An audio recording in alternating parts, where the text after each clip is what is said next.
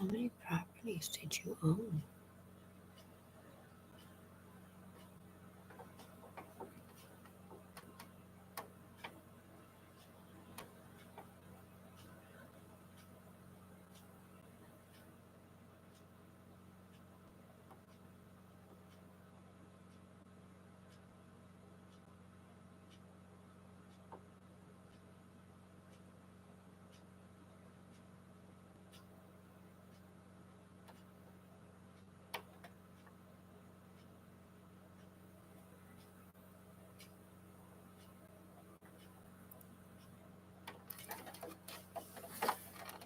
Okie dokie.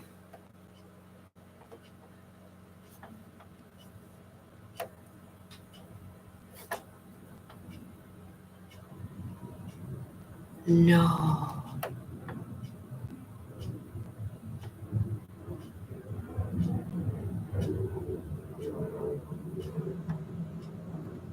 Bro. Unsecured.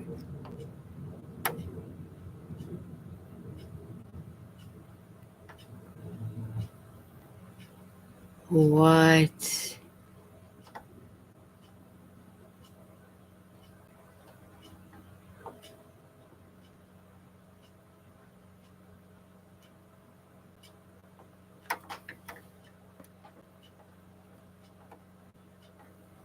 Strathmore? St. Louis?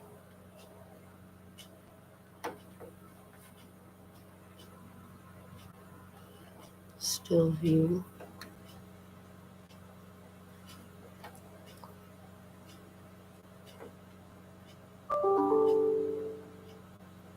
What does that mean?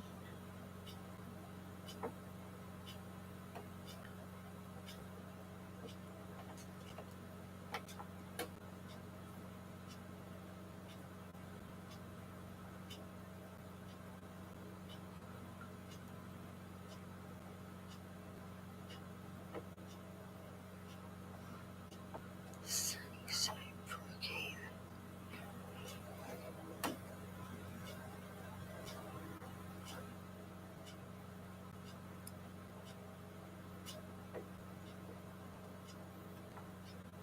Holy fuck.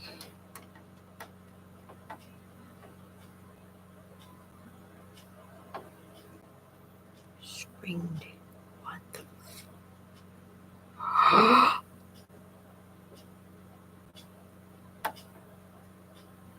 That says 18 million.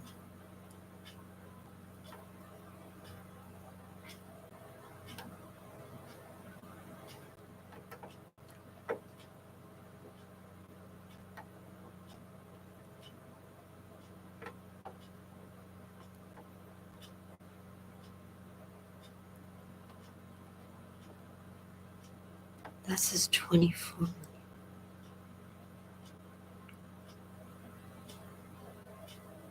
What?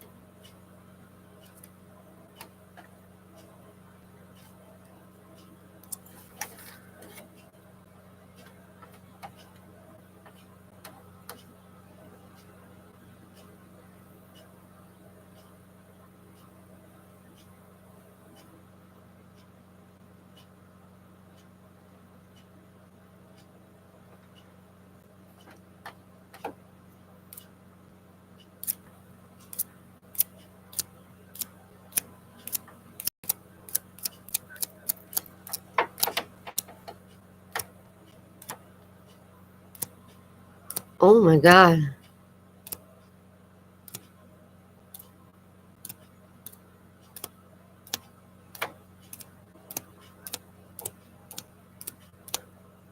What the fuck?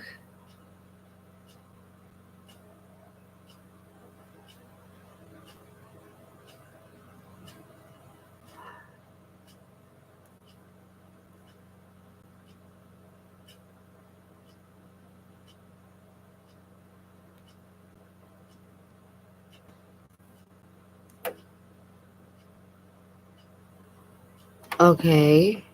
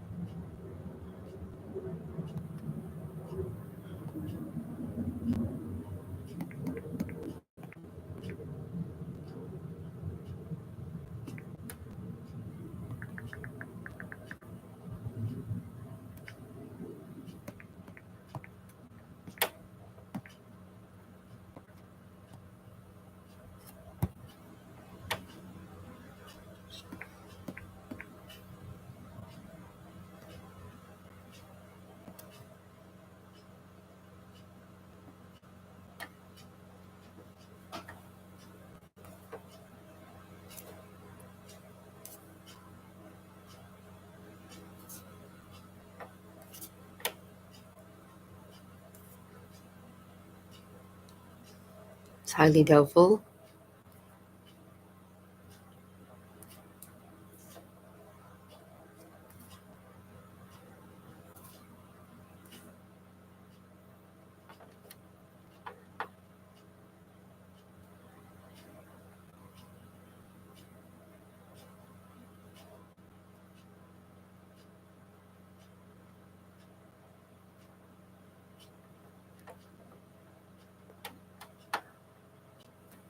Oh, what did we just find?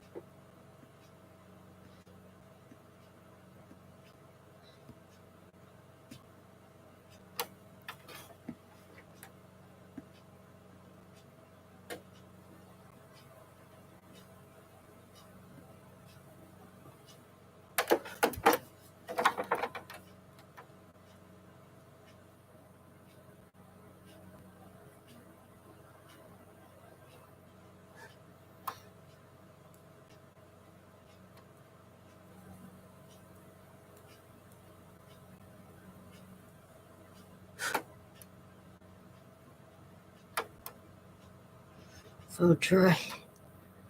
Machine. Lazar, pure foam.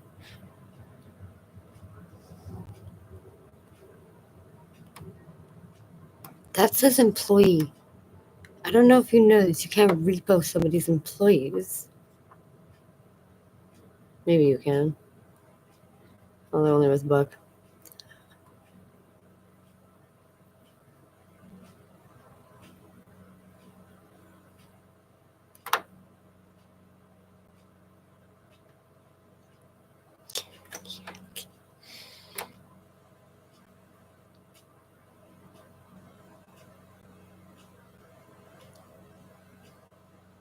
Why aren't these $1?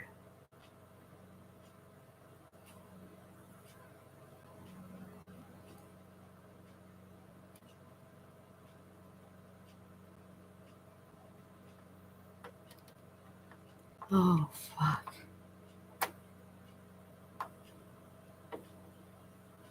Ontario.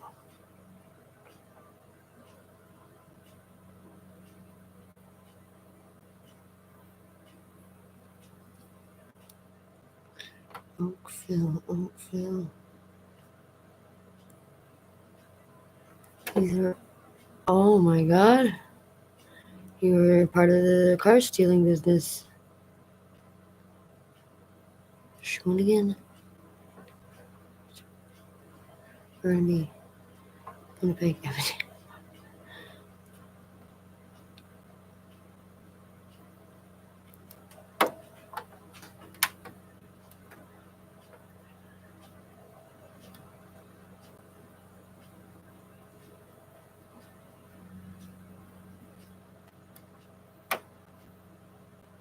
So 5,000.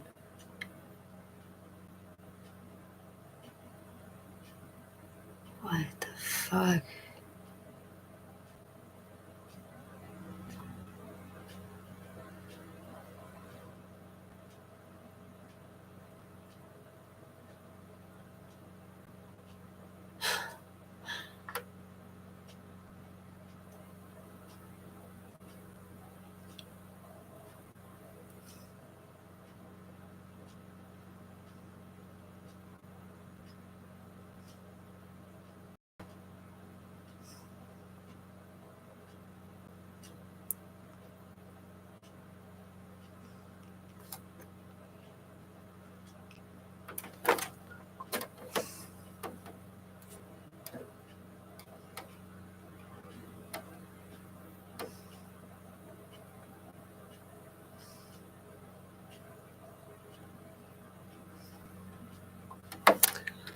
I'm curious to know what the fuck this means.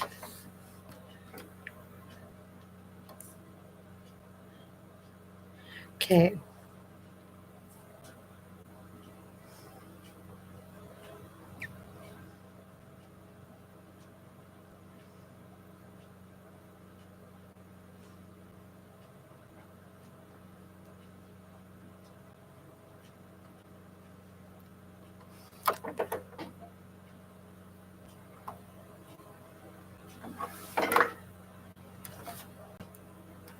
Okay.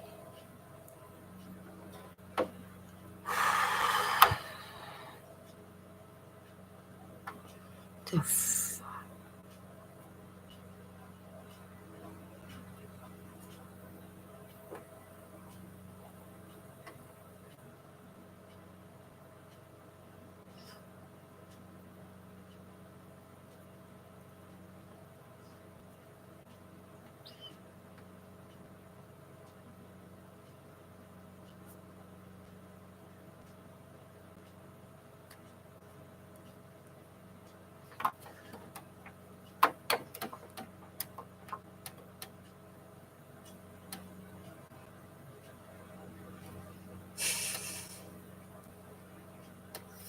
going on?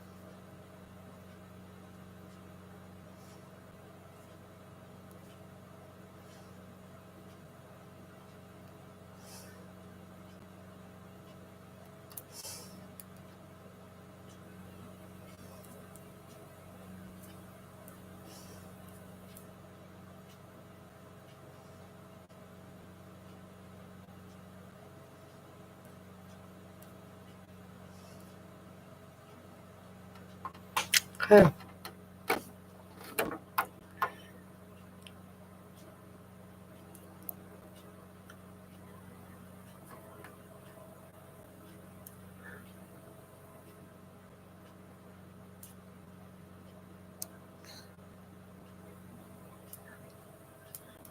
What does that even mean?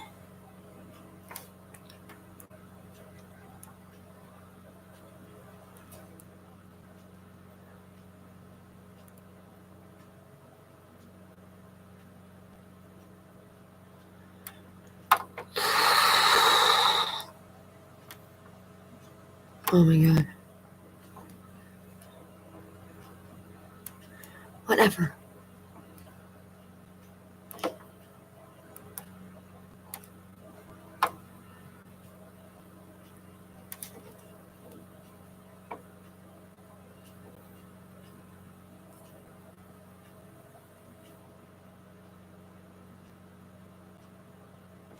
Oh.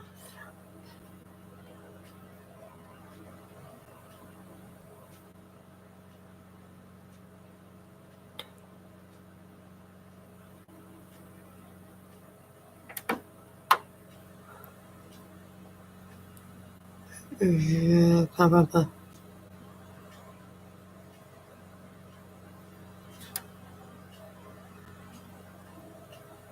Okay.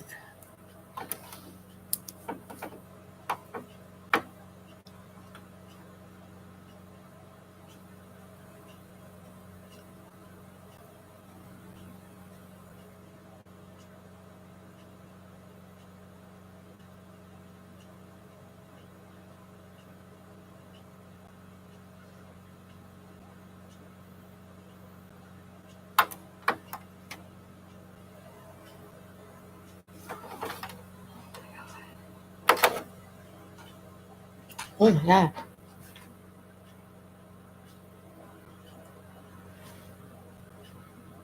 No, I don't want to check. No. No.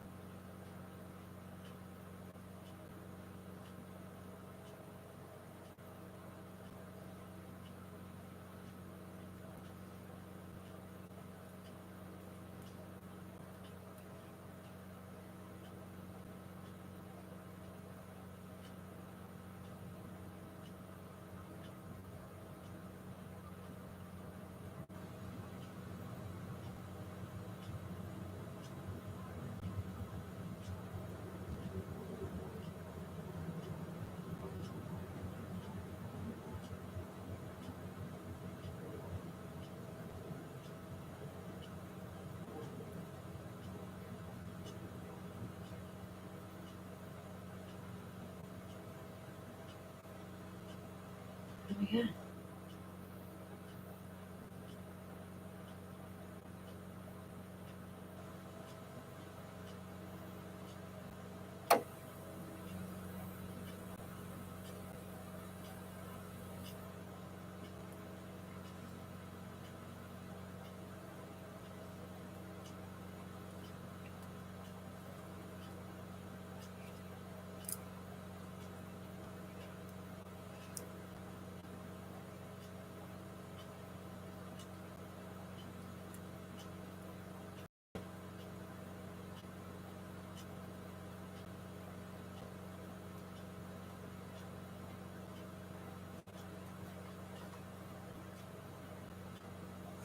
Okay.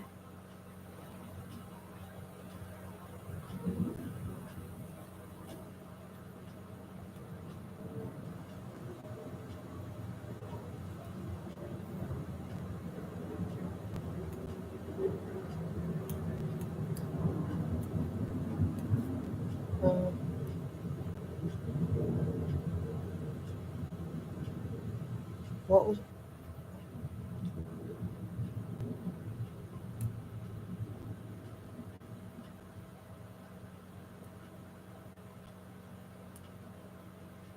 Aw.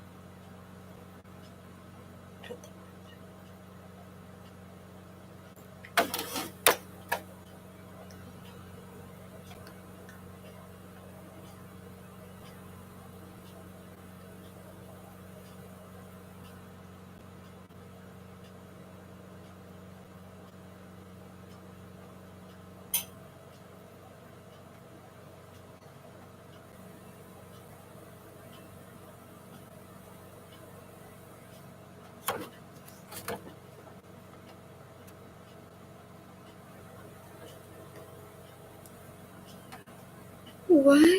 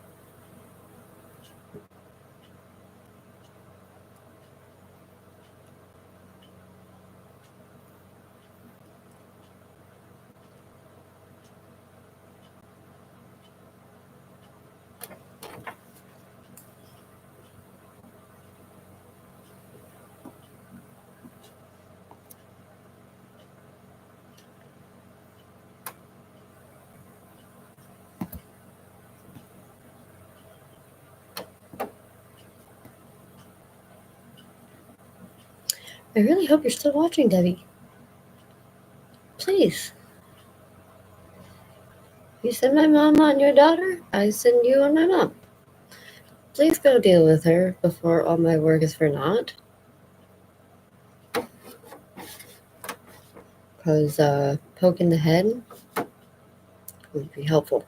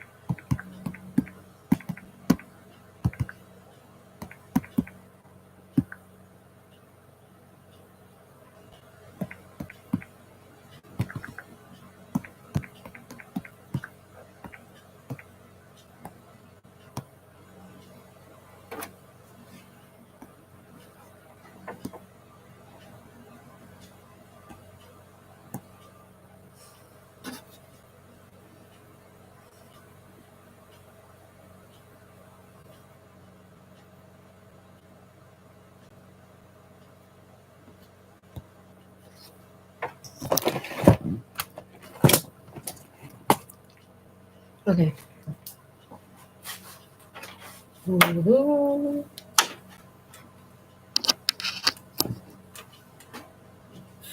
I just make this fine.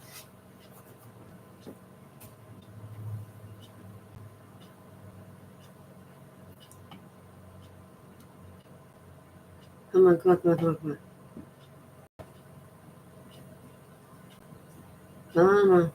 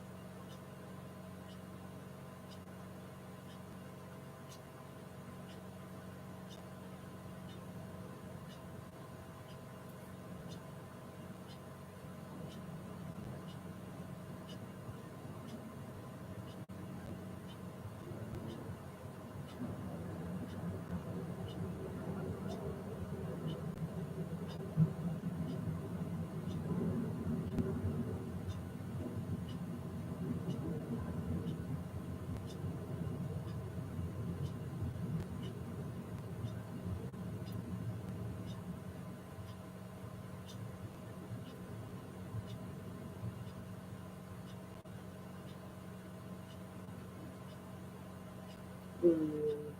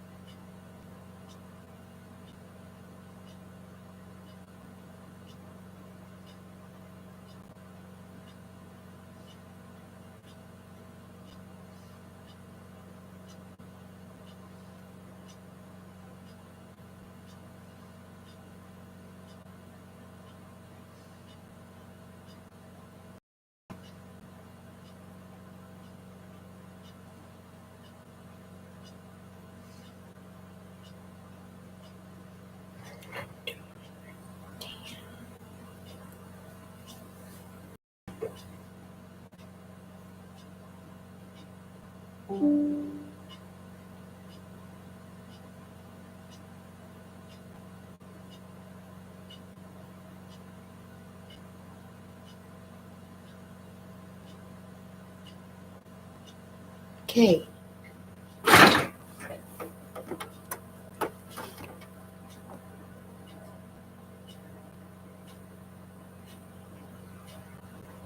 What?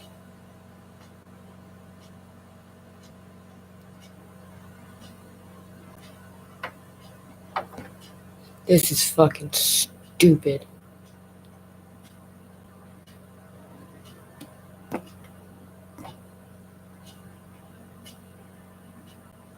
Oh no. Not this shit again.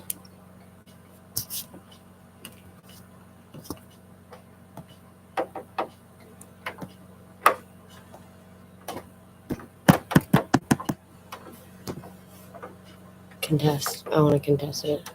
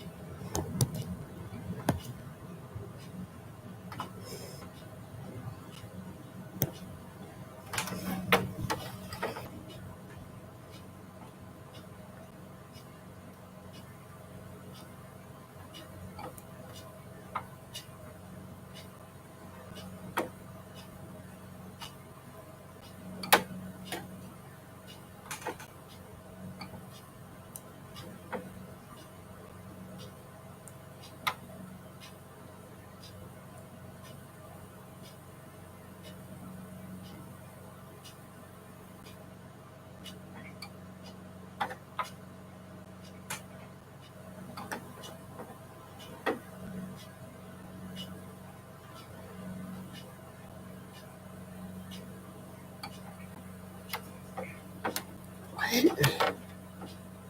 Oh my god, the fucking UFO shit.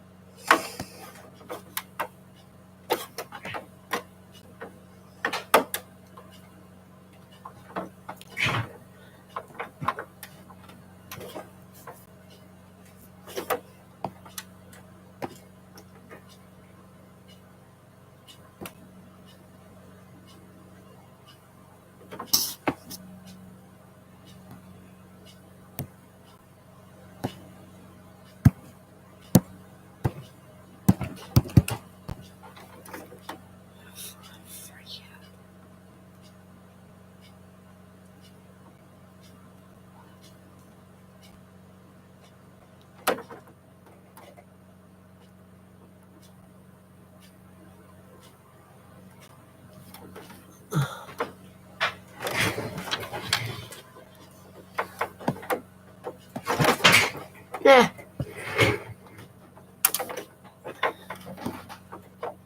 Thanks for the memories. Even though they weren't so bad. That literally told me nothing.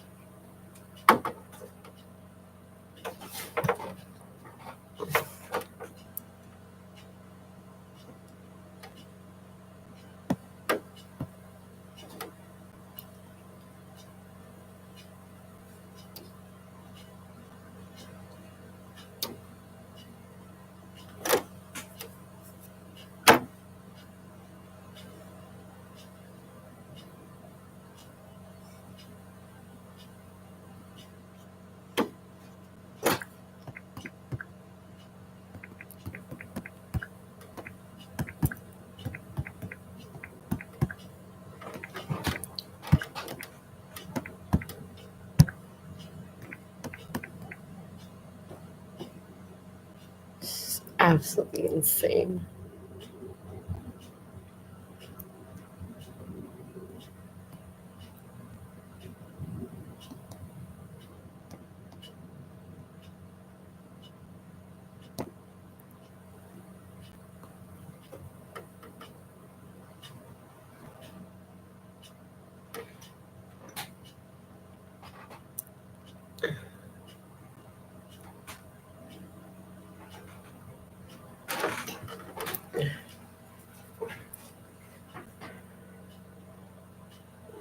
What?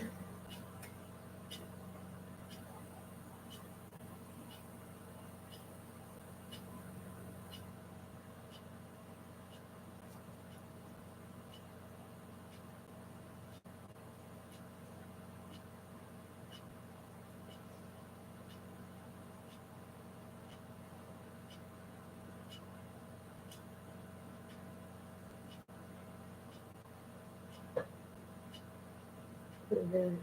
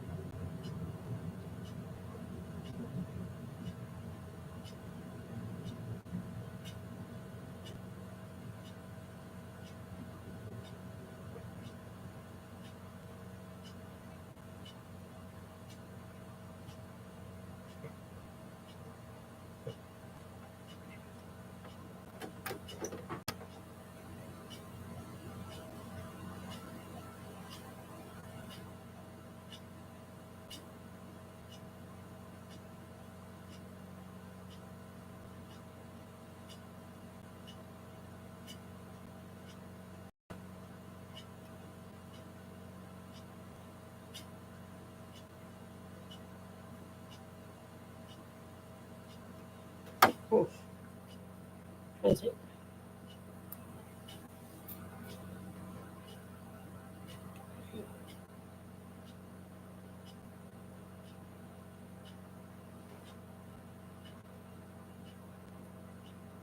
Fuck.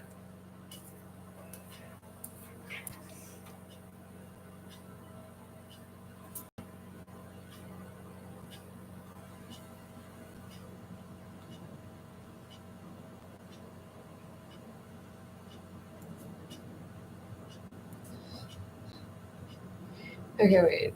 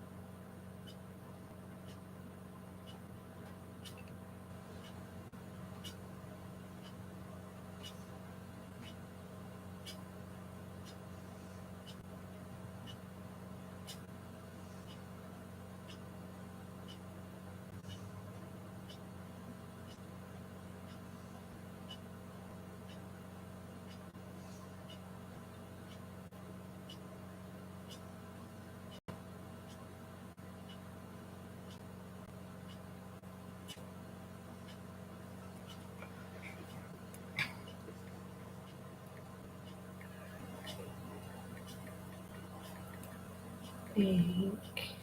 So, are you telling a bankruptcy place went bankrupt?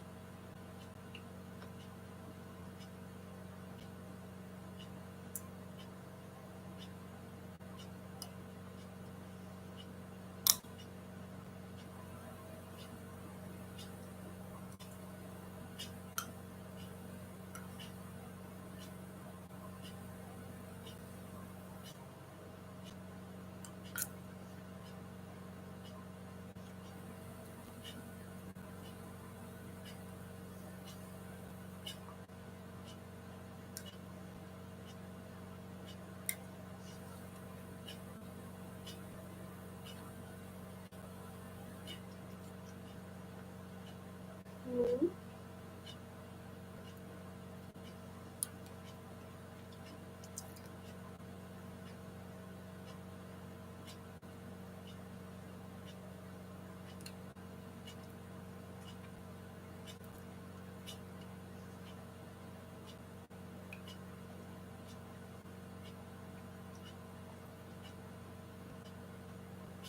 Huh.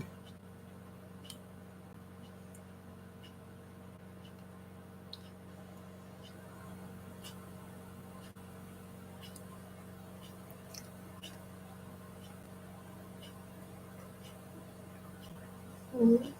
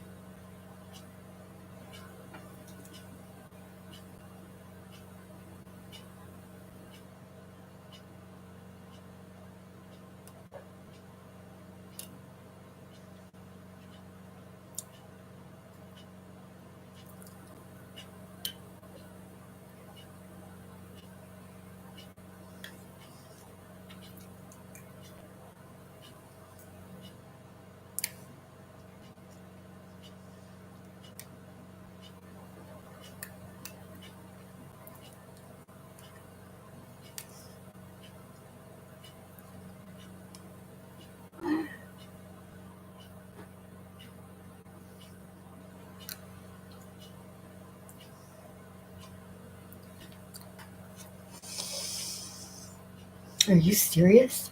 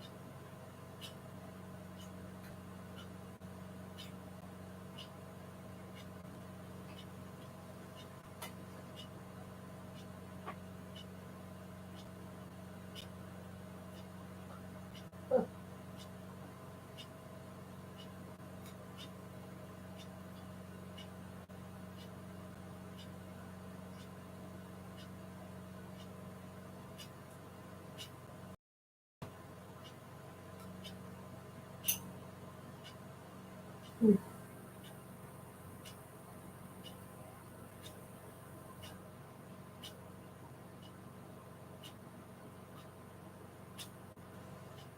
Oh my God.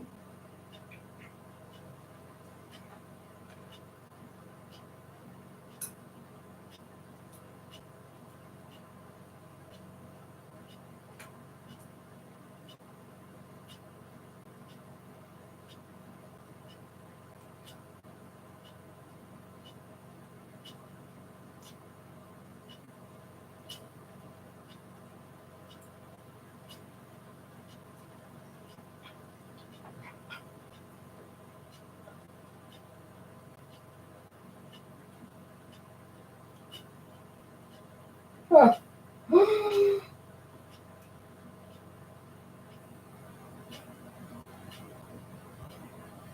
Huh.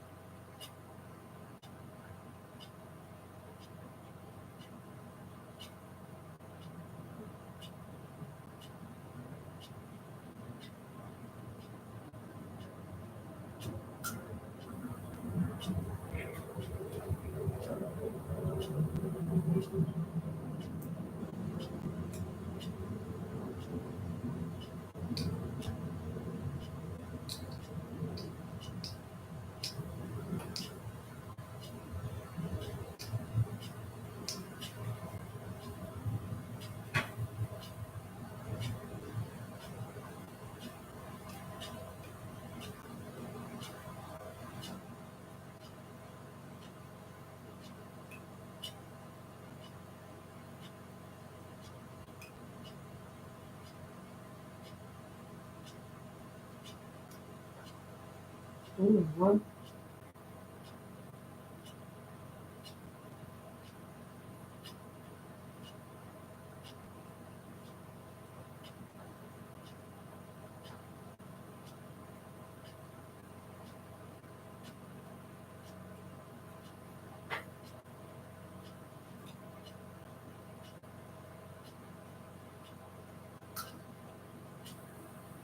Huh.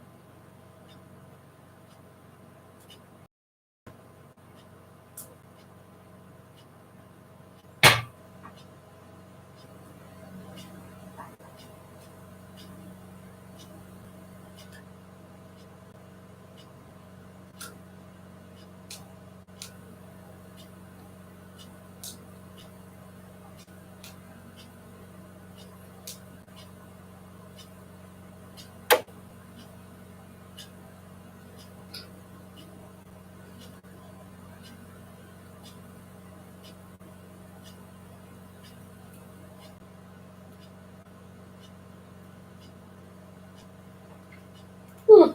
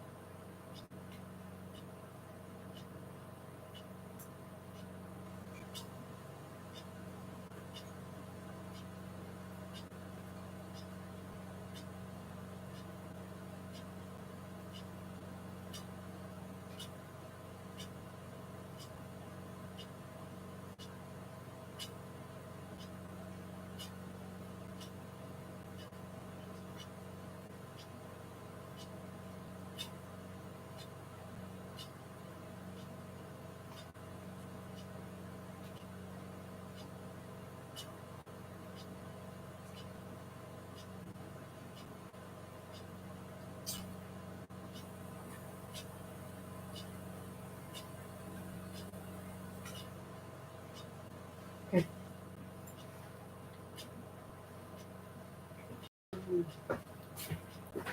Just no shit.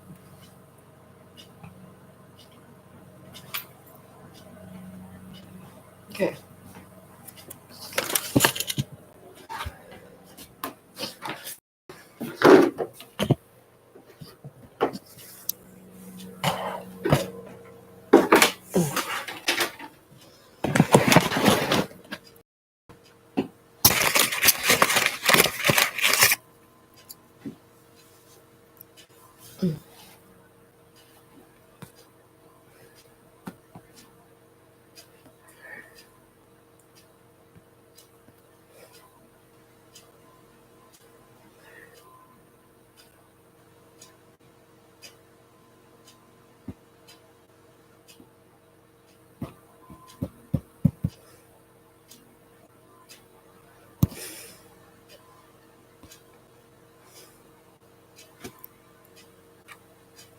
Okay. You're the weird one. You wanted to see my feet.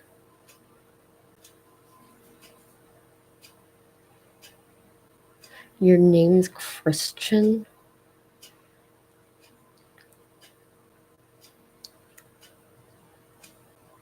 You know what? I don't even care. That's just funny. It's just funny. You okay, Wolverine?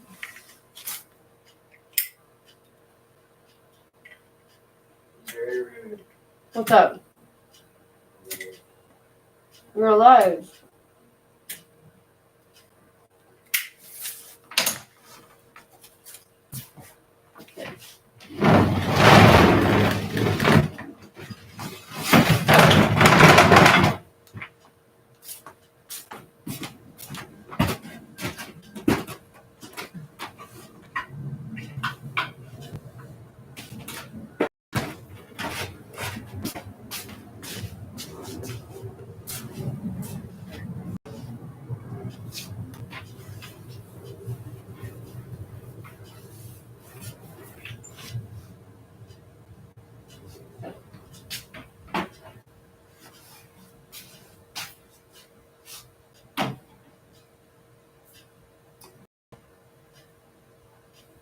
Interesting. No, please.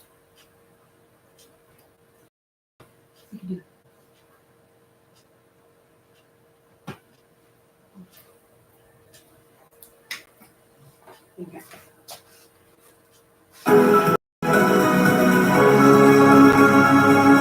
As I said in the monologue today, the Liberals are doing it completely backwards. They started with the stick by destroying the financial viability of the remaining mainstream media through their attacks on Meta and Google, their shakedown basically.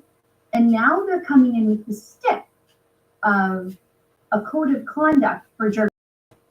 If those journalists want a piece of the remaining shakedown money from Google. So joining me now is actually the boss, Ezra Levin, to discuss what this means for independent media, but also for mainstream media, because they're the ones really struggling with this. Yeah, well, thanks very much, Sheila, and thanks for covering the show for me.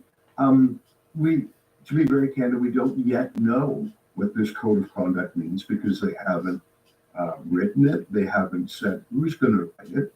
They haven't said whether it's going to be mandatory or not. They just said it's coming, but I think we can assume the worst based on their conduct under Justin Trudeau's 8-year regime. These are the people who, for example, nationalized the election debates and then banned Rebel News. And in the first instance, they banned True North and they banned Ian Beck's News Counter Signal. So they don't deserve the benefit of the doubt in terms of freedom of speech. They banned us from election debates. They banned us from the press galleries. They prosecuted the Libranos, my best-selling book, claiming that it was an election ad, even though 23 other books were published about Trudeau during the exact same time. They were just pro-Trudeau. So those are 3 proof points that this Trudeau government uses regulation to silence the voices they hate. And so I can predict right now, without any more information other than knowing they're just going to do it, I can predict right now that they will craft their code of conduct specifically in a way to try to silence Rebel News, some other independent journalists too. But I didn't even mention the other CJO, Qualified Canadian Journalism Organization, and that's their news license that they banned Rebel News from as well. So that's 4 things they've done to attack Rebel News using the law, because they don't seem to be able to persuade people not to follow Rebel News or persuade people that we're wrong. So they're using the law. And you make a good point, which is if this were happening 20 or 30 years ago, there would be a complete unanimity amongst publishers and broadcasters that this is a terrible idea. And I remember, because I remember studying how the press would fight for free speech when I was in law school. And typically they would set up something they would call a consortium. They would ask every newspaper or every broadcaster to chip in $1,000, and they would hire one top gun civil liberties lawyer who would go to court and say, Your Honor, I'm here representing basically the entire industry. I'm representing 10 newspapers and 5 TV and radio stations.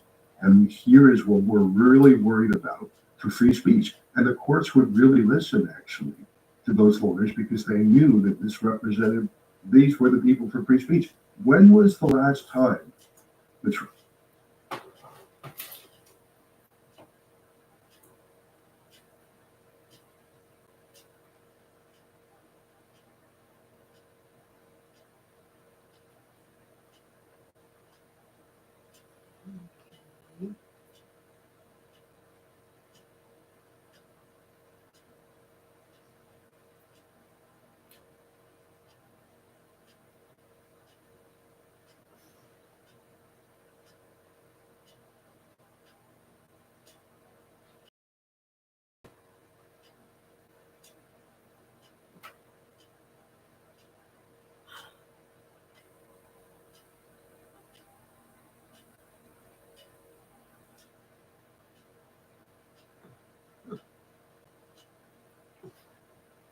Wow.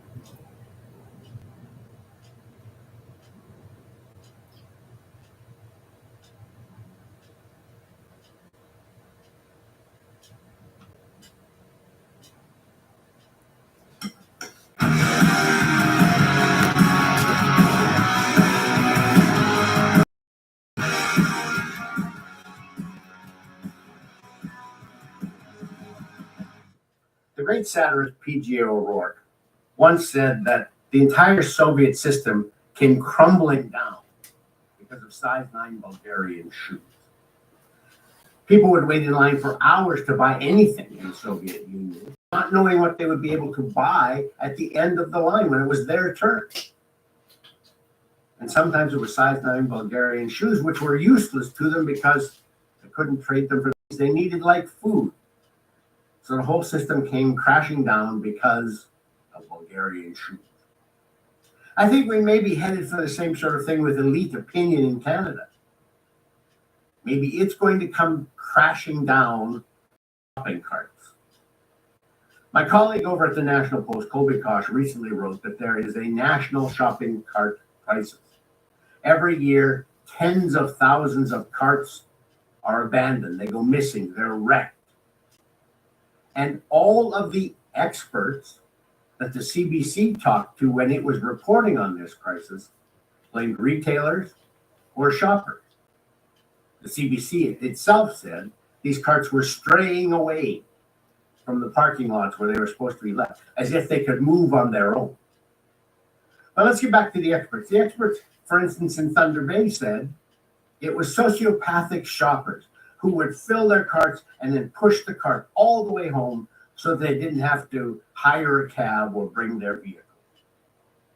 Now, in an age which is also elite obsessed with carbon emission, you'd think maybe they would get congratulated for pushing the cart home. But no, in Thunder Bay, it was a shopper problem.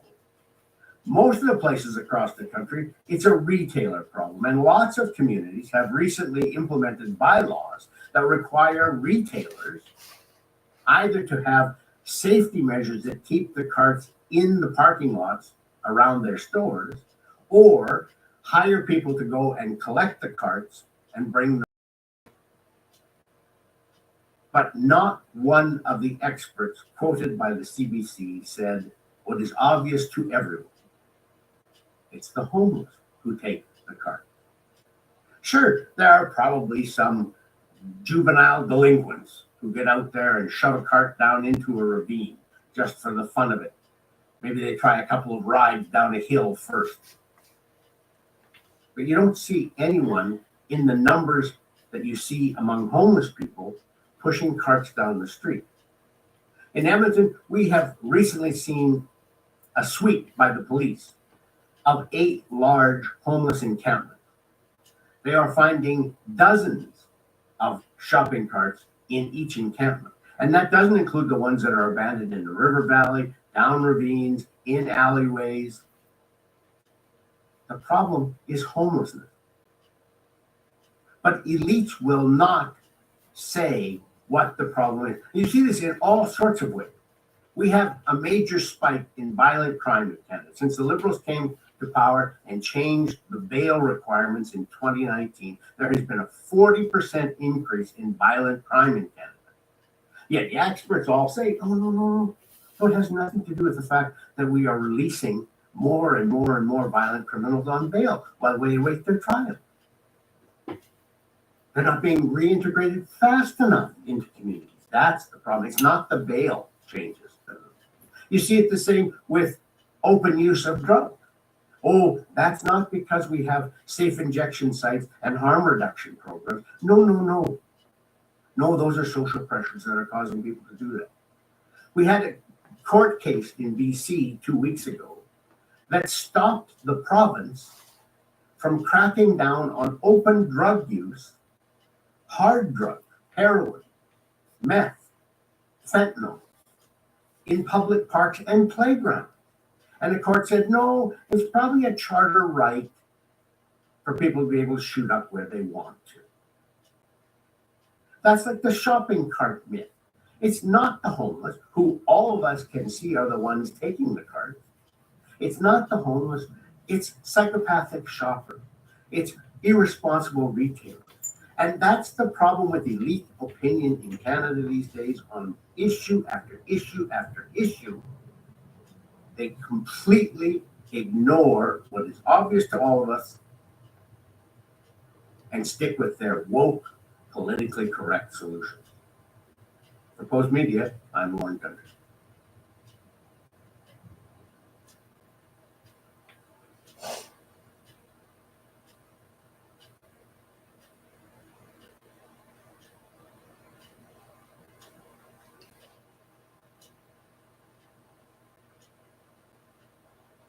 These final thoughts. As our first witness, Ewan McCaskill, was speaking from The Guardian, I looked at the piece that was in The Guardian a couple of years ago. Senior CIA officials during the Trump administration discussed abducting and even assassinating WikiLeaks founder Julian Assange, according to a U.S. report citing former officials. The discussions on kidnapping or killing Assange took place in 2017, according to Yahoo News, when the fugitive Australian activist was entering his 5th year sheltering in the Ecuadorian embassy in London. The then CIA director Mike Pompeo and his top officials were furious about WikiLeaks' publication of Vault 7, a set of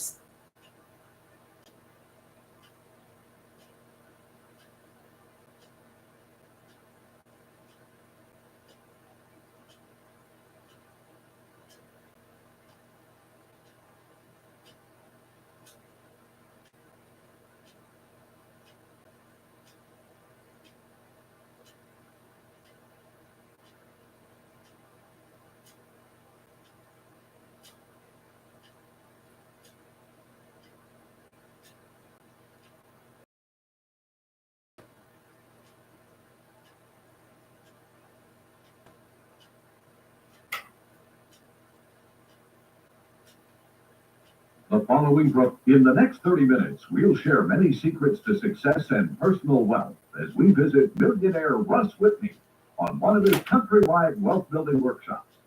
You will hear how you can attend one of these exciting 2-day seminars right here in your own city and become part of a program where you use Russ's cash to buy rental properties and split the profits 50-50. Russ Whitney has appeared on numerous television shows, including The Road to Wealth, American Entrepreneur, Hotline to Success, and Everybody's Money Matters. As one of America's youngest self-made millionaires, Russ has been featured in many national publications, such as Entrepreneur, Money, and Success Opportunities. But Russ wasn't born wealthy, quite the contrary. He grew up poor and only began his journey from rags to riches when he purchased this house. Starting with only $1,000, he was able to amass over $4.7 million in just 18 short months. Russ Whitney is living proof that the American dream is indeed alive and well. What? Now, let's meet the man who will show you how you can live that dream even if you have no cash, no credit, or previous experience. Russ Whitney.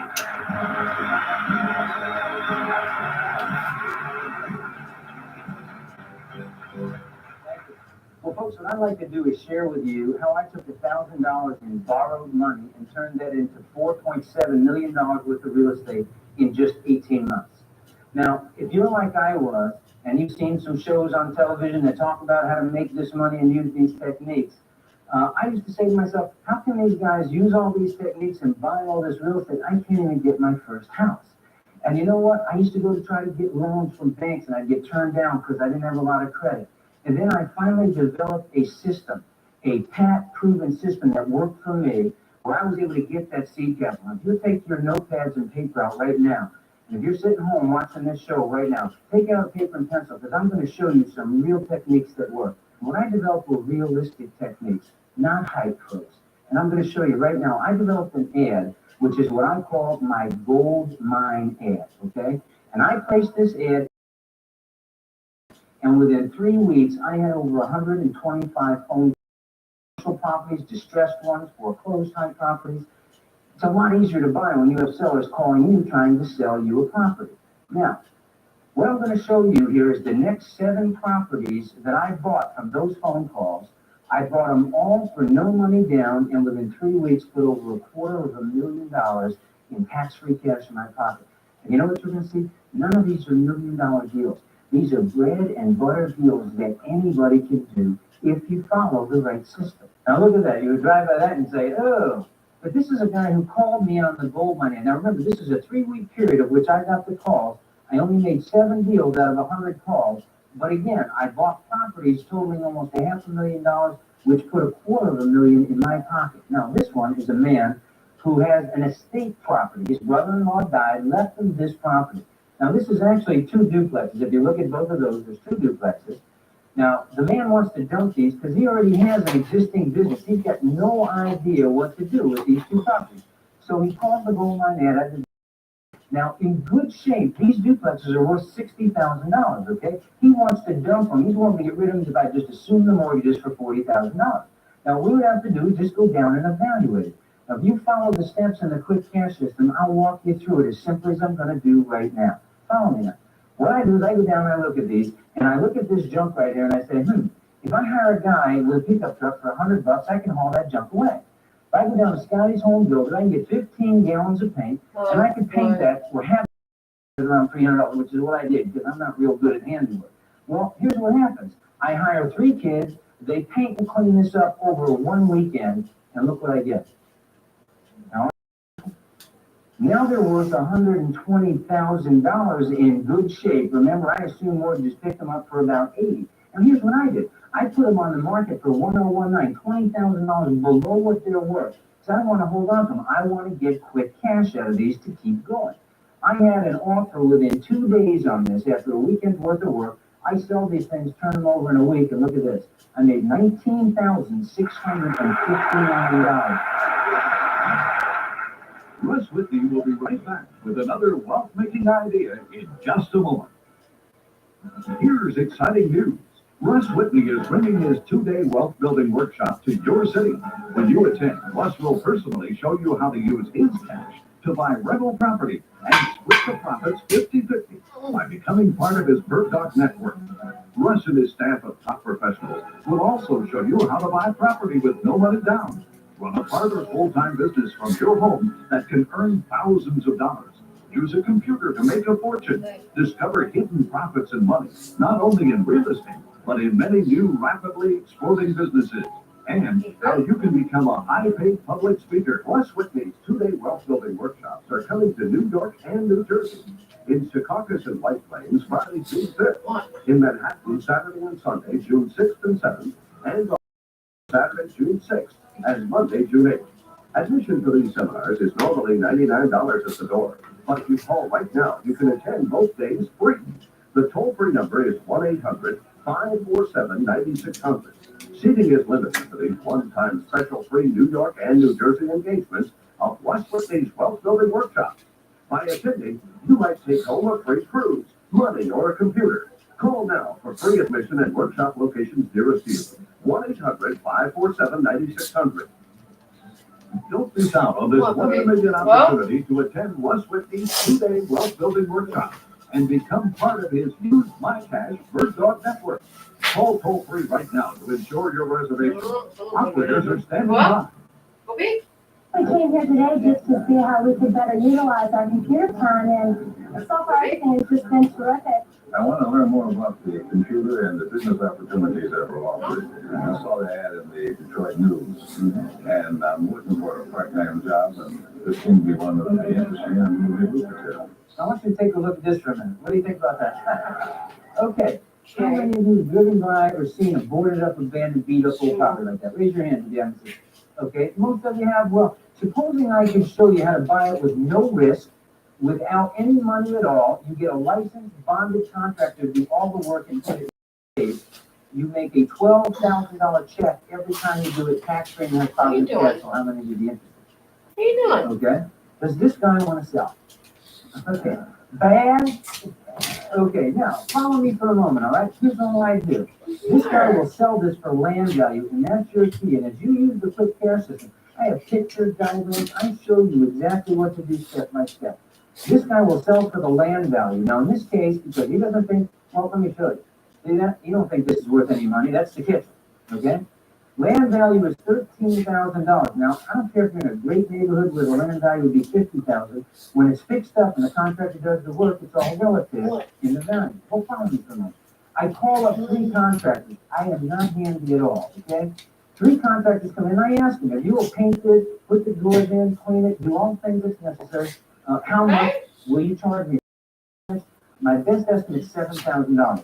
So if I bought for 13, I put 7 in. How much do we have in it? They've got a total of $20,000 in it. Now, I haven't signed the first paper yet. Here's the trick.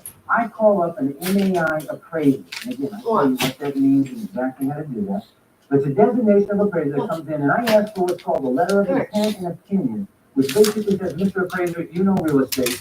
Once this is all fixed up and in great shape in this neighborhood, what would it be worth? He gives me a letter of opinion that this property would be worth $42,000 once it's fixed up and contingent upon it being fixed up. Now, I haven't signed it. I take some pictures and I walk down to the bank. I say, Mr. Banker, I know you don't like to lend money on this, but once I fix it up, okay, and it's in good shape, how much money would you lend me on a mortgage to recoup my cost? Now, I'm going to show you with 26 methods of getting an analyzing portion of this system to show you how to get starting capital, like the taxable loan. There's a variety of them that are simple to get, and those are what we'll use. But follow me. The banker's willing to lend, and usually they'll say 80 or 90%. Here's the trick. I usually ask for 75%. Now, this kind of property will work if you so if you have no credit, you would need what's called an equity lender. So follow me for a moment, okay? Once it's fixed up, he's going to lend me 75% of the value. That's $32,000. How much did we have into it? 20, meaning I would actually need $12,000 if I could do that. All right, I get that commitment from the banker first. So I got no risk, haven't spent a dime yet. Now we get the contractor to come in. He makes it look like that. And there you see it from the living room. Now look at that. Do I provide a need to the community for that? That's the key. I get a house back on the tax rolls. And what I generally do is I can afford to put, say, an elderly couple into this thing at a very affordable rent because I bought it right. You see? You got to buy below market and force that value. Look, even in a terrible market, a depressed market, which is where I started buying some of these, you can still make that kind of quick cash. Well, look what happens. I get this job done. I get the $32,000 loan from the bank to pay off the 20, and there you see it, $12,000 tax-free check. Now, what do I have there? I have a $42,000 house. I only owe $32,000. So I got $10,000 equity.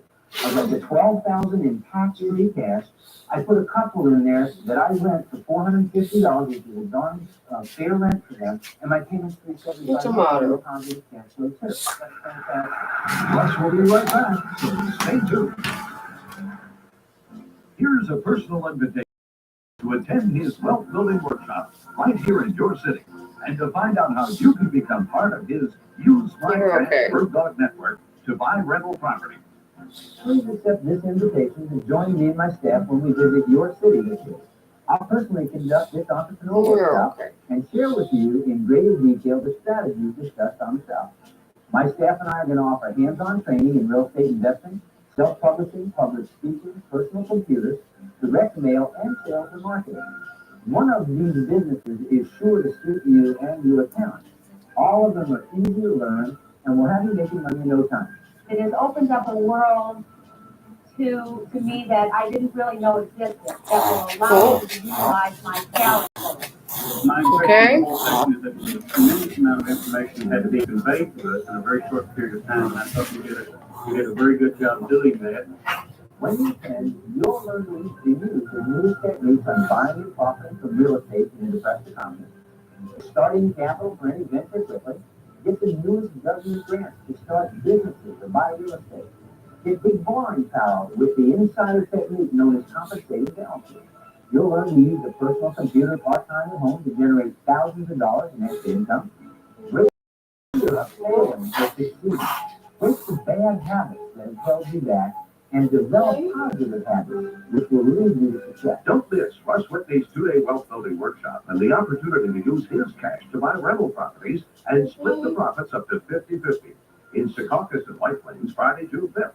In Manhattan, Saturday and Sunday, June 6th and 7th. And on Long Island, Saturday, June 6th and Monday, June 8th.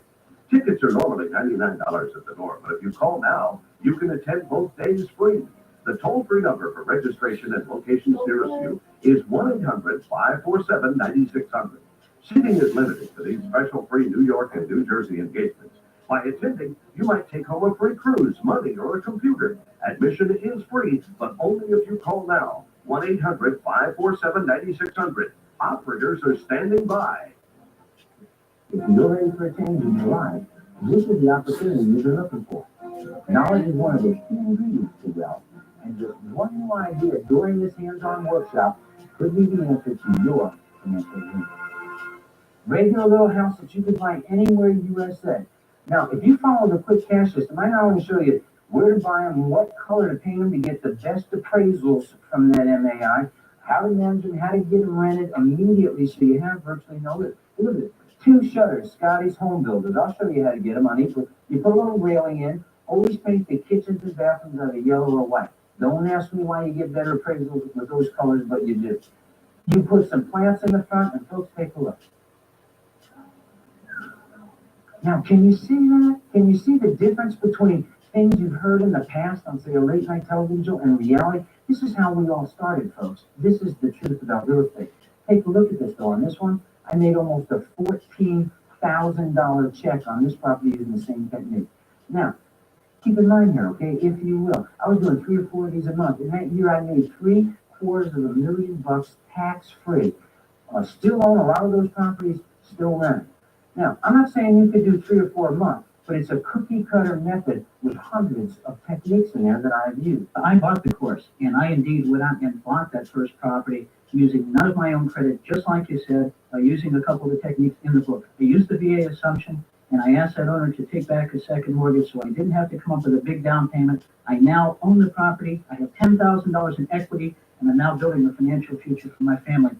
And forever, I'm thankful for that. Prior to getting involved in real estate, I was just working construction, just making a living, basically paying bills, and I knew I wanted more out of life. And then with this system here, I didn't really have any money to start with, and by knowing the techniques and putting different transactions together, I was able, with my partner, to accumulate, today, own over $4 million in income-producing property using these techniques. They definitely work and made a major change in my life. First of all, I'd like to take the opportunity to thank you for helping us over our little hurdles and pitfalls that we use in our real estate.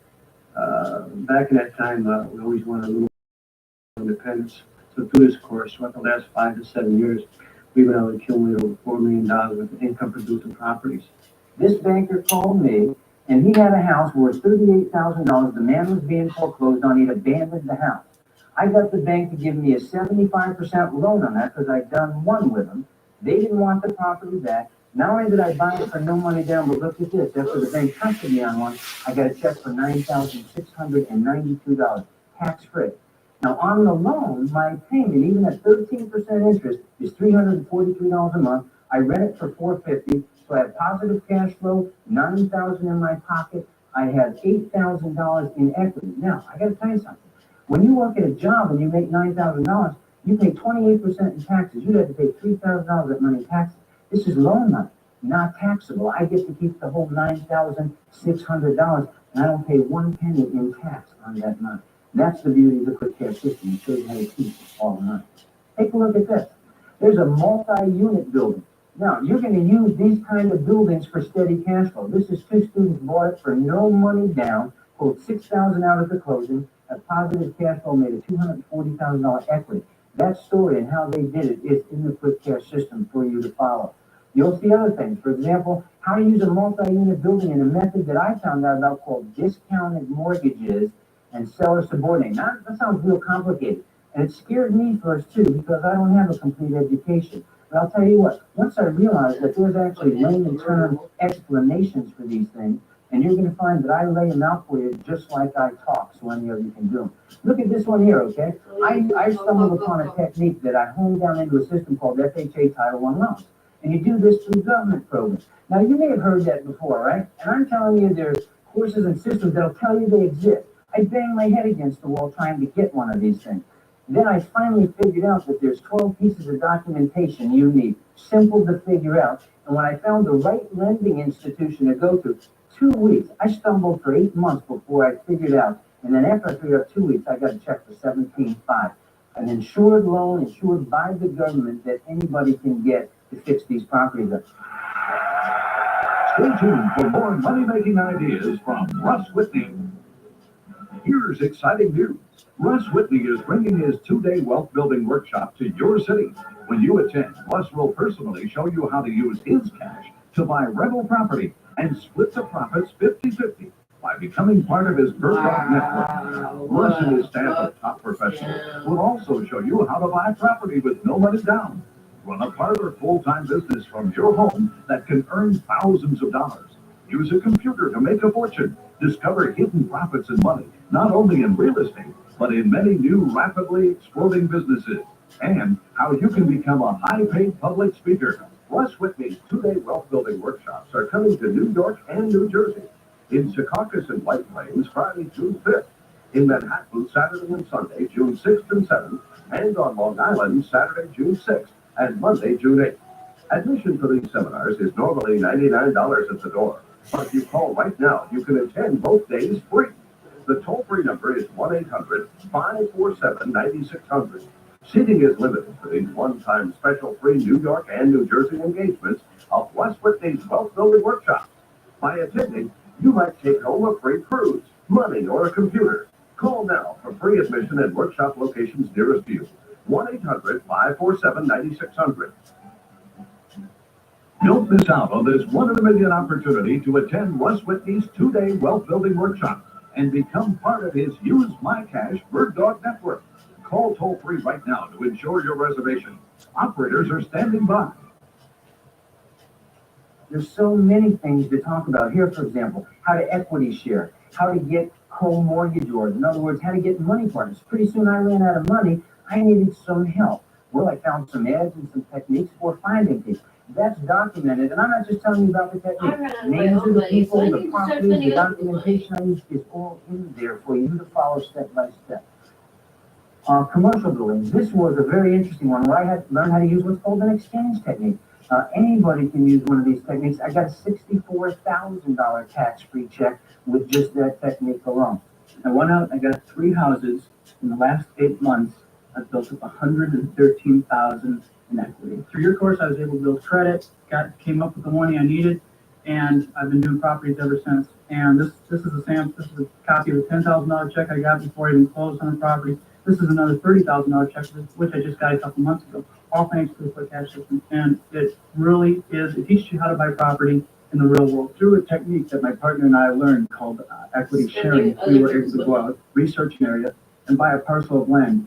6 days later, I have a signed contract on that parcel of land. And when it closes next week, I will walk away with $8,000 of cash in my pocket. I purchased a property which had a mortgage on it, which was held by the individual. And I talked to them and I asked them if they would take a secondary position and allow me to go to the bank and get a new first mortgage, which I did.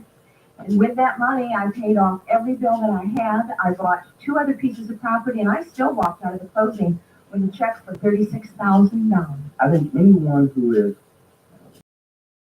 the first step into real estate needs someone they can look at, someone who they can trust and relate to, and see something in that person within themselves that will give them the motivation to take that first step to go out there and be successful in real estate.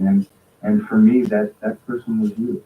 And I'd really like to take this opportunity and just thank you for that. I was married and had 2 children, and I bought a book on real estate which helped me change my life from one of just making my bills to becoming one of America's at age 27. I struggled to get my first few properties, and then when I turned 20, I learned some of the real insider techniques that took me from $1,000 in borrowed money to over $4.7 million in just 18 short months. From that experience, I realized that thousands of people across America can realize their financial dreams too. The quick cash system will work for anyone, regardless of your age, whether you have a lot of credit or none, whether you have any real estate background or not. And don't let the name Quick Cash fool you. This is a tested, proven system, not a get-rich-quick program. It's laid out in a step-by-step format that's easy to understand, and it's based on documented money-generating techniques that have been used for decades in this country. However, until now, some of these have been pretty well guarded by American wealth. The quick cash system is not only based on techniques used by people who already have wealth, but it's for those of us who need help overcoming the fear of just getting started. And it's then designed to give you the confidence to move ahead quickly and safely. And it'll provide you and your family with the security of financial independence and safe retirement. Now, here's why. First of all, real estate is the fastest growing moneymaker in America. 90% of America's fortunes have been made in real estate.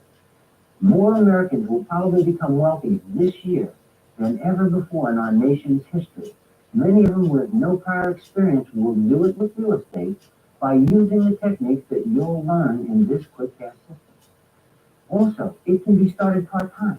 I couldn't have just quit my job. I mean, I had a wife, I had 2 children, I had a house and car payments, and most of us, we can't just quit our job. But by starting part-time, I was able to use the government loan techniques in this system, and I literally put over $117,000 in tax-free cash in my pocket in the first year. And that's before I even figured the system out in a step-by-step format. Now, part-time means you can test it and try it with no risk. Part-time means you don't have to quit your job, and you will see within weeks that it'll only be a matter of time. As a matter of fact, on page 8 in the Hurdles book alone in this system, there's an analysis that'll show you exactly when it's time to quit your job if you want to. Another benefit, a hedge against inflation. Now here is what really convinced me, and I sure hope it helps open your eyes the way it did mine. My father-in-law worked his heart out in that same slaughterhouse where I worked, and after 22 years, he finally got to retire. But you know what? When we think about enjoying retirement, reality is here. Even with a good retirement plan and Social Security, the average American only gets about $600 a month. And according to the Census Bureau, that's below poverty. And unfortunately, 8 out of every 10 Americans are going to retire that way. Yeah, well, Here's we what used caught to, my I attention. did, My father-in-law working, we were bought his saving home up 22 $13,000 years a ago month, for and the poverty rate was $15,000, finally paid it off. But now it's worth over $85,000 and paid. So most people wouldn't be able to sell the house because, of course, we have to have a place to live and retire. But look at this. Suppose 22 years ago, I could have shown him these techniques. and he had bought just one more house. And he just fucking wastes And his supposedly life. the tenants pay the rent, Or and he piece of just shit used like the me. rent to make those payments. He had the house right now worth $85,000 that he could sell, and that would give him $85,000 to use towards his I retirement. could do You see that? numbers. One more house, just one technique could mean the difference Wow, between this is retirement like growth every key or point to retirement like a payments good from the scam. Here's a personal invitation Act from Russ to now. attend his wealth Supplies building workshop last. right here in your city. Just one And to more. find out how Like, you can you are become like part the of his stereotypical Use My drug Cash dealer Bird Dog Network to buy rental properties. trying to make a new Please fucking accept this customer. invitation to join me and my staff when we visit your city this week. I'll personally conduct this entrepreneur workshop and share with you in greater detail the strategies discussed on the show. My staff and I are going to offer hands-on training in real estate investing, self-publishing, public speaking, personal So you computing, can direct $100 mail, and sales and marketing. for my One of these almost businesses is sure to suit you and your account. All of them are easy to learn and will have you making money in no time. One night, when I was upset and couldn't sleep, I was watching it late night TV, and I saw this opportunity, and I just figured that things happen for a reason. In fact, I know things happen for a reason. And there's a reason why I was supposed to see that night on TV, and now I've Is come to there a seminars, reason why I've you called, got I've gotten knocked out? information, and I'm on my way to starting a new business. And finally, instead of working for someone else and making someone else here and just barely getting paid enough to get by, now I can have a business for myself that will help millions of people. And I'm just really excited. When you attend, you'll learn to use the newest techniques on buying and profiting from real estate in a depressed economy, get starting capital for any venture quickly, get the newest government grants to start businesses or buy real estate, get the borrowing power with the insider technique known as compensating balances. You'll learn to use a personal computer part-time at home to generate thousands of dollars in extra income, break through any fear of failing or succeeding, break the bad habits that have held you back, and develop positive habits, which will lead you to success. Don't miss Russ Whitney's two-day wealth building workshop and the opportunity to use his cash to buy rental properties and split the profits up to 50-50. In Secaucus and White Plains, Friday, June 5th. In Manhattan, Saturday and Sunday, June 6th and 7th. And on Long Island, Saturday, June 6th and Monday, June 8th. Tickets are normally $99 at the door, but if you call now, you can attend both days free. He's sleeping. The toll-free number for registration and location It's the worst ever. 547-9600. We're Seating so is granted impressed. for these special free New York and New Jersey engagements. By attending, you might get home a free cruise, money, or a computer. Admission is free, but only if you call now. 1-800-547-9600. Operators are standing by. You're ready for a change in your life. This is the opportunity you've been looking for.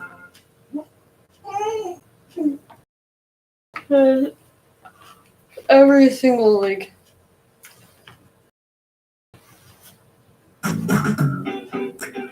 Rule to making a good scam. The following program Yeah, is a hang paid on. advertisement by the Whitney Lee. Go up. Here. Would you?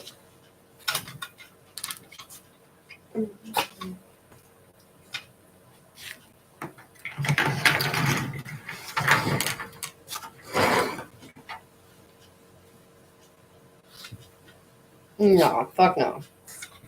I'm making you food, asshole.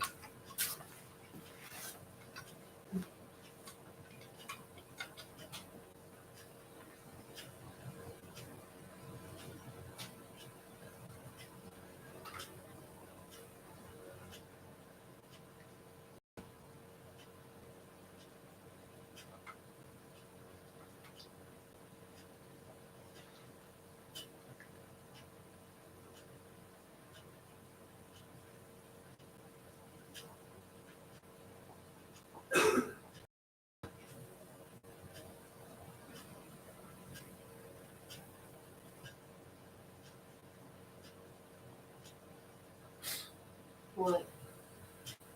Nothing.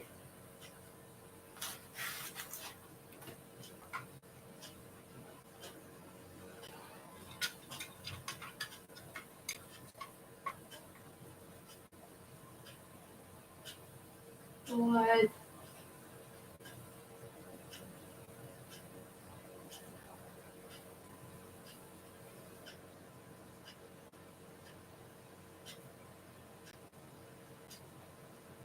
Oh.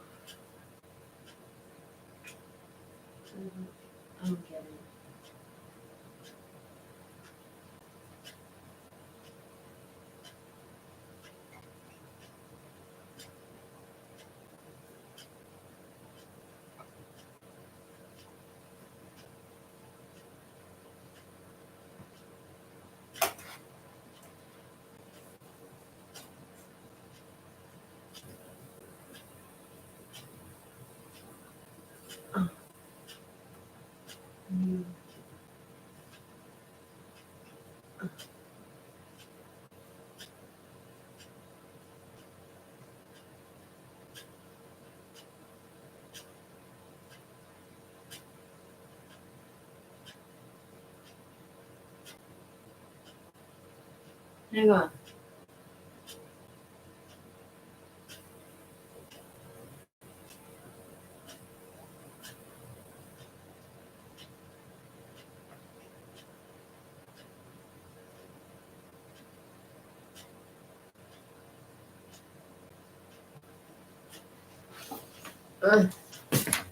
Hi, everyone. Thanks so much for checking out Stories, where I get to hear from the leading voices in Bitcoin, financial markets and investing, political structures, philosophy, and more.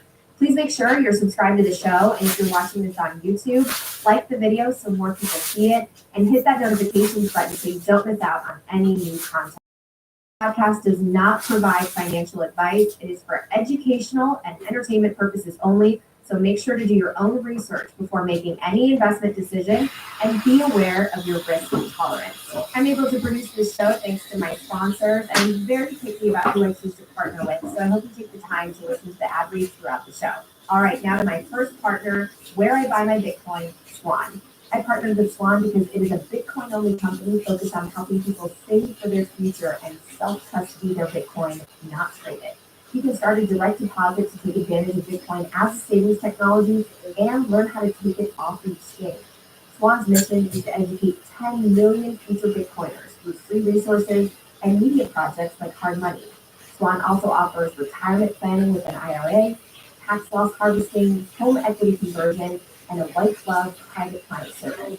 I use Swan to dollar cost average every day. That's right, I deposit a little bit every day that's equivalent to what I might spend on a meal, so that I add to my future nest egg and lower my yearly cost basis. Swan Studios produces my hard money news reports, simplifying Bitcoin for the mass audience and documenting Bitcoin adoption around the world. To learn more and get $10 in free Bitcoin when you sign up, head to swanbitcoin.com/Natalie for now. All right, it's time for the show. Whitney, it's so great to have you back on the show. I think I've told you this before, but you're my most requested, my most popular, most listened to guest. So you really are making an impact. I hope you feel that people are appreciating your investigative work, because if you go to mainstream news, you're not going to find it. So thank you. No, thank you. I'm happy to be back. All right, I want to cover some of your recent investigations into banks. A lot of people, they felt nervous that the banking system might be on the brink of another systemic, potentially collapse. And I was curious, just maybe your reaction when you saw the bank runs happen and Silicon Valley Bank go under. What did you think? Because maybe you were already researching this Jamie Dimon situation. Yeah, to an extent, but the recent crisis with Silicon Valley Bank and the Signature Bank stuff and how that really played in, those related events, I sort of see as separate from the stuff I was writing about or looking into regarding the Jamie Dimon, J.P. Morgan, Epstein connections in a sense, just because a lot of that seems to be much more related to U.S. government efforts to regulate crypto and sort of go after banks that are deemed pro-crypto or could be sort of competitors to a future digital dollar CBDC, or even competitors, for example, to the FedNow service that's due to launch in July. Some people noted that, for example, Signature Bank Signet, for example, may have been seen as a competitor in that sense. And as time sort of wore on with these particular bank shutdowns, it became pretty clear that, at least in the case of Signature Bank, that particular bank didn't really need to be shut down. And the argument from regulators was that they had a crisis leadership of the bank, allegedly because they were unwilling to end their crypto business. That definitely seems like a calculated move on the part of the federal government, the federal authorities. And then of course you have the issue of the bailout, how most of the deposits at Silicon Valley Bank were not insured, and then you have the federal government stepping in and saying they're going to make pretty much all investors at Silicon, or all people with deposits at Silicon Valley Bank whole, which in sort of congressional hearings that followed this incident, you essentially have Janet Yellen being questioned from, I think, a congressman from Oklahoma, forget his name, sorry. And he essentially forces her to admit that that particular move means that, or sends the signal that if your funds are not insured and are at a small community bank, they won't be protected, right? But if they're at a bigger bank that's deemed, essential, or they are willing to justify bailing out depositors due to systemic risk claims and all of that, any of these too big to fail banks, for example, if you have your money there, your money's more likely to be protected than at smaller banks. And this is really consistent with what's happened over the last several economic crises, where you have, further consolidation of banks over time, and you've had, tens of thousands of banks being shut down, largely a result of federal government monetary policy over the last several decades, consolidating, the financial industry in the United States in fewer and fewer hands. And obviously, I would argue that JP Morgan has had a big hand in that. They tend to be one of the biggest winners from these big consolidation moves, and that's likely to be the case as this current banking crisis wears on. It was certainly the case in 2008 when they, acquired the remnants of Bear Stearns for pennies on the dollar. So I think, if we look at what's going on now through the lens, not just of the crypto situation, but also, this effort to create an even more ever consolidated banking sector, I think sort of the answer as to what's really going on here sort of lies somewhere in that ballpark. I want to go deeper into that idea of too big to fail and what that really means for society and the public at large. You had a great quote in your article, The Rise of Jamie Dimon. You said that some of the figures involved were engaged in actions that would intentionally provoke the collapse of certain banks to further consolidate the banking sector for their benefit. The goal, both then and now, seems to be a move toward the logical conclusion of the too big to fail banking model, the eventual creation of a centralized cartel of mega banks that dominate not only commercial banking, but also central banking. A lot of us in Bitcoin talk about the creature of Jekyll Hyde, that there is this idea of a cartel, and that consolidation of power obviously ends up hurting the average person who's trying to create a small business and trying to function in their daily lives in America. Can you talk a little bit about, why it's important that we have competition in banks and why that model of too big to fail hurts the plebs, the public? So I'm probably not the best person to answer these questions, but I think it's pretty clear that when you have,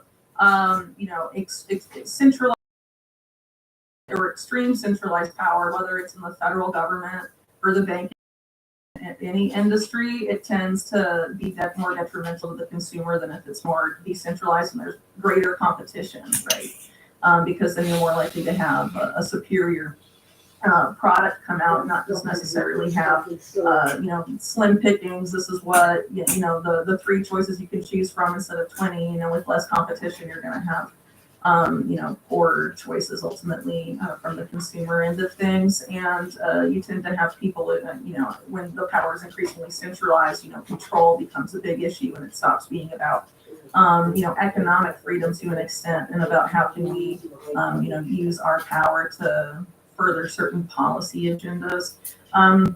So, I definitely think it's detrimental. And I think the too big to fail model over time has obviously proven to not be good really for anyone except the people at the top of the too big to fail system themselves.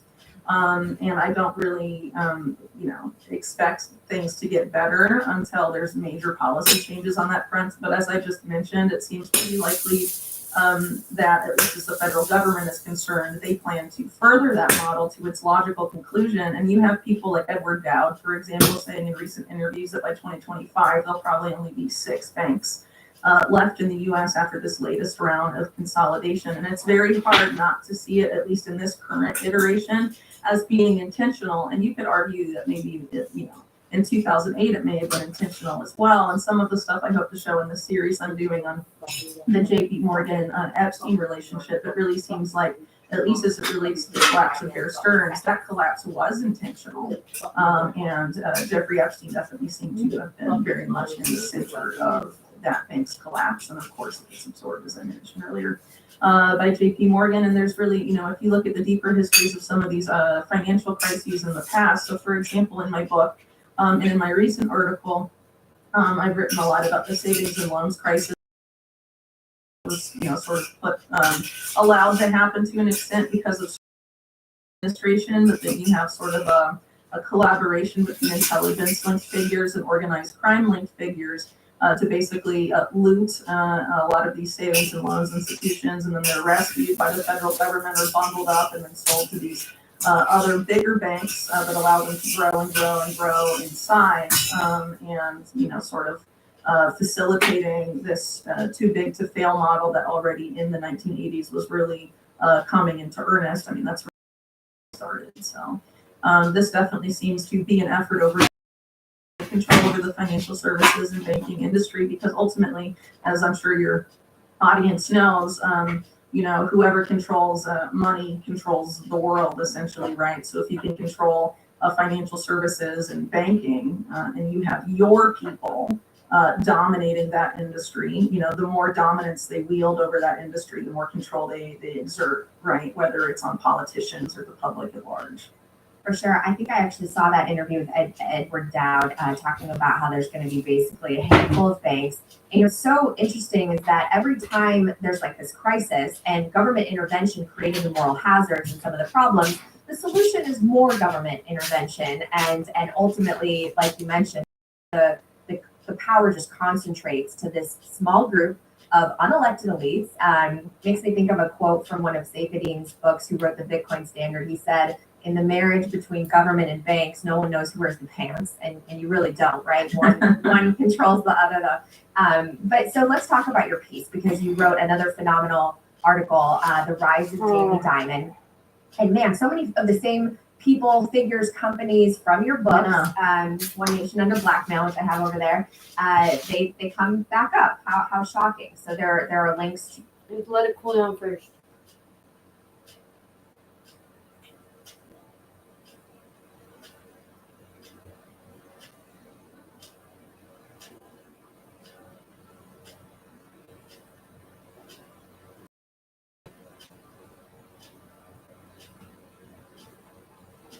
This is what I'm looking for. I chose Wix for my business because of its massive scope for functionality and freedom of creation. By Nanos research found that half of Canadians mortgage are concerned or somewhat concerned about making payments. Just over 35% want the house economies to prioritize the cost of living. More than 13% say that care needs to be a priority, while another 13% want the focus to be on housing. And on immigration, 61% want Canada to accept fewer immigrants, while 26% say that the country should accept about the same number as last year. Joining us now for more on this is Nick Hill, a mortgage agent and host of the Canadian Real Estate Investor podcast. Nick, let's focus on mortgages. Thanks so much for joining us, first of all. So what a way to start the new year. I'm talking about the big worries and concerns, the woes that Canadians have. Let's talk about mortgages. And this survey showed that so many people across this country are so concerned. Is this what you're seeing with your clients? Yeah, totally. I mean, it's no secret that mortgage rates have been going up with the Bank of Canada's rate hiking cycle, one of the most aggressive hiking cycles in history. That being said, don't forget a mortgage is broken up into two parts, principal and interest. And it's actually the interest portion that Canadians are paying off. Interest payments have gone up 90% since the Bank of Canada started its rate hiking cycle. And at the Nanos poll survey, you realize that it's basically the 50% of people that are worried about it are people from 18 to 54, whereas people 55 and older that likely own a home or have a much smaller mortgage payment and aren't really in the thick of it right now seem to be a bit more relaxed about the situation.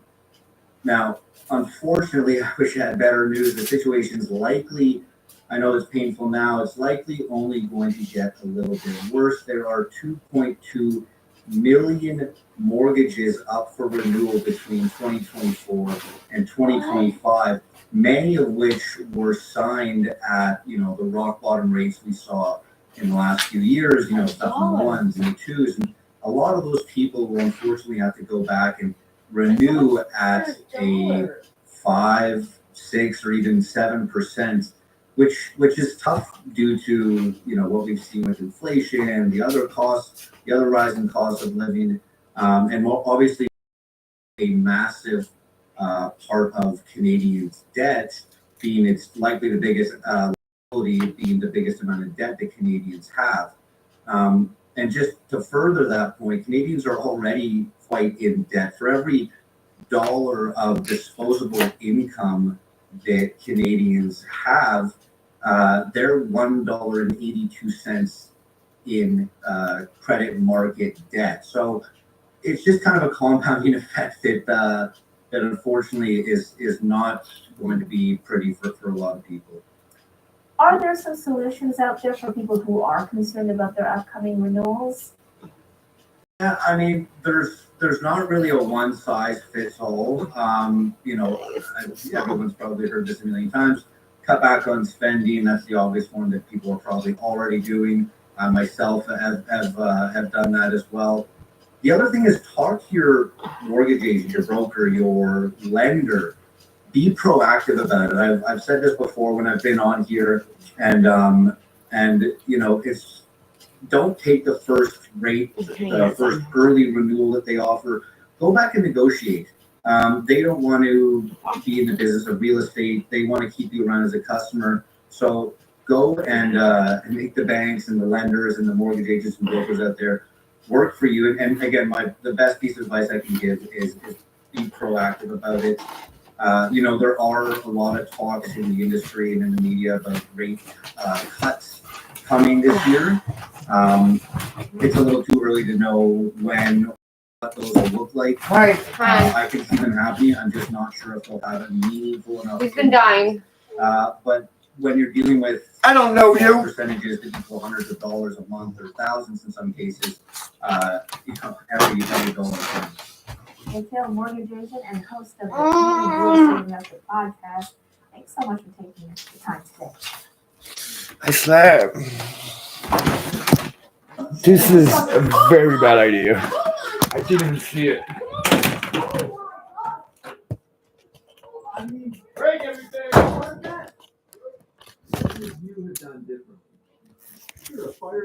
I would have let my child burn to death. The job hunters last month offered up little in the way of gifts. The number of people working.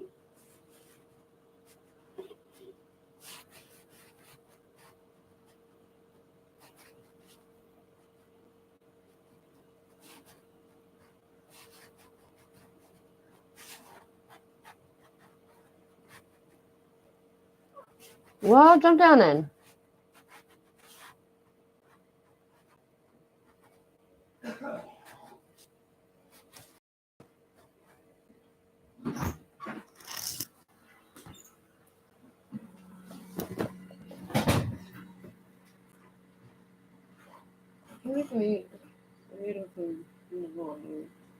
Can you make the meat?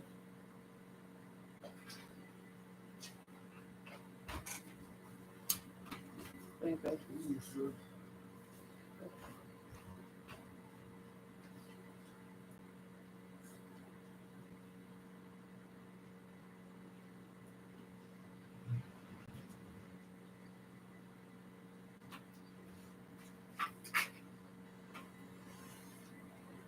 I stumbled upon something fun.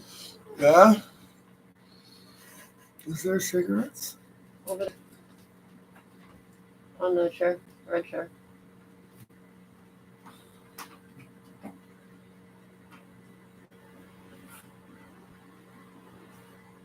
Okay. Okay, on the red chair? Oh, you chucked everything on the ground. I didn't chuck everything on the ground. Well, you grabbed everything and everything fell? Okay.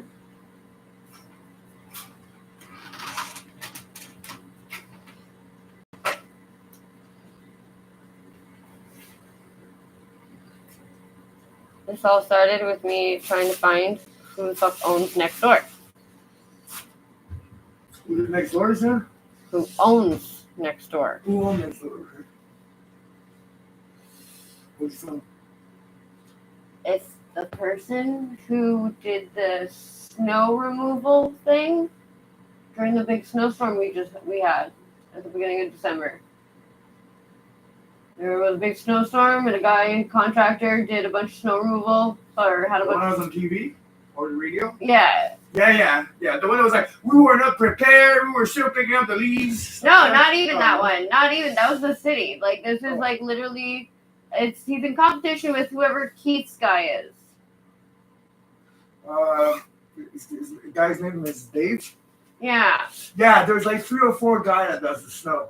A private contractor. A lot of those guys did it for free this year because there was so many people who this guy signed contracts to do snow removal, and he just disappeared. And it's not the first time he's done this, where he's got a bunch of people that he signs up contracts for the season, and then he just never shows up. Dave's not like that. Dave put all the houses on all his road, and we're stuck doing them. Well, a lot of the people that they did, a lot of them, they did it for free because these people were like stuck. They had to go to their jobs and shit, and they had to bring their kids. Oh, you mean the first snowstorm? Yeah, Okay, yeah. Because the contract wasn't done yet because it wasn't snowing. No, it's the first fucking snow of the year, and the guy it was a no-show.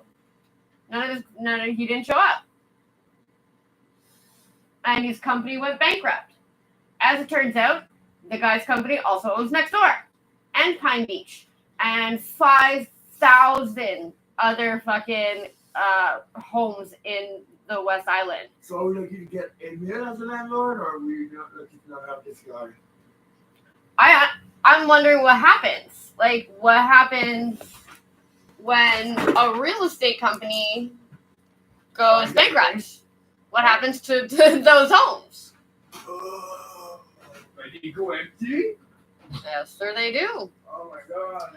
There's ones that they fucking claimed as $1. Yeah. Oh, anything that's on that property goes to the bank. And it'll be repoed. We should go loot the fucking garage.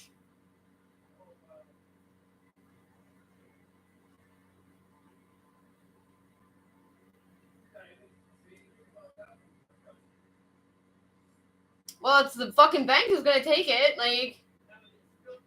But that's why it's empty.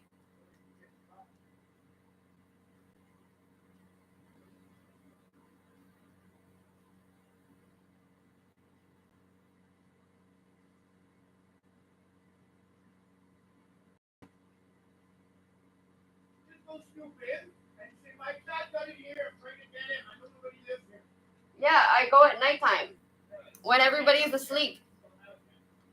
Not only that, everybody's sleeping, and it doesn't seem like the neighborhood gives a fuck. As long as I'm not doing it on their property.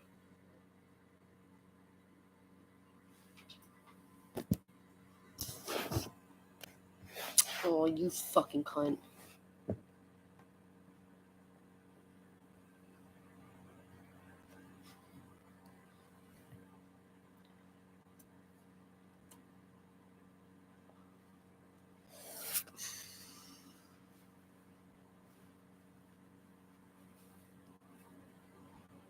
So we went down quite the rabbit hole.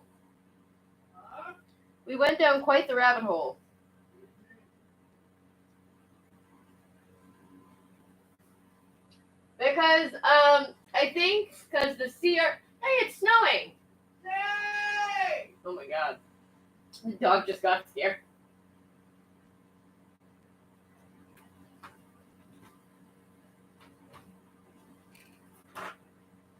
Was Keith that called? Yeah, he said he'll call you tomorrow. Oh. I think he actually wanted dirt on Pam. Or you didn't want to ask her? Huh? I think he actually wanted dirt on Pam, but he didn't want to ask her. You want to do it on Pam? Why?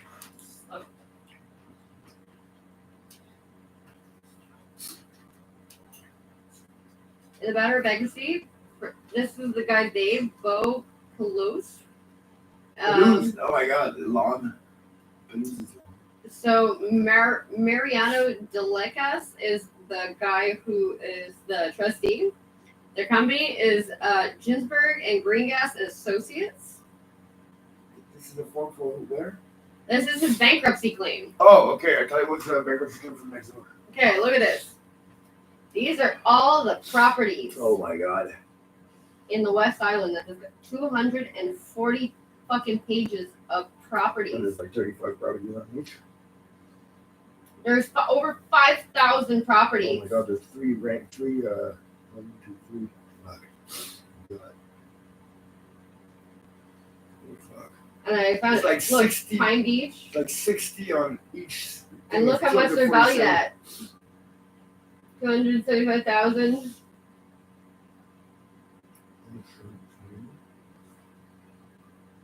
That's the houses he was supposed to do. And this is the amount that he's ripped people off. But some of them are priced at $1 million. Like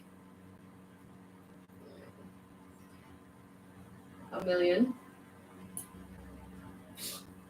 You sure? It's not doing sense. It doesn't make sense. Oh, okay. So that when it's 2015, it's 50.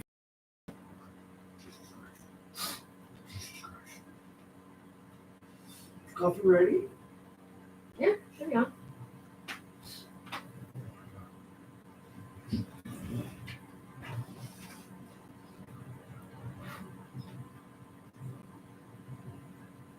You have two King on? What? You have 2 King on. What thing? It's still top. Oh, turn it off. Both there? Yeah.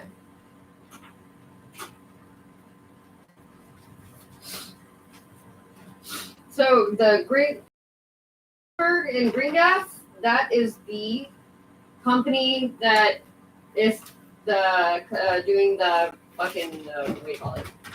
Bankruptcy. Which company? The Ginsburg and Green Gas. They're fucking for people who are deemed bankrupt. Bookkeeping, accounting. Bookies like Tommy Shelby. Yeah. Okay. The downside of all of this, that money is gone. It's already no, but like it's already all of the money that they basically frauded. It's good. They put it in RSPs. They put it in different bank accounts. Their wives' bank accounts. Like they moved their money all over the place. So it's impossible to fucking track down. It's gonna be impossible to get back. That's just money that is now fucking gone. So you can. That's why they are demolishing homes and not fucking fixing homes. Yeah, because they're worth zero. Yeah, they can be sold. Hey, nice detective work. Thanks. Seriously. Awesome. And they actually made friends. This guy, Jean Lefranc, he is he's a notary. I And at one point, they were like, I guess, questioning him, and they were like, "Did you not at any point find this to be like suspicious?" The guy was like, "Well, yeah, at a certain point I did." Who owns the house next door? You got the train and your train of thought. Because the CRTC, I think that's what they're doing on purpose now. I think that they Good job, say want some more? will associate your pages to things that are not relevant to try to make you basically forget what you're doing. So you never get to like a solid conclusion. Pam actually started doing this the other day, where she started writing it down, and I was like, "Yeah, actually, I used to do that. Like, that's a really good idea. I should write it down." Okay, so you know what the mortgage does when you miss a payment? You're allowed to miss 3 payments. So let's go. You go to the bank and say, "I'm not gonna be able to do my payment on my mortgage this month." Like, okay, fine. That's okay. We remortgage it and put it a little higher for the next rest. But if you do that 3 times, your rent just went up 3 times. You're gonna go. I don't even know how many times my parents have remortgaged the house. My parents will never. because they're paying rent right now to the bank monthly. So I was watching this lady, and she was explaining how you can basically take out a loan, like a $10,000 loan, and you use that to pay your mortgage, and it makes it so you don't actually have to pay interest to the bank because it's a interest-free loan.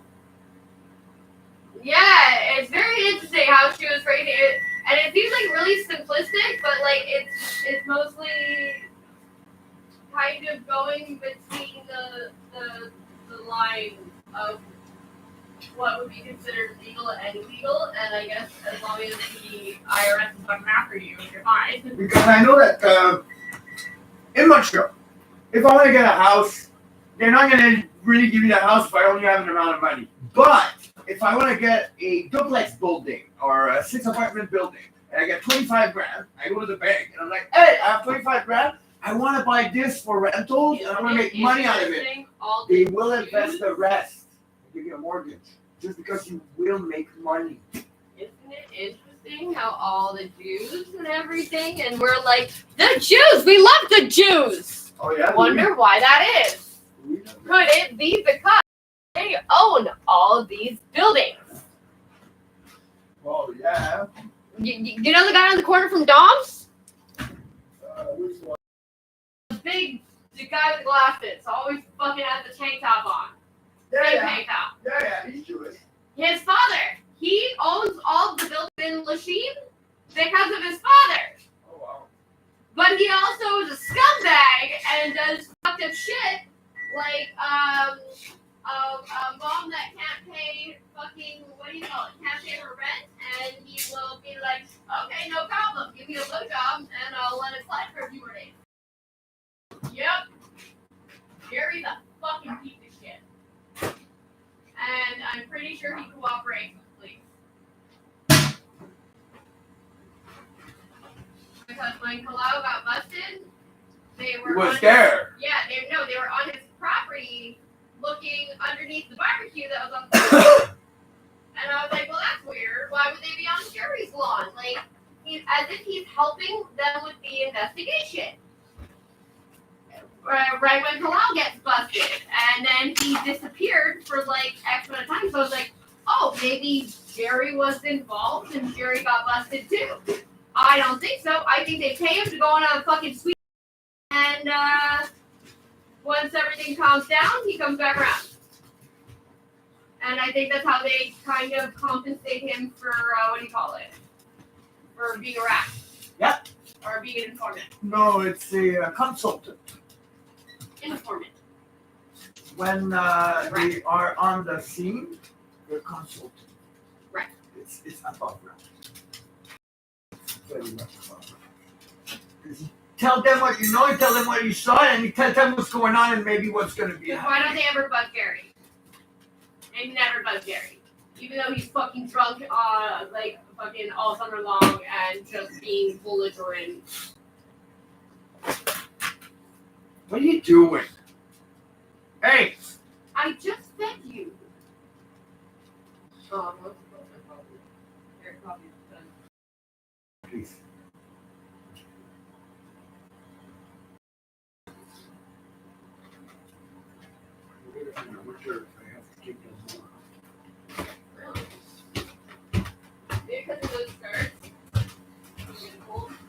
Well, maybe because in the summer there's pollen and I actually build a tolerance.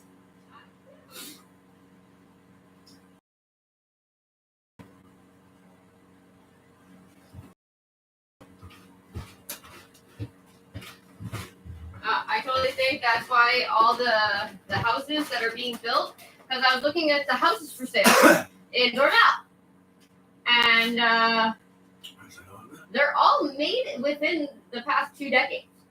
They're like, oh, made 2 decades, as if it's like some kind of selling factor. Like, Yeah, it is. Because you don't want an old house, I guess. You don't want it, but well, like how old is this house? 50 years? Something like I didn't that? look it up. Look at the window downstairs.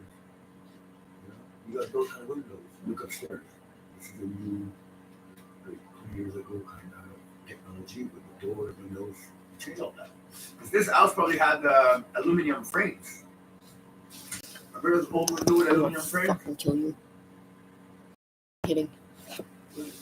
Annoying my fucking computer.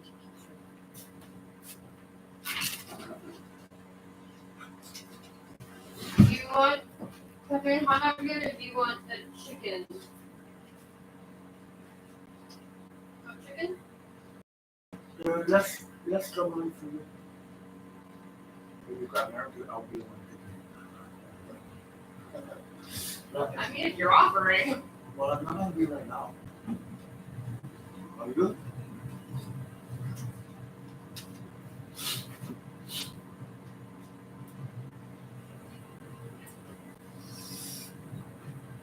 Good thing I didn't have a job this morning. I would have quit. Why? Because it was embarrassed. My eyes were burning.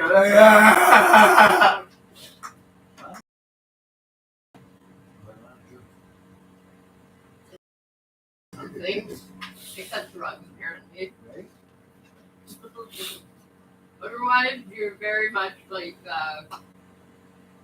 I'm not a quitter, but I quit being an asshole. On drugs.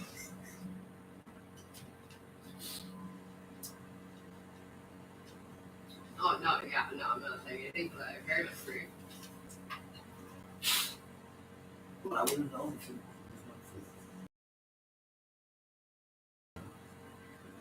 And before people always been cocaine, it's not cocaine, it's being cocky. Oh, really? Oh yeah, it's a symptom. Yeah, so, I don't know.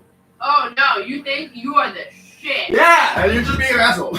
And your shit does not stink. And you can do whatever you fucking want.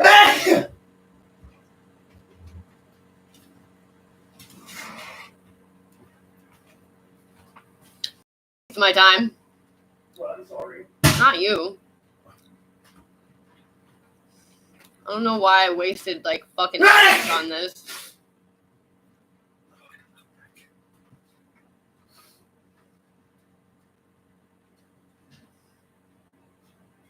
I didn't even touch anything weird yet.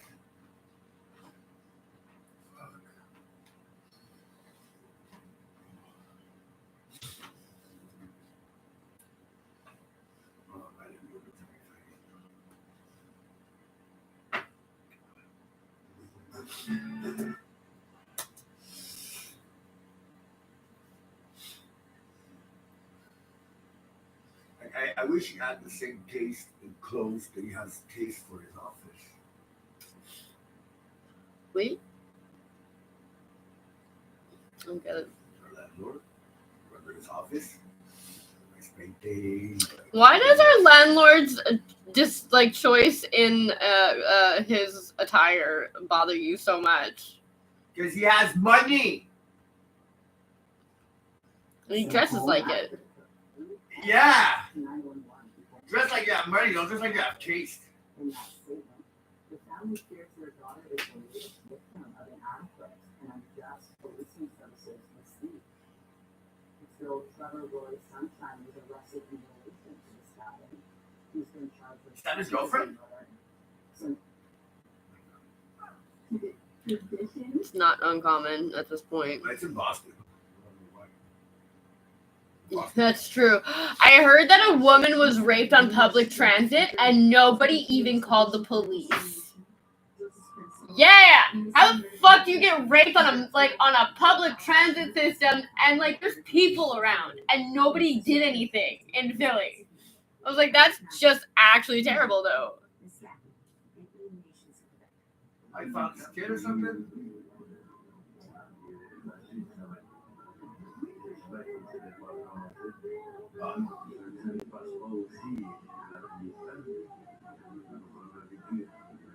I like that you speak your own language, sir. Me too. That's very cool.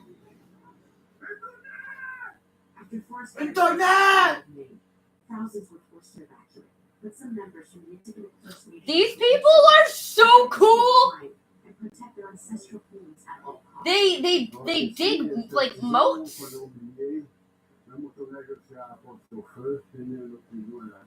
It's a Hey, it's like this other dude that we hired with Will. He speaks exactly like that. It was ahead of them, behind them. But then there was people that were native that were reporting. They were like, there was no fire. Like there was a bunch of smoke and no fire.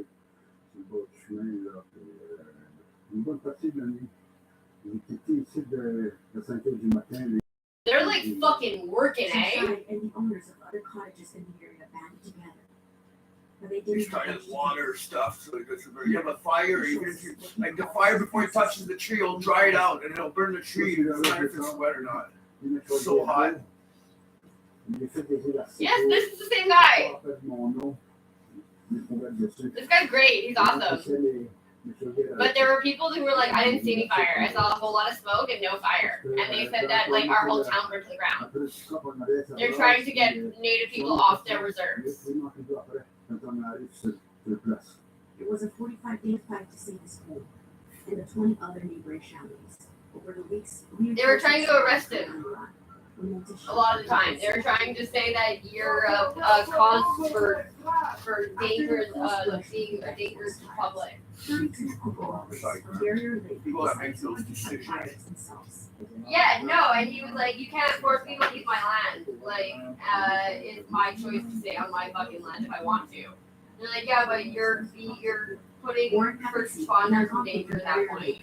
Wasn't getting those fires. Like, he's like, I'm not calling you. Like, don't come. Like, I'm telling you to stay the fuck away. He and 31 other community members traveled to Mont Blanc. Which is really cool because they're like, we will literally die on our own They're land. very eager, they're very proud to be here, they really want to learn. They're wetting everything. They took privilege Yeah, but to you be see here. what our people were fucking doing? They were literally spreading fire. Yeah. So, And they were trying to say that it's stupid. This is the They had white. This is flamethrowers. the white way It's burn not shit the before white way. it gets burned. It's insanity. It's if you believe that to be true. Like, I think that the prime minister saw that little. You know, it's when you're a kid in school, they ask you that question. You're on an island. You've got a fire that's coming towards you from the beginning of the island. You're in the middle. What are you gonna do to survive? Like it's too high, you can't go in the water. Like, you can't do anything with the water. So, you're there, fire's there. You burn the rest of the island. You walk in between the two fires. No, but because the half of the first half is already burning, so you have nothing burning in front of you. So you start a fire at the end over there, and then that burns while this is coming. So over there while this This is is an coming. adorable theory. Yeah, but you just burned the whole island. Not only that, we're talking about a metaphorical theory. Yeah, Like this is not a legitimate but I mean, is it because everybody knows that nice little theory that Justin Trudeau's fucking fire everywhere? Controlling fire. Yeah, burn in front of us. So Siberia, there was wildfires. Like Fire. I was like, Siberia is permafrost. Yeah, there's only roots. And snow. The fucking done is catching fire. And he's A fucking tree? frozen. A tree that's like that high above all the other ones that are that high. I don't know, I think it was like when Rebel News. Look at you! When they first went to Ukraine, when Canada first went to Ukraine, and they were like, we're going to Ukraine. Hey, baby, I love you. So they were like running. No, we're supposed to.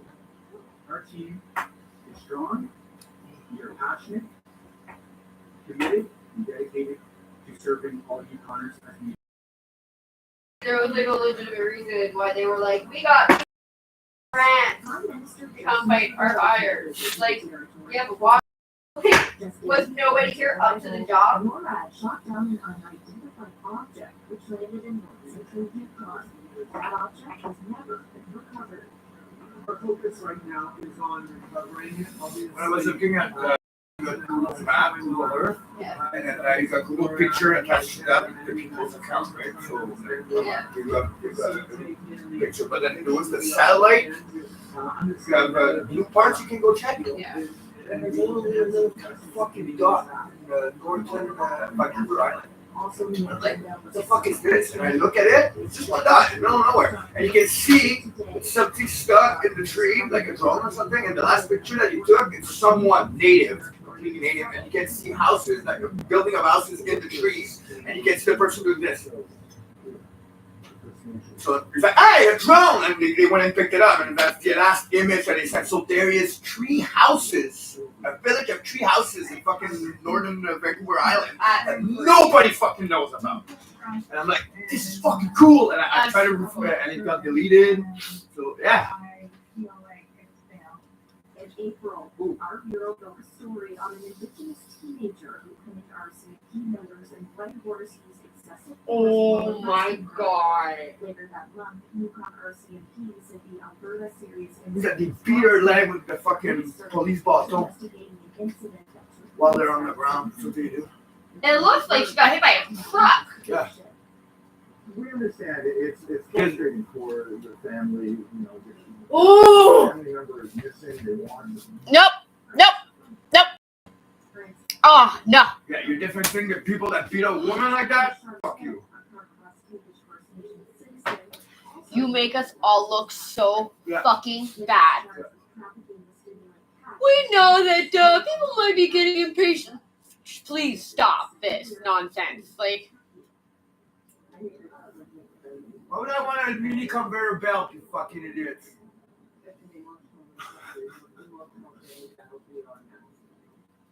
Perhaps the biggest story to come out of the Yukon this year was the evacuation of two First Nations communities due to wildfires. In August, Yale and Oak Crow were evacuated in the face of approaching wildfires. This was a hot topic this fall.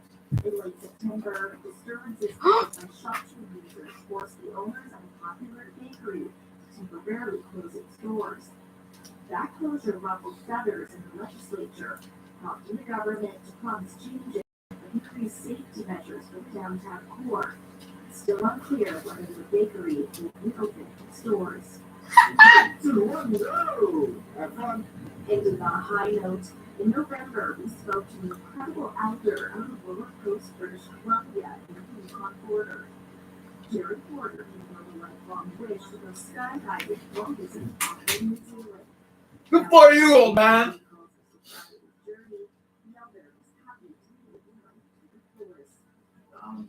Doing what I want to do to be sober and be the best grandpa around. Fuck be yeah! the best grandpa around. He stopped doing drugs for his grandchild. Look at his tattoos. That's what tattoos. They Live life, live the dream.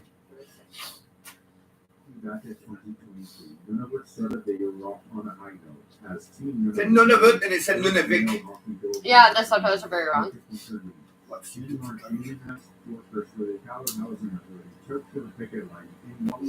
Nunavut, they're Inuit, right? Uh-huh. Yeah. No, don't say that. That's an insult. Well, for us to them, it's an insult. For them, from us, it's like accurate. Because the Eskimo means raw fish eater. Oh. Well, they eat raw fish. Japan, everybody eats raw fish. Sushi or raw fish. If you call it Mohawk, Eskimo, call it Well, Inuit because person. you call it French and English, or in English and French.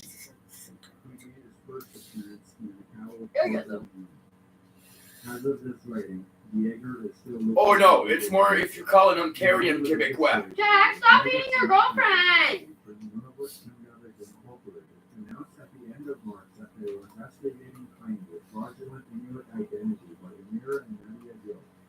Oh! She's Hindu. Uh-huh. You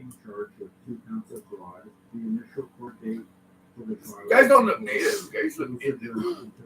Very much like. You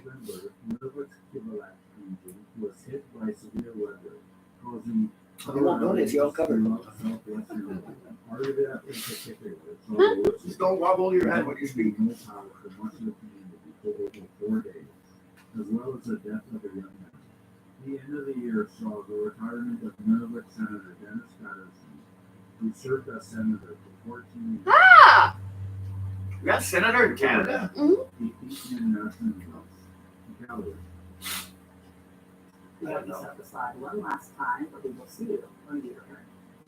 You have a woman's voice. Yeah, once again, they changed staff. Where's that other lady? And there's usually a young guy or our age.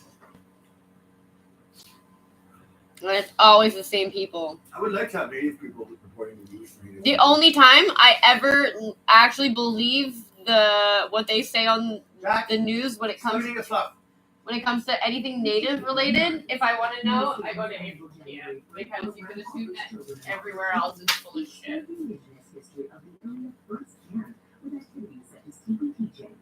So TP Teachings, we built an 8-foot plane creativity, and those TP Teachings were given to us by Alwyn Lane. Participants of TP Teachings learn the significance of the TV while making subjects that they learn about in school, such as social studies, science, and math.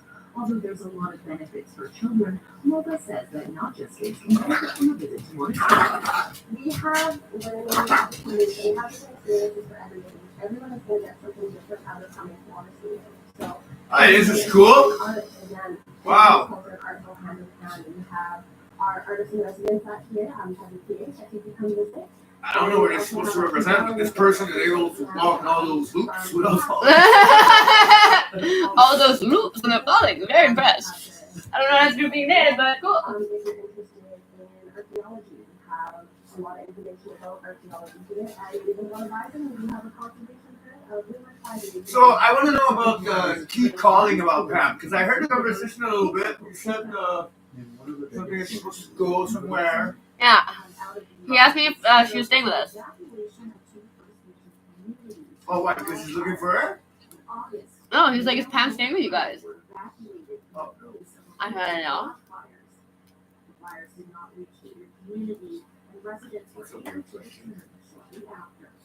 There are still children whose names we do not know. Children whose cause of death we do not know. And we do not know where the majority of these children are buried. How the fuck did that happen? National Data Reconciliation Efficiency Yukon announced the discovery of 15 radiation frames at the former site, the Chippewa Residential School. It was the first search that took place in the Northern Territory. Did you guys find any bodies? If they do, they will not disclose.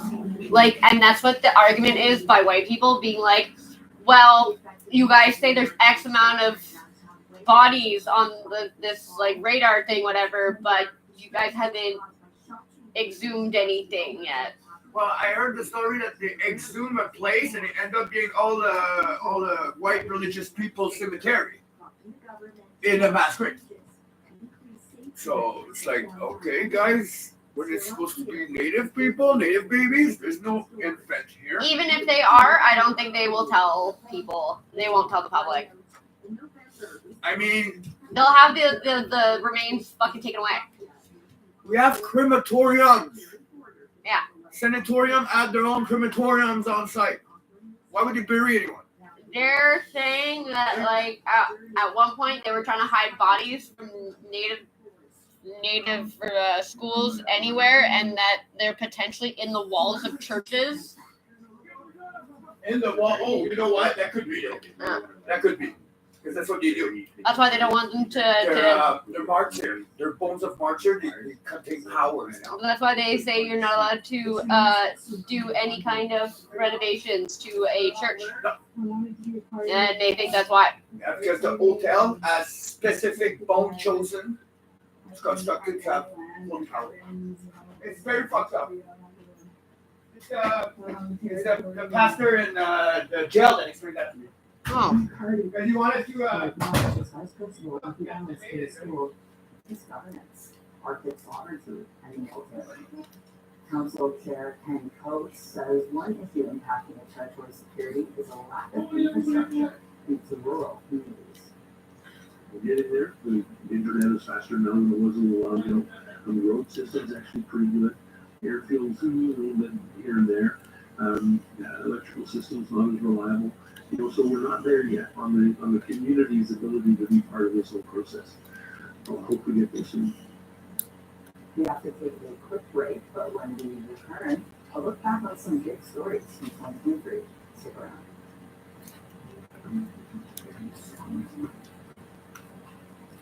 Okay, but I wanted the housing news. Skirts and share her greetings. Yeah, so ribbon skirts to me represents coming home. It's coming home to my culture, my family.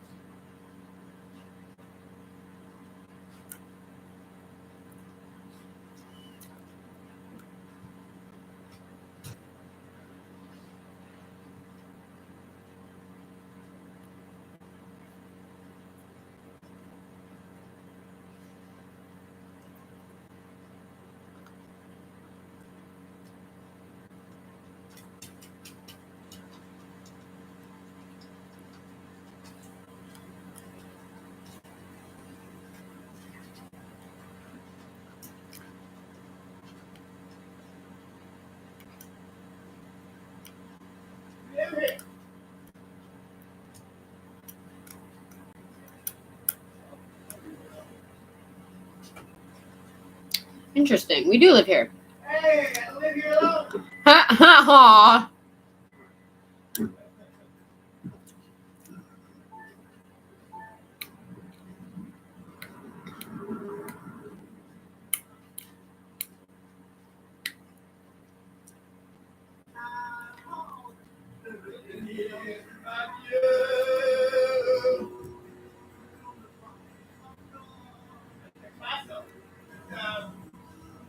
French version of the Beatles, kind of. Oh.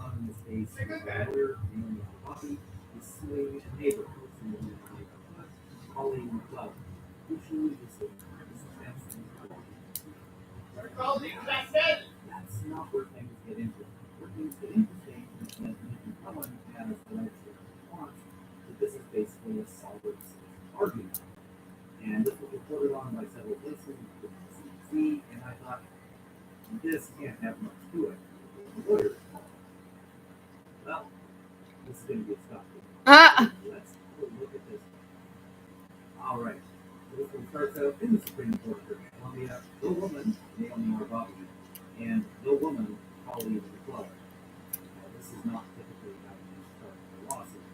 We're just saying. Interesting. I really see athletes capital letters. I don't know if that was intentional or what, but it continues on. So, claims of the plaintiffs. So, now you're going to hear this and you're going to think, oh, legal language is so obnoxious. This is so unpleasant to listen to because why do lawyers have to talk like this? And the answer is this is not legal language. This is just bizarre. So part one, statement of facts. I, a woman, claim I believe the property of I is what is proper to I, exclusive of all others within the society, and I claim the apartment located at redacted. Now I'll note that some of the other places reporting on this did not redact the address. Why? Vancouver, British Columbia, including but not limited to all its aesthetic appeals in form of its breathtaking views of the ocean, the mountains, the bridges, Stanley Park, and more. As the Park. I cannot sit down in Stanley Park anymore. The problem. If you have a backpack, a bag, you put their backpack on the ground, you loitering, you get a ticket. And what I mean by that You is not sit in Stanley Park. View of It's a huge park! Huge! Well, I think it's the forest government has almost. control over Stanley Park, and if they decide to change it from Stanley Park to Stanley Garbage Dump, that's the government's call. The bridges, the same thing. All sorts of people. It is the government call. It's stupid, but it is. They have property rights over that. She doesn't own the ocean. She doesn't own the mountains. None of that is actually her property. I claim that a woman, Colleen McClellan, after being noticed, does knowingly trespass on I. Now, the notice here means that she gave her some form of like legal threat or legal warning, and we'll get some inklings as to what that is. I don't have the full notice, but we'll get some indications as we go. I claim the trespass comes by way of loss of enjoyment. Trespass come by way of loss of employment. And administering the property right without right or Because I knew someone who was into all this. The sovereign citizen. Those are bad things, but not everything that causes When you get pulled over, you don't have to give an ID because you're a sovereign citizen. So you're what is the issue here? Well, giving up your right to say that you're a Canadian citizen. I'm a sovereign citizen, so I don't have ID. I don't have a birth certificate or anything like that. How can they tell you're a sovereign citizen if you don't have any birth certificate? And to other neighbors, thereby blocking the view of the ocean. Well, he's going to explain it because I have no idea.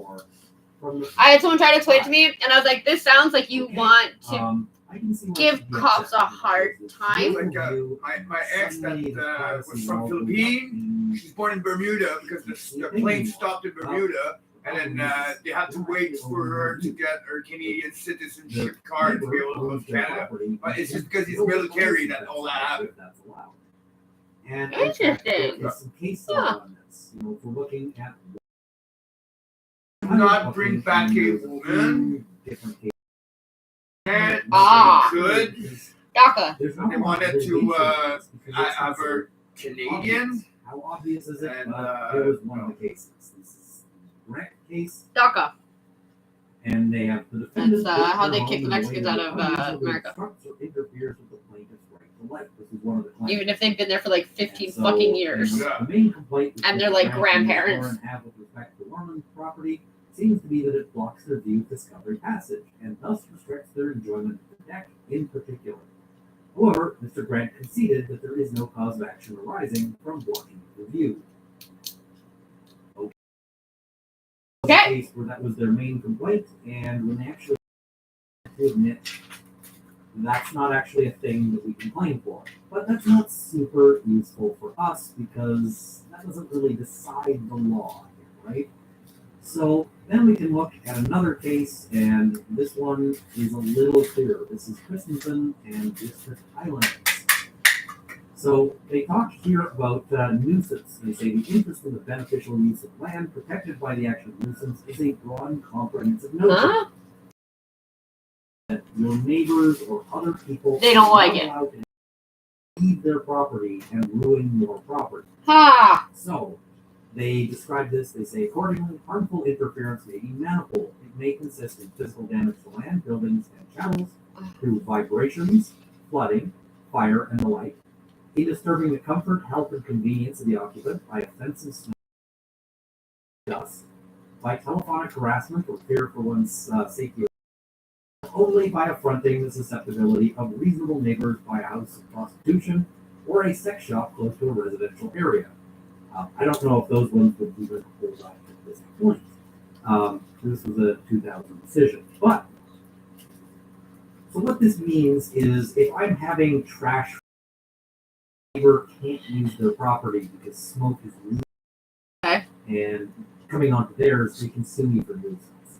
But nuisance doesn't extend that far. There's limits to it. And so the court continues to say, our parents should totally do that. Commonly associated with beneficial use of land are vindicated by the law of private nuisance. Not aesthetic values, like an unobstructed or pleasing view from it's like my dad burning his neighbor's tree because he was making it grow in his yard, and he's like, "Can you please cut up your branches because it's coming in on my yard? It's camping, bro. You know, you don't want a fucking giant tree on your fucking lawn, right?" So he just put his fireplace on the right spot, and then he just burned the fucking tree down. But he didn't burn the tree down. He made a fire, and his neighbor's tree was hanging over the fence and burned because of him, because he didn't trim his tree. So it's not public nuisance. But the guy complained about my dad being public nuisance, and the guy said, "Yeah, but you are the public nuisance here." It was like, wow, okay. Now I see where you get it from. Huh? Now I can see where you get it from. Right over the neighbor's property. My property is What? 1-story tall, and I have a great view. What do you mean by that? You can't build anything on your property. You like to prove a point. Well, Yeah, I know. the neighbor's property isn't I know, baby. Even if you're wrong. Even if you're The wrong. law says you don't have a right. What was the sentence before a right here because it essentially would be a right to You like to prove your point. prevent Oh, other even if I'm people wrong. from exerting their own rights. And it becomes really a matter of who You'll does admit it you're wrong. first. Yeah. Now, there But is a at way least to get I'll to tell it. you why I got to that. If Yeah. you have such a control of your view, what you would need to do is approach everyone who owns property between you and whatever you want to see and get them to agree to You sort of have basically white encumber hair, their property, and you don't seem agree like to you're a aging at restriction all. on their use of their property for your benefit. And that would cost you a whole bunch of money. I mean, if you have the money, He looks like if you he's in don't his have the money, 20s. then Kinda. you don't get to tell them what to do. I like it. That's So, cool. I mentioned that we were going to get a little bit of note or a little bit of detail about what these notices. I guess that's what I'm going to look like when I'm going to have that's white where we're hair. going to go right now. So release I always wanted to have silver hair. that I now require compensation. Well, that's not as maybe per the white. notice sent to But the like I was afraid it would come out gray. on September 28th, 2023, Well, which totals gray is silver. $30,000 for the 30 days as of the date of this notice since the trespass started, plus $1,000 for every additional day until trespass has been remedied by the court. So she sent her neighbor a notice saying you're going to owe me $1,000 a day. Huh? And I don't see a basis for it because, as mentioned, the law says no. Plus administrative costs for the notices of $4,200 as of the date of this notice, plus court fees and other expenses. Now, sometimes it might be reasonable to have some sort of administrative cost, but I'm guessing these were just notices printed up on a home printer and weren't like hand carved into blocks of gold by celebrities. How do you get to $4,200 from that? I don't know. Alternatively, I may accept at the sole discretion of I anything of equal value which may be offered as compensation. I think you're not going to get offered a whole lot as compensation. So, legal basis. This is a claim of trespass by way of loss as pressed by a woman and against a woman called McClellan. And here's where things start to get really bad. Really bad. This is a claim based on law of the land, and not a complaint based on legal codes, acts, or statutes.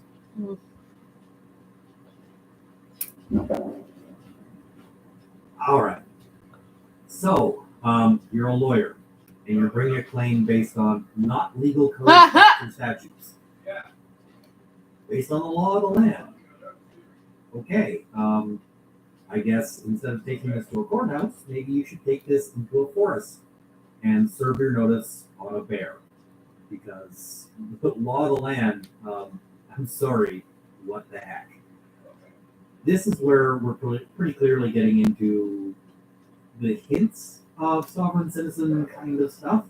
And it's going to go from hints to like glaring red, flags with alarms and everything.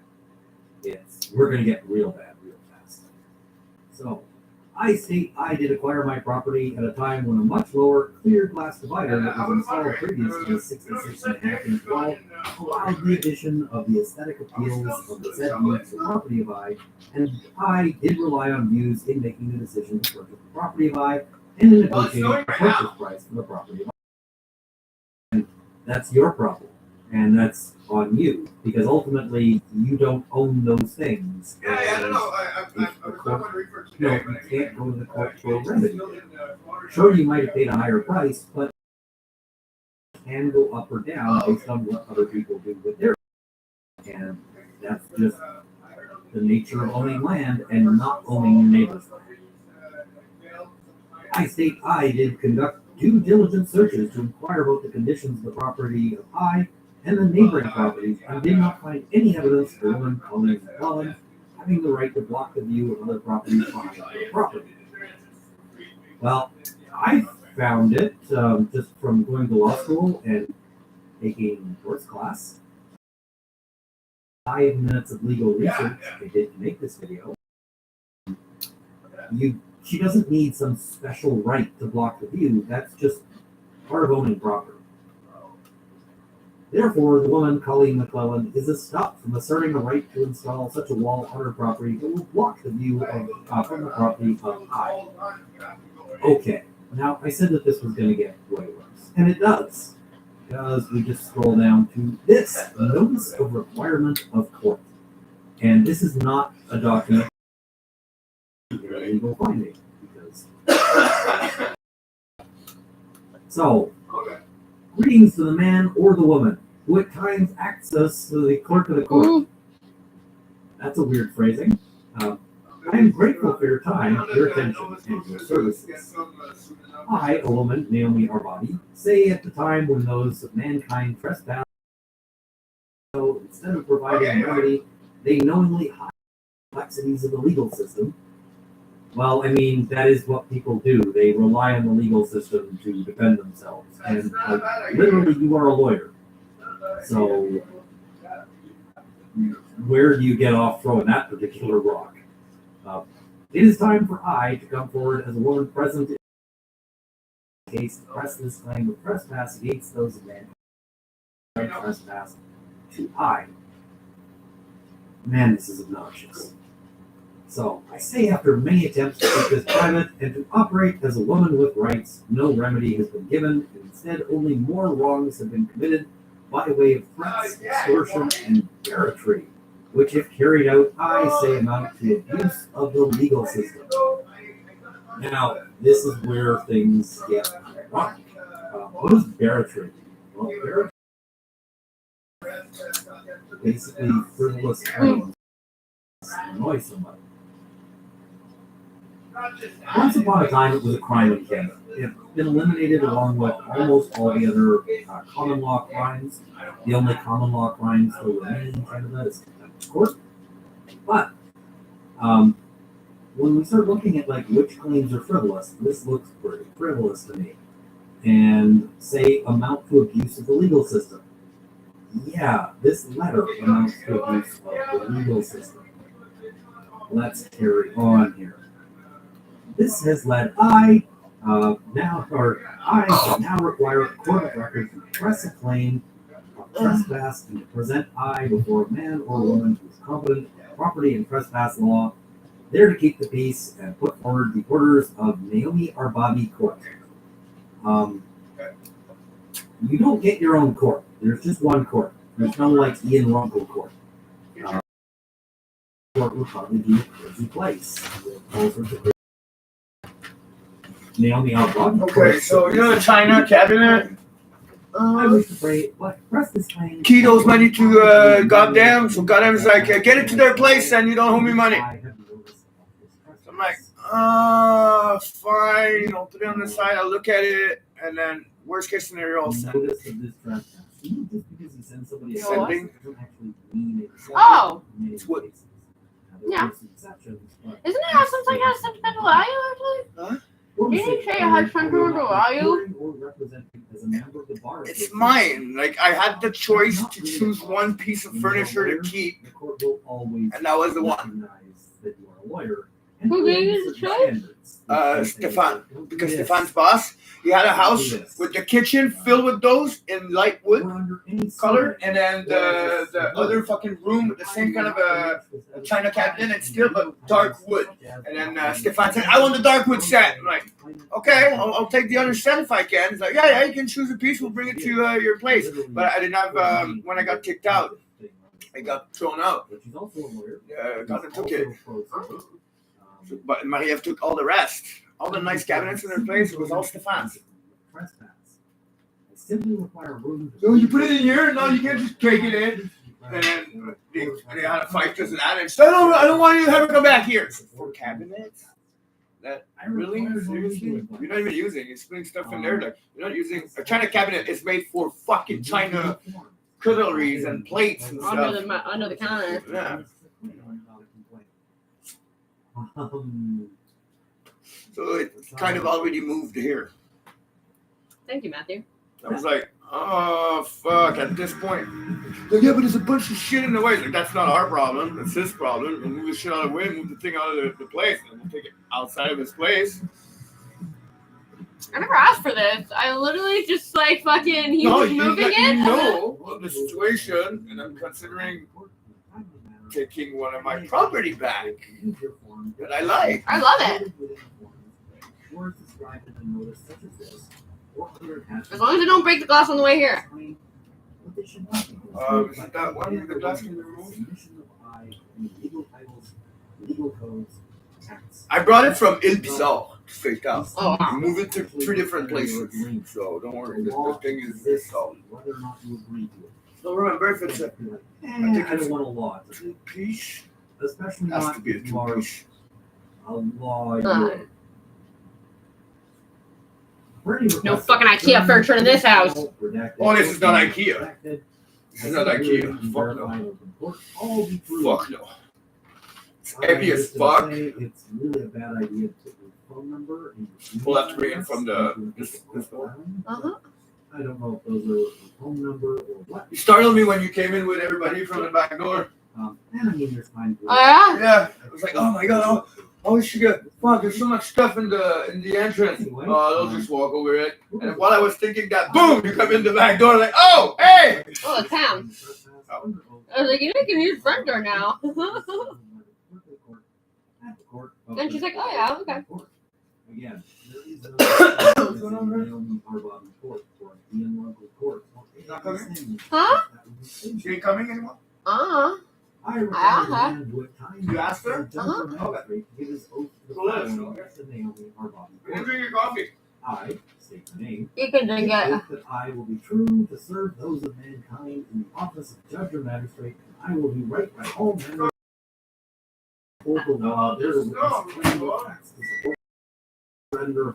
You're solidifying your position. No, my position is fine. He said, I didn't go, and I'm looking at the door right now, it's snowing, but it's like 1 or 2 centimeters. You think I should just go over there and brush their entrance? I'm like, well, yeah, because they're still paying you, right? He's like, yeah, they're still paying me even if it doesn't snow. Like, so. And you show up to do anything. Well, he's like, yeah, but I'm not going to show up over there to do the dishes or wash their windows. But there's no snow, there's no snow. Only enforceable by the Naomi Well, yeah. I'm like, Stop being a lazy prick. Yeah, go there and brush. And I'm like, if you need help, let me know. My question was, because Dave is in Florida, if it snows, we're still going, right? He's like, yeah, we're still going. Contract does not apply to I. Again, not a thing. Unless your judge is a bear, or a squirrel, or a wolverine, or Wolverine. I want the judge to be a Wolverine. But, yeah. This court is to be private. It's not. And It's not. we're talking about it now. We're going to keep talking about it. I say if the woman summoned for trespass does not have a lawful excuse to trespass or claim to the contrary. Trespasser will be shot, survivor will be shot again. Fuck. Because the findings of facts and conclusions of law on the record. No credit for me there. It's from GTA. Happened. In the orders of the Naomi Outer Body Court are to be enforced before said court continued with the court with the final verdict. The orders binding bear the seal of the Court of British Columbia Supreme Court. So you want to have the enforcement powers of the British Columbia Supreme Court, but you want this to be heard in the fictional imaginary court. I like that you wrote Russ Whitney Group bankruptcies because you don't only have one. Is that not a word you don't want in plural? Debt and bankruptcy. On the record, prevent trespass on the case. I say herein be true, and all herein be true, and we will verify it with the court. Signed, Naomi Arbuthnot, a woman.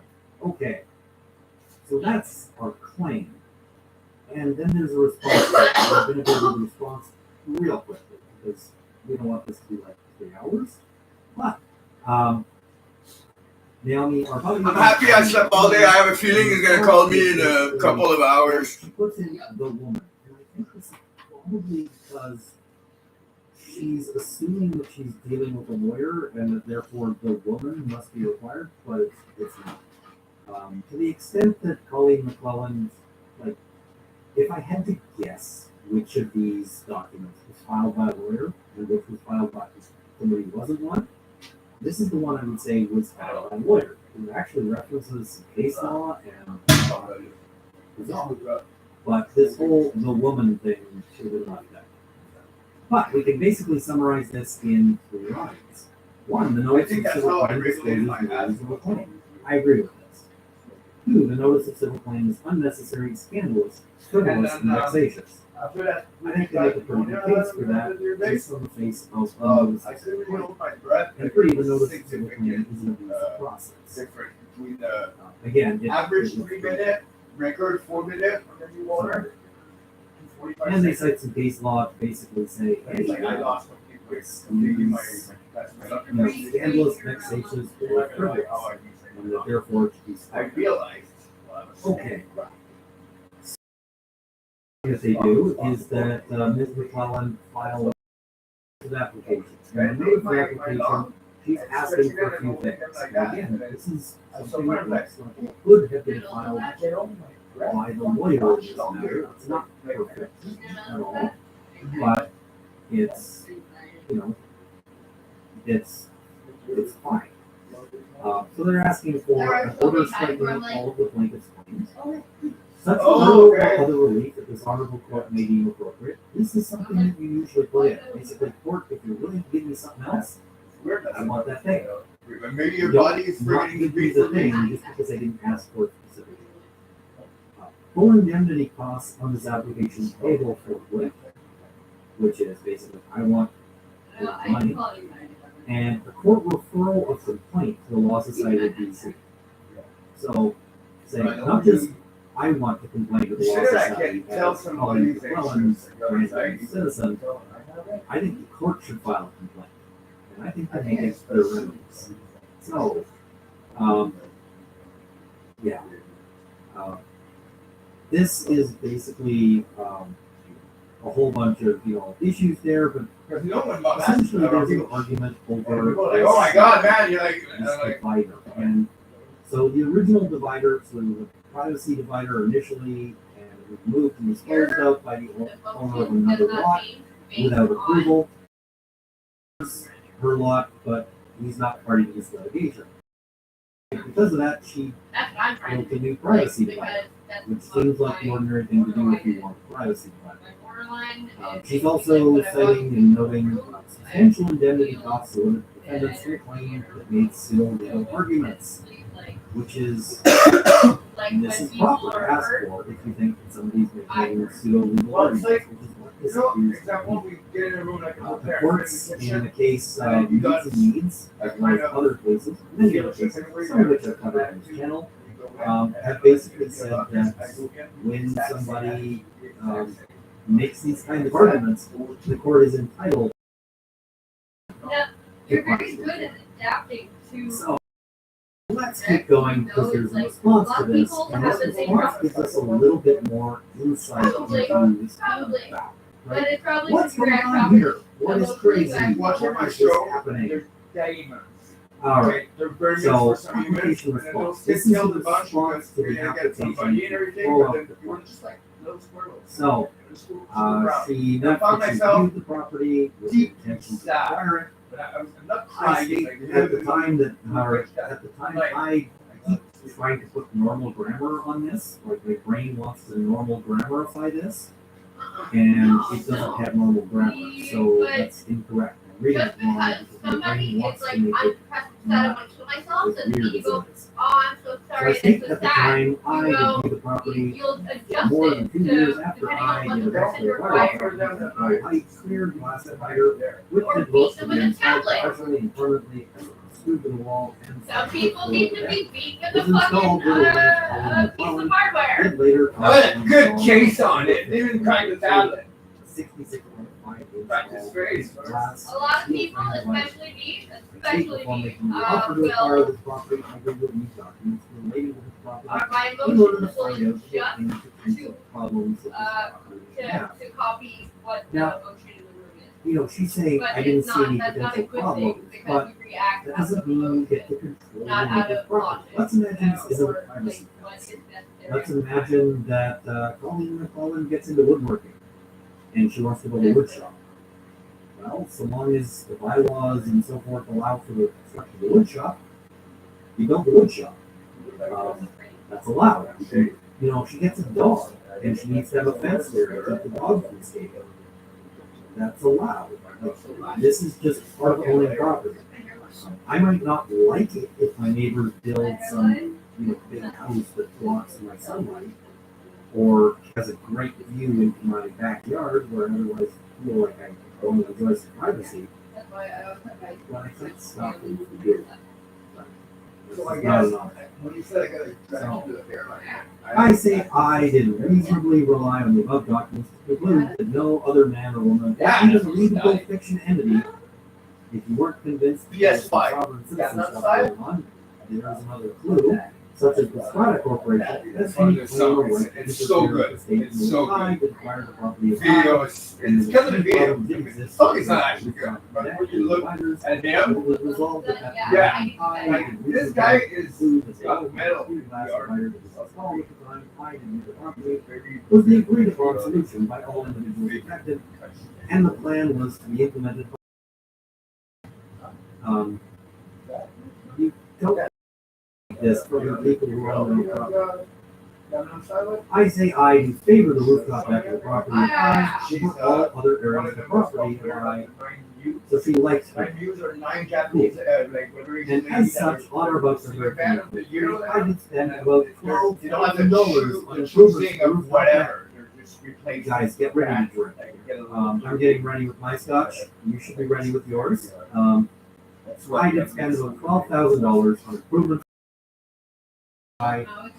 which included a new custom divider between the property of I and Unit 305, which is adjacent to the property of I.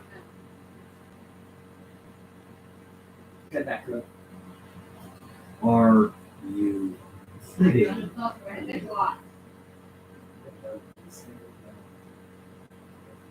So,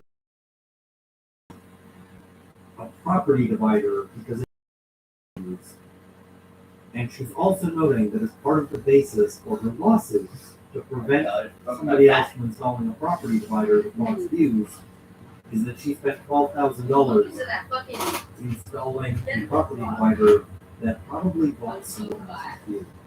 Did you hear what Jim Richard was saying about those? Why would you need even dental part when you got the apartment? This is one of those moments where the client was coming in and telling me this was their case, and I'd be sitting there doing like forced wit or Jim? Oh, so you got on vacation? all right. I say You went to Saskatchewan? I didn't want to apply until the 66.5-inch paint glass and steel frame divider was installed. Well, they fit well together. View from the property of I, especially during sunsets when I did meditate on the rooftop deck, looking into the horizon of the ocean, Stanley Park, the mountains, and the beautiful heritage Florida Bridge. Yeah, but on that side, you don't see the mountain pink, though. Garden bed, which I When you're on the other side, it's beautiful. of the property of I, At 5 o'clock in the morning, it's pastel pink. and the enjoyment of The whole fucking Rocky Mountains. That's why I don't mind that report. Well, This is don't something get confused. no amount of money will fucking be able to show you Yeah, where this good spot is. No, because Only the yeah, fucking poor people know these things. like the sun we saw the other day. It's not. It's like the sun we saw. Remember the sunset? Kind of ruining it. Well, I think. Doesn't matter what amount of money you're gonna have. You can just decide right now, right there. Hey, I want that there. Yeah. Yeah. You have to find it. You have to be there. You have to. I did see the woman call Good. the phone and for them partner Because I definitely take my power take from the down sun. the low height clear glass without the consent of the man and the woman whose property is adjacent to the property of the woman. And if it's nice, it's done. You know. She's not even the neighbor there. She's like further uphill or something. Calling the phone and in the process knocked down other property of the neighboring man and woman. Well, if she broke stuff in the process, the wrong person would have paid. Hey, Irish. Not me or Bobby. In our Officer.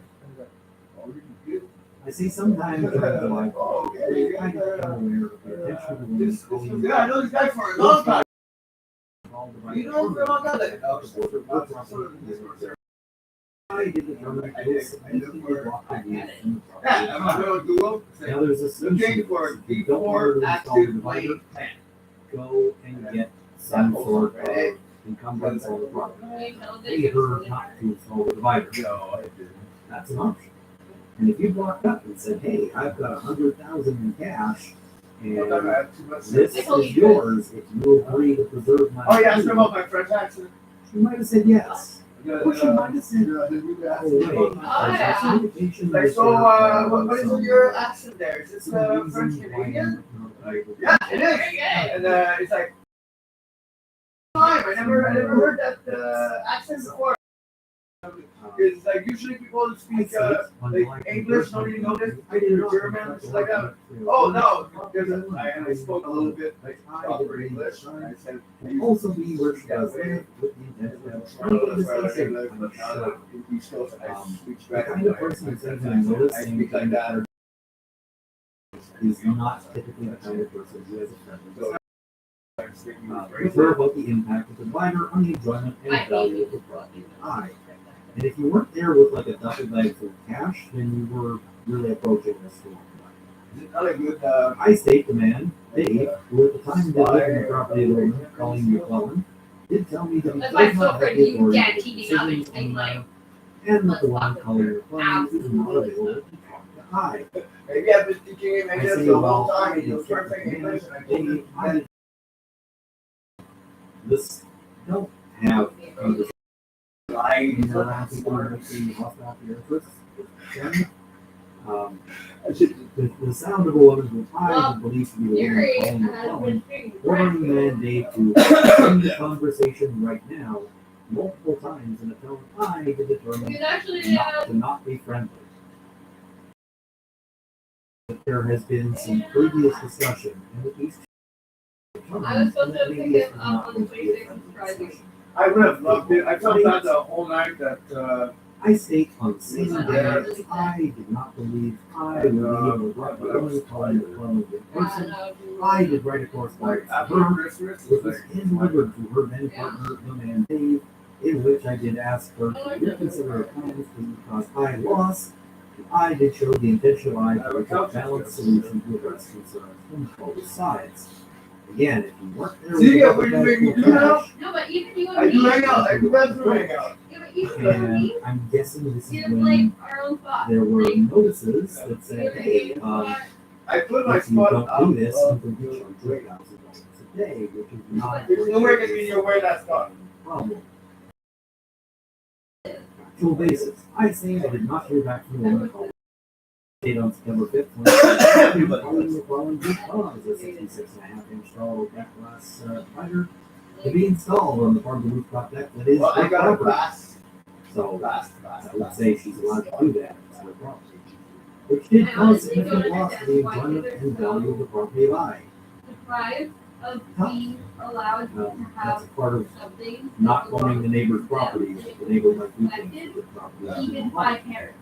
I think I did not calling McClellan until And after she the would divider not was go like, installed. you Four start lawful trying to notices. read, did I write? She never did that shit. That's First, I don't think those notices actually seem to contain the law, but, I mean, if they said you owe me $1,000 a day for this, I don't see that that's makes any sense. I don't have a copy of these notices, so, by way of personal delivery and / Canada Post, and a subsequent notice of claim, I, the service of which, for which she did evade on October 11th. Hurry up, you're my brother. Evade. Might be difficult for people when they're not evading. I state I did press claim in the court of law on October 5th. So, now legal basis / lawful basis. This is her whole thing of like, I'm not relying on statute for law and society, we're using the law of the land, which really sounds like freeman of the land sorts of things. I thought it was funny. So long as the claim of I is not That's just confusing, it is illegal. The small manner in which the claim of I is expressed does not have any bearing on its merits. I would cannot take be the basis Caitlin, for the or I would claim jump her back and grab 2 handfuls of her hair and whip her hair back and go, horsey! All sorts of people might press a claim, Yeah. language difficulties, or else, I can't say that any of the claims are untrue on the basis of that. I can say that it's innocuous and it does suggest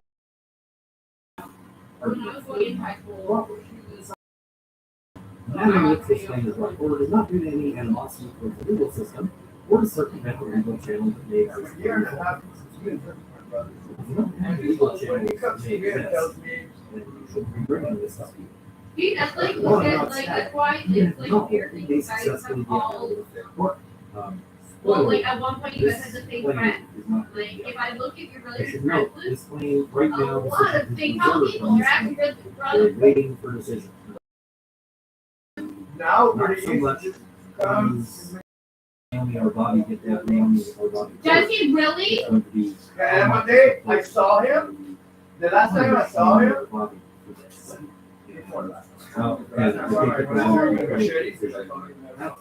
Mike told me about it. Apparently you literally ran out of a moving vehicle. I simply wish the rest of You did not wait for the vehicles to stop before you started seeing your brother and you gave no context.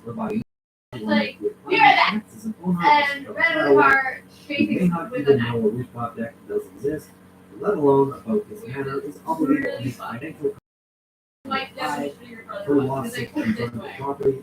Yeah, because the time that I saw him, I told him, you know what, man, you live elsewhere, man, you're not in Toronto, you used to be seen, now you're judging me because you think that you should fucking apologize to See somebody else. what I fucking be good? It's like, maybe I don't want to apologize. Who was that guy that also said that about your brother? And he's Rather than yeah, that guy, where he was kind of like, I don't know if he's still in contact with his brother. They were all very I, a close. woman, have dominion over the property. But if that harm is just like people don't That's like what he looking means at when the he says property. you guys. And he's like, if he's so close with his brother. Let's And say a neighbor he was like, yeah, I understand that. His brother's going to be fucking over. And I was like, oh, okay. can they So sue you to it's say just like, stop having a lavender garden? Yeah, I you know don't what's think we funny? agree with that. no.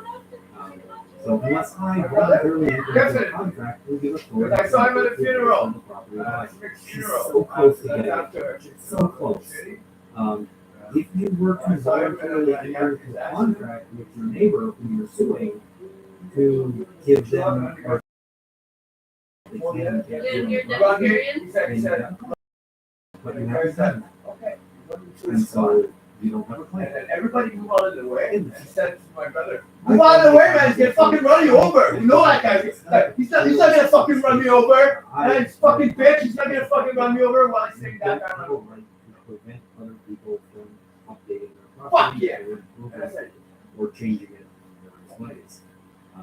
The Thus, first one I the found him amendments because he said that he of came to the pick him bylaws up. and others, Other part. which is not saying on the any helicopter. of It was, I believe blocking the view from the property of I without the consent of I in a manner as does the divider in dispute, which does was high a significant loss of value and enjoyment of property. everybody's freaking out. Administering the property of My I. roommate, like, I'm gonna tell him because he's the only one that knows. You might believe that, but you're it's in fact administering the property of and What? Helicopter? Only one hospital that has helicopter. Kelowna. gets to do that. It's called Kelowna. Like, okay, hey, you guys had someone pick up on a stretcher, Oliver, to go to the hospital? Yeah, yes, it was to that hospital. Thank you very much. Call back. Like, Go ahead and. okay, so do you have a civic red shirt in there coming to a stretcher from the helicopter? Hey, this is his brother. Oh, he's not awake right now. He's kind of a semi-coma. I don't care. Tell him that I'm the first one that called, and I found him. And tell everyone else to stop calling me about him. Thank you.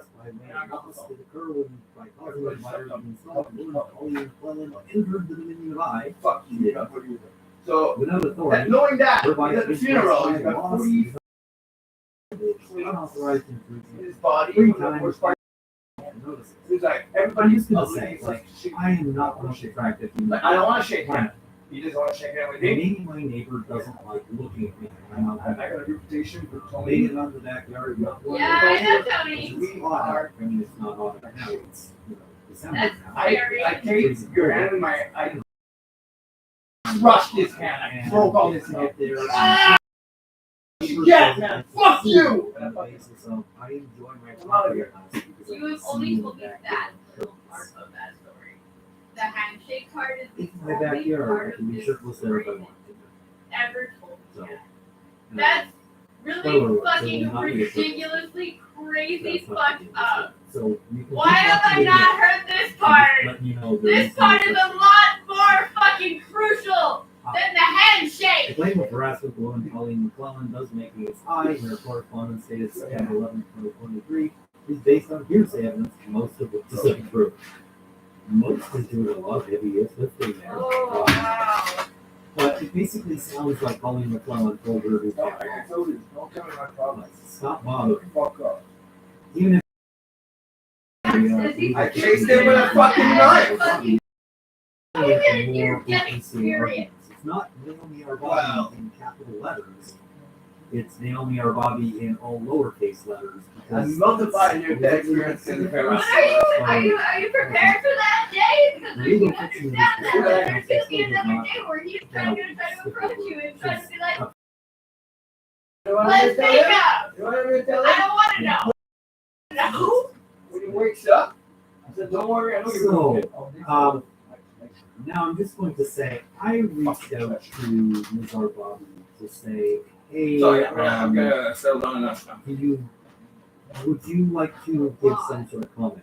I thought it was fair to do. She's a member of, she's a member of a law society, not the Law Society of Alberta, but Idiot. in the Law Society. What? Everyone I against certainly would if I was the But Law what's Society. the Idiot! Idiot! So, Idiot! but I thought, I'll reach out to Everybody move! And And they told him, like, we know this guy's not fucking around. For sure ran you over. And your brother was like, well, fuck him. And he just got fucking run the fuck over. after the CBC, He looked I've like been a getting doll. hate mail. Yeah, that's what it looks like. I've seen him get hit by cars. It looks like ragdolls. They look like ragdolls. Usually they fly in the air, but in this case, I guess rolled into the fucking car. You think that's that's a mannequin? That's right. No, that's no Yeah. good. No, the body does exactly the same thing. Absolutely, it does. Yes, it does. But Disney World, they have the whole car crash. I'm not, however, going, I've redacted out all of her information, and I will say, don't contact her. There is no reason to write this person because there's nothing to be gained. So leave her the heck alone. But I will say that this is also a much nicer response than the one she sent to the CBC. The CBC published My brother a message. No, he doesn't have the CBC something a little and said, more. No. He has to be for shipping costs. So notice. Everybody was telling you because they couldn't find him. I feel like he's probably the first I, fucking contact. write this notice in regards to the attempt you did and you make to publish a story about I regarding the claim of I against the woman Colleen McClellan. I state You in the story understand though, there's you gonna be a day where you're gonna come back to you and trying to claim rekindle of your I relationship, right? Tell me that I wasn't the wrongdoing. What? Please don't stab me, please. will cause harm. And I'm just gonna say, Yeah, I the know. claim of I was harmed by the fact that it doesn't seem to be their opponents. As such harms are very grievous trespass. I shall claim remedy in the amount of $500,000 for such trespass, plus $5,000 for as long as the And I was trespass like, continues. okay, Then you know she says wow, basically, oh, wow. because I have Wow. dominion over I had money, to, I You get to understand control that's why your everyone mom else took on the him, right? I get to tell the CBC. You would have I get fucking to knocked her out. publish, I get to tell You would have neighbors, fucking and literally the been fucking property. beat to death by Um, like fucking That's not how this Whatever. works. I state any further attempt that you make to contact any man or woman who says L.I. regarding the claim of I, or in the manner in which will be seen as trespass by way of harm, and or trespass by way of I hope you got a medal. which I shall claim remedy in the amount of $20,000 per contact you make, plus $1,000 a day as long as the trespass continues. I say here and will verify If there's report something my all brother herein told to be me. true. So that's a very different kind of response. I'm wondering why I got a less. Okay, so harsh you've got response. integrity for not being a rat. But So your mom, your mom being that it's, that was my Yes. mom's first There's when a she was a possibility teenager, where for she was like, you're gonna do that defamation, video. Know that there's a chance to get caught, you get caught, you'll fucking run. Ever. I sincerely believe that you want to Like I kill say, I don't yourself. think anything here is defamatory to the extent of describing these as OPCA claims. Yes, but that's because it's matter of death. The conduct. Because when you get to jail, they can kill you if you're arrested. When you get arrested. Which is unfortunate. I don't know why Yeah. this lawyer, who I presume was otherwise acting in good stead and so forth, has decided to take this path, which is a path that may well endanger her legal standing and her ability to practice. The Law Society of British Columbia may take a smaller view on this. And frankly, I don't this far. That's Every not time what I'm I close to a want. car. It's not what I think would be the best remedy. I hope she gets some help. And whether that's help in terms of legal coaching or help in terms What do you think I sleep of something else, I hope she gets it. But in the meantime, Colleen McClellan has been harmed by this. You've heard her name about 50 times here. Defending herself here as a self-rep. She didn't need this. Oh, okay. She's still getting The idea is nobody talks to people don't really have rights or decision power, but yeah, It's not really a way to redact it out in a proper way. It just is what it is. But this is why the courts typically I punish think, this kind of thing, is that it's harmful my for mom the got name married and by the mom. suit. Yes. So thank you guys for watching. I hope you found this to be interesting. Oh my educational. God. I will follow up and see what happens eventually in the story. I suspect we're going to have a pretty strong ruling on this one. And when we do Is that, that just to make her pissed off though? That's and No. She sounds like she does She such did a everything. lot. She did everything to reunite us. So The anyway, father thank you system. guys for watching. And then I she hope you had a good shot. did a fucking quick. And we had Also, the level, workers at Then So why restaurants. did she go to Facebook? Association, Told you. Sports Association, Because and I- at $20 level, Lindsay MOHAWKS, plays a playing legal Richard. I hope you don't expect to have any fucking sense for him. Thank you as well for my $10 supporters. We'll be following. Thank you for watching. Hope this is all good knowledge, and enjoy your privacy fences or I know that lavender kid, fields, that's my cousin's kid. whichever feels good. Yeah.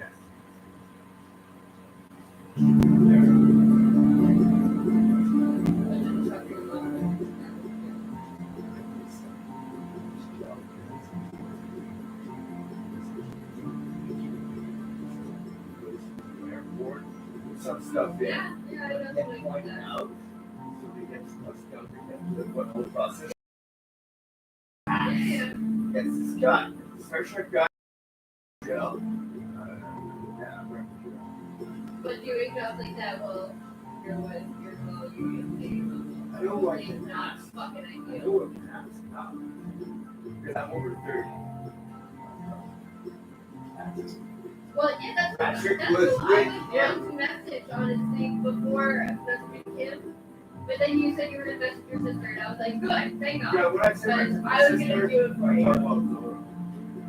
Yeah, well, I was gonna message Kim, and there was just so many kids, and I was like, I'm pretty sure it was very cool name. But you sound like you're a lot closer to Kim. Oh, because they're like that.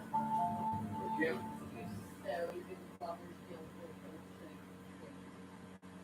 a lot of kills on even your sister.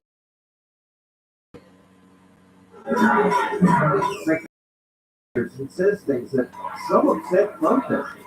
They try to prevent other people from hearing what he has to say. Well, I was in Toronto, I had to be away from Quebec for a few But other seconds. people flock to hear him speak and to buy his books in which he says, to find meaning in life, you must take responsibility. Make two short videos with Peter.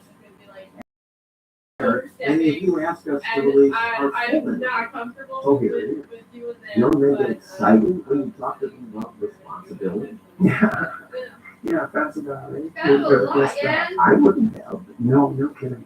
You're kidding. Yeah, well, I did this series of biblical lectures in Toronto, and they concentrated on that. And we're going to talk about the Old Testament, about the Abrahamic stories, in a really dark way. rent a theater, and I'm going to invite young men. I think that's going to be successful. And we're going to talk about responsibility of church. It's like, oh, they'll be beating down the doors. You can't go back. We sold out, and how did we excite that man? People have been fed this private problem, rights and cultural freedom for so long. Free tuition. Making quality childcare affordable. This is absolute starvation. There are no rights, technically speaking, and all we've had for 60 years is a dialogue about rights. Well, that means a hole in the story. And it's a hole in people's hearts, essentially. Because responsibility, well, perhaps that's not more important. Like I said, they're part and parcel of the same formula. But it's in responsibility that most people find the meaning that sustains them through life. It's not in happiness. It's not an impulsive pleasure. Those things blow away at the first ill wind. But to adopt the responsibility for your own well-being and to try to put your family together and to try to serve the community and to try to seek the eternal truth and to live them, that's the sort of thing that can ground you in your life enough so that you can withstand the difficulty of life. And when you tell people that, especially when you include yourself in the audience, let's say, and you're not finger waving from above, and everyone knows that it's true. There's been this attempt to identify masculine competence and power, let's say, but mostly competence with tyranny. The problem is toxic masculinity. Very, very hard on young men. It's also that matter, but it's very helpful for people to hear that they should make themselves competent and dangerous and take their proper place in the world. Competent and dangerous? Or dangerous, because it's the alternative to being weak. And weak is not good. The people who shoot up the high school, they're weak. They're weak. How? Life is it's not for, you're not prepared for it unless you have the capacity to be dangerous. That doesn't mean that you should be cruel. It doesn't mean any of that. There's a statement in the New Testament, the meek shall inherit the earth. But the meek isn't well translated. It means something more like those who swords and know how to use them to keep them sheep will inherit the world. That's a way to you have to be powerful and formidable and peaceful. And that's not the same as being naive and weak and harmless, which is what young men do. That's a very bad idea. It's a very bad idea. As naive, weak, and harmless means that you can't withstand the tragedies of life. You can't bear the responsibility. You'll end up bitter. And when you get bitter, then you get dangerous. Playing feminists have a bunch of rich for moving male domination. Can you tell me why they line up with these lines? Because they line up with the Islam. And not all do. They just have a criticize. Well, that's good enough for me. If the feminists practice what they preach, she's against Saudi Arabia. Saudi women, they still cannot get married, travel abroad, or open a bank account without permission of a male guardian. You say compassion is a right. If it's taken too far, you don't treat adult men as if they're infants. You don't divide the world into victim and oppressor.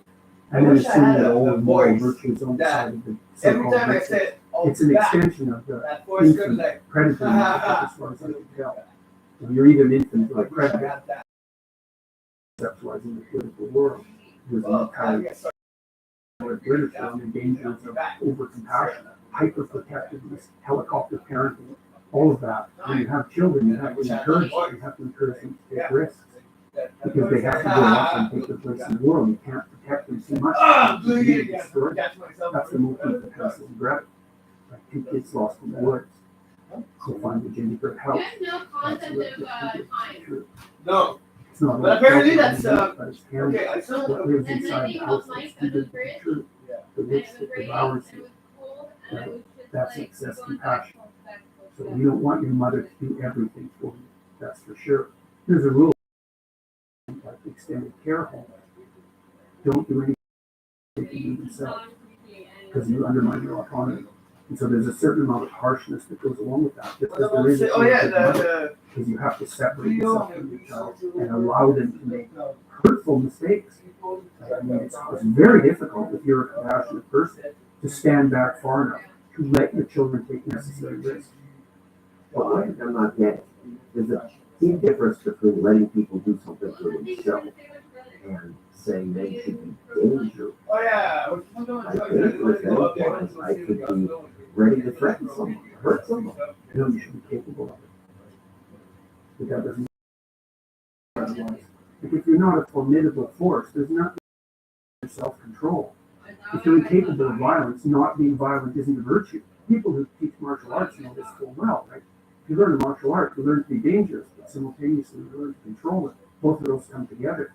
And the combination of that capacity for danger and the capacity for control is what brings about the virtue. Otherwise, you confuse weakness with more.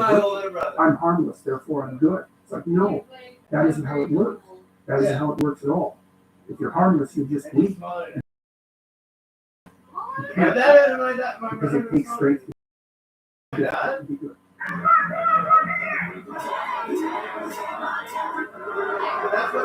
And your critics, your female critics say, you men are already stronger than we. You abuse us, and you're encouraging it. No, that's definitely not the case.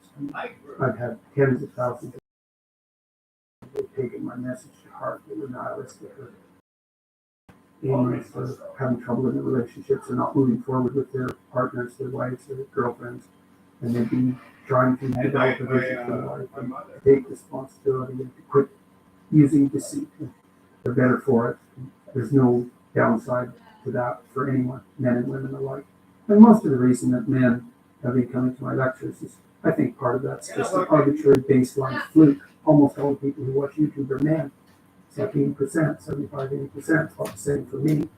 So it might be that my message is particularly attractive to young men, or it might just be that, I was particularly popular on YouTube, and that's mostly a male domain. Yeah, it's popular with young men because you're saying, yeah, go ahead, abuse her. No, I've never said anything like that.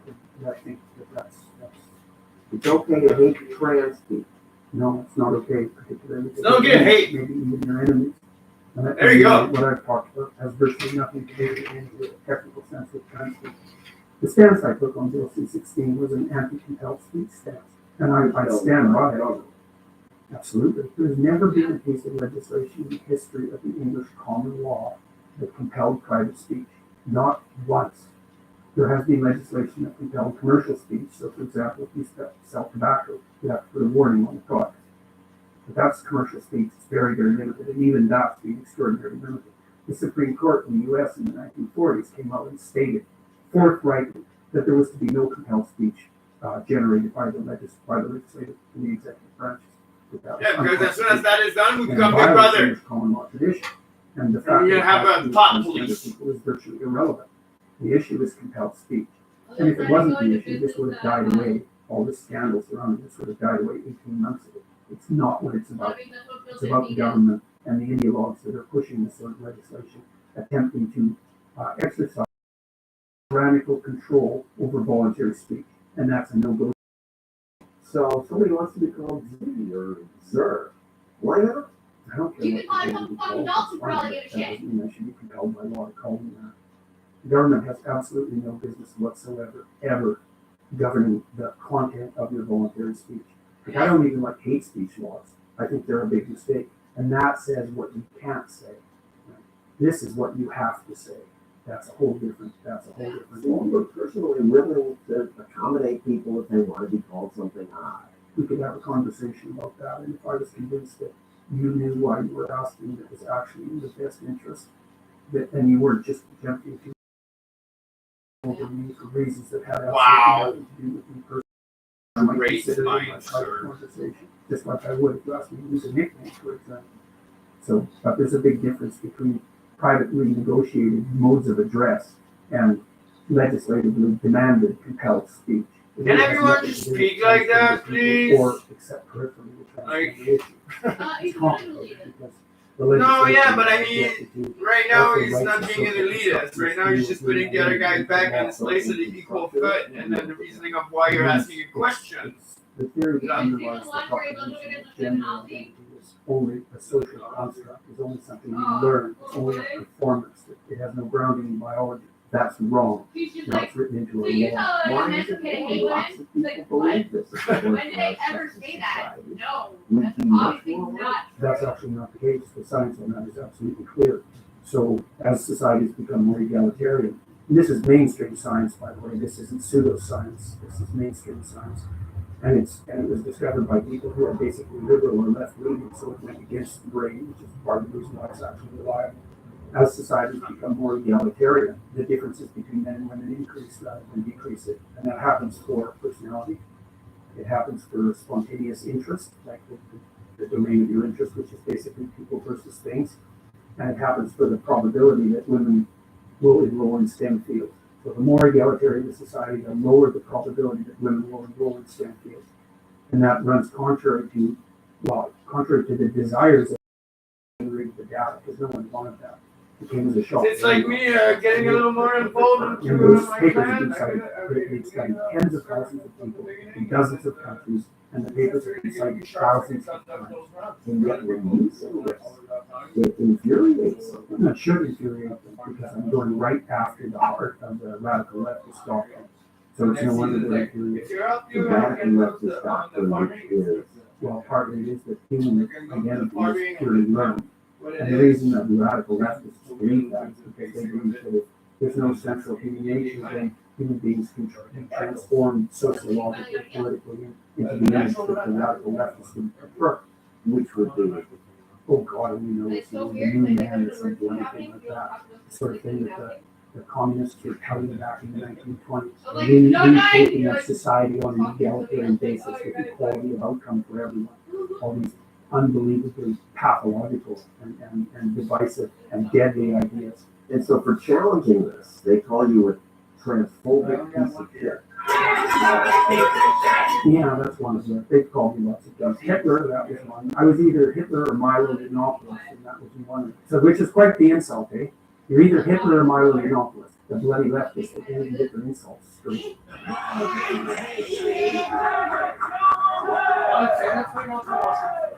You look pretty calm while you're screaming. Yeah, well, better than that. He said it's best to let the unreasonable opposition speak. Because they manifest themselves as unreasonable, and then everyone can see it. But everybody doesn't see it.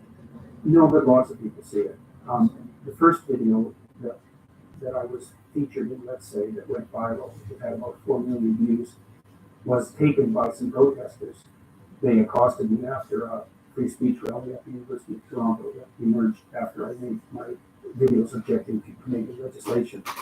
And they videotaped it. They were calling me out on my hypothetically bigoted stance on this legislation, and they put it online, and 4 million people have watched it, and the comments are 100 to 1 negative. I mean, the protesters put it up because they thought it would discredit me, but that didn't work at all. And all the protests that have been leveled against me, some of which were quite ugly, especially the ones that I want to Queen's University, have had, I would say, exactly the opposite effect of that which was intended. Ugly because It was dark. We were in the hall. It was kind of a church. And here, myself and another professor lined with stained glass, big stained glass windows, probably 10 feet high. And the protesters, say 10 of them along one side, the protesters climbed up on the window wells and pounded on them forcefully for 90 minutes. And so from inside, one of them pounded on the window hard enough to break it and cut herself and left blood on the window. Arrested carrying a garrote, which is that's not exactly a defensive weapon. Anyway, so for everybody inside, all we could see were these shadowy figures against the stained glass pounding away. The protesters outside were chanting such things as barricade the doors and burn it down, which, if you know anything about 20th century history and about the fact that those sorts of things happened, then that's not exactly pronounced as a protest. So, creepy, dark protest, and nobody that was in that hall, 900 well-behaved university students who had come to hear a lecture, nobody who was in that hall is going to soon forget that. About 750,000 people have watched it now. the genesis of this from Marxism and speaking your truth. Can you talk about that? The campus situation, which is now spilling over into broader society and driving some of the political polarization that characterizes the West, is the consequence of the hegemony, I would say, to use a favorite Marxist expression, of radical leftists in the university. And that came about for complicated reasons. I don't think we understand all of them, but it was partly an amalgam of neo-Marxist thinking and postmodernist thinking, French postmodernist thinking. It's a little discredited now to say I'm a Marxist. Yeah, you'd think so, wouldn't you? Except I think it's 1 in 5 social scientists identify as Marxist. So yeah, it's a little discredited, but it's nowhere near discredited enough. It should be as discreditable to say that you're a Marxist as it is to say that you're a Nazi, given what we know about the absolutely deadly consequences of the implementation of Marxist doctrine. This is a real issue, is that we know the left can go too far. Everyone knows that. And there's a reason the left speaks for people who are dispossessed. They're speaking up for the men run most of society. They're defending women. Trans people are often horribly punished, discriminated against. Yeah, well, zero bullet. There's no doubt that you need someone to speak up for dispossessed, but that doesn't mean you get to play identity politics. And identity politics just invites a division into tribalism on the right and the left. Because the right plays identity politics too. I would say more in reaction, but it's not a good game. It's not a game that anyone will ever win. It's a game you play if you want. Identity politics is a little vague for people. What's the harm? Let's say, shut up. You men dominate everything, and you're just making it worse for weak people. First of all, I think the idea that men tyrannically dominated everything is a pretty damn weak argument. So if you look around, I'm always amazed when you look at a place like New York City. And New York's an absolute miracle. It's impossible, this place, right? I mean, how many people come here a day? 7 million? It's fundamentally peaceful. Everything works, right? It's rich beyond belief. And better here than anybody has ever done on the face of the planet throughout recorded history. And the whole West is like that. And to call that all a tyrannical patriarchy is indicative of a very deep resentment and historical ignorance that's so profound that it's indistinguishable from local. So look, every society has a aspect and nothing is perfect. But we do lots of that in the West. In fact, we do better than any place has ever done. And not only that, the principles that govern the West and the capitalist principles, the free market principles, the idea of individual sovereignty above all else has distributed itself across the world quite effectively, and everyone is getting richer. Everyone. From the year 2000 to the year 2012, the rate of absolute poverty in the world fell by 50%. Like, that's pretty good for a patriarchal tyranny. That was the fastest economic development in the history of the world. You sound like a libertarian, are you? I wouldn't say that I'm primarily a political person. I think the idea that the individual is sovereign over the group is the idea of mankind. I truly believe that. And I think it's metaphorically and literally true. And I think that if you don't treat yourself that way, and you don't treat the people immediately around you that way, and you don't base your society on that principle, that all hell breaks out very, very rapidly. And how does this phrase "speaking your truth" fit in? I have a rule in my book, which is Rule 8. It says, tell the truth, or at least don't lie. And it's really the last part of that, I think, that's better, because, what the hell do you know about the truth? The truth is a very complicated thing. But people can tell when they're speaking deceitfully. You can tell now and then that what you're saying is actually a lie. It's a very good idea not to do that. There's a deep idea that's embedded in the biblical corpus, what do you call the narrative foundation of our culture. The idea is laid out in Genesis, two fundamental ideas. And one is that whatever God is the force that uses truthful speech to transform chaos into habitable order. That's the fundamental idea, and that order is good. If truthful speech is used to generate the order, then the order is good. That's proposition number one. Proposition made in the image of that power. And those they're correct metaphorically, they're correct psychologically, they're correct on multiple levels of analysis simultaneously. And so if you lie, then you warp the structure of reality. We know this. This isn't some metaphysical doctrine. The great scholars of the totalitarian systems of the 20th century, whether they're on the right or the left, point very, very directly to a relationship between the individual's willingness to subvert their own speech and to speak known lies and the totalitarian excesses of the state. Those two things are directly related causally. Truth is better, but you talked about the postmodern. I'm speaking my truth. There is individual truth. There's no doubt about that. I mean, you have your own experience and you can relate that in a way that's unique to you, but that doesn't mean that we don't have to inhabit universal simultaneously, because otherwise we can't stay in the same place. There has to be an overarching conceptual framework that we all agree on, or we can't exist peacefully. So if you don't want us to exist peacefully, then you can demolish the overarching framework and let everyone revert to their own personal truth. But all that means is chaos. You can't even run a household that way. I mean, you have your desires and what you need in your household, and so does your wife and the rest of your family members. But you have to engage in continual dialogue to organize that into something that's collectively inhabitable. Not if I'm speaking my truth. Well, you try that with your wife and see how far that goes. Oh, wow. It doesn't work locally or familially or socially. It's a form of narcissism. And you say some people are scared now to speak up. Canadians won't go and play on university campuses anymore. Well, what do you do about it? I know what I did about it. I said I wasn't going to partake in it, But I think what you do, to some degree, in your workplace and wherever you are, if you consult your own resentment, you will be asked to operate privately and productively under strictures that you can't really tolerate, that make you angry, resentful, out for revenge, because you're not allowed to exist in the manner that you know is appropriate. You have to repress that and shrink away. It makes people very angry and bitter. And so you have to decide whether people put unreasonable strictures on your behavior, whether or not you're going to put up with it and shrink, or whether you're going to take the risk of saying something and push back against that encroaching, let's call it politically correct tyranny. And I think part of your success is the left has gotten so comfortable with this dogma that they can't believe anybody disagrees. They can't believe anybody reasonable disagrees. Right? Nazis disagree, but they're unreasonable. So anyone who disagrees must be a Nazi. Do you believe in equal time? Well, I made the argument there. It depends. So you don't believe in equal time? No, I'm not saying that at all. The British woman who disagreed with me, she was so unreasonable. And I think people like who you just answered again and again. But nobody challenges them ever in the world. The conceptual wars are set up so that the challenge isn't present. These the university disciplines that are particularly politically correct, like women's studies, are completely homogenous in their internal viewpoint. They've never heard these facts. First of all, they don't regard them as facts because, well, they don't regard science as an independent and valid discipline. Let's say they regard it as an extension of the oppressive patriarchy.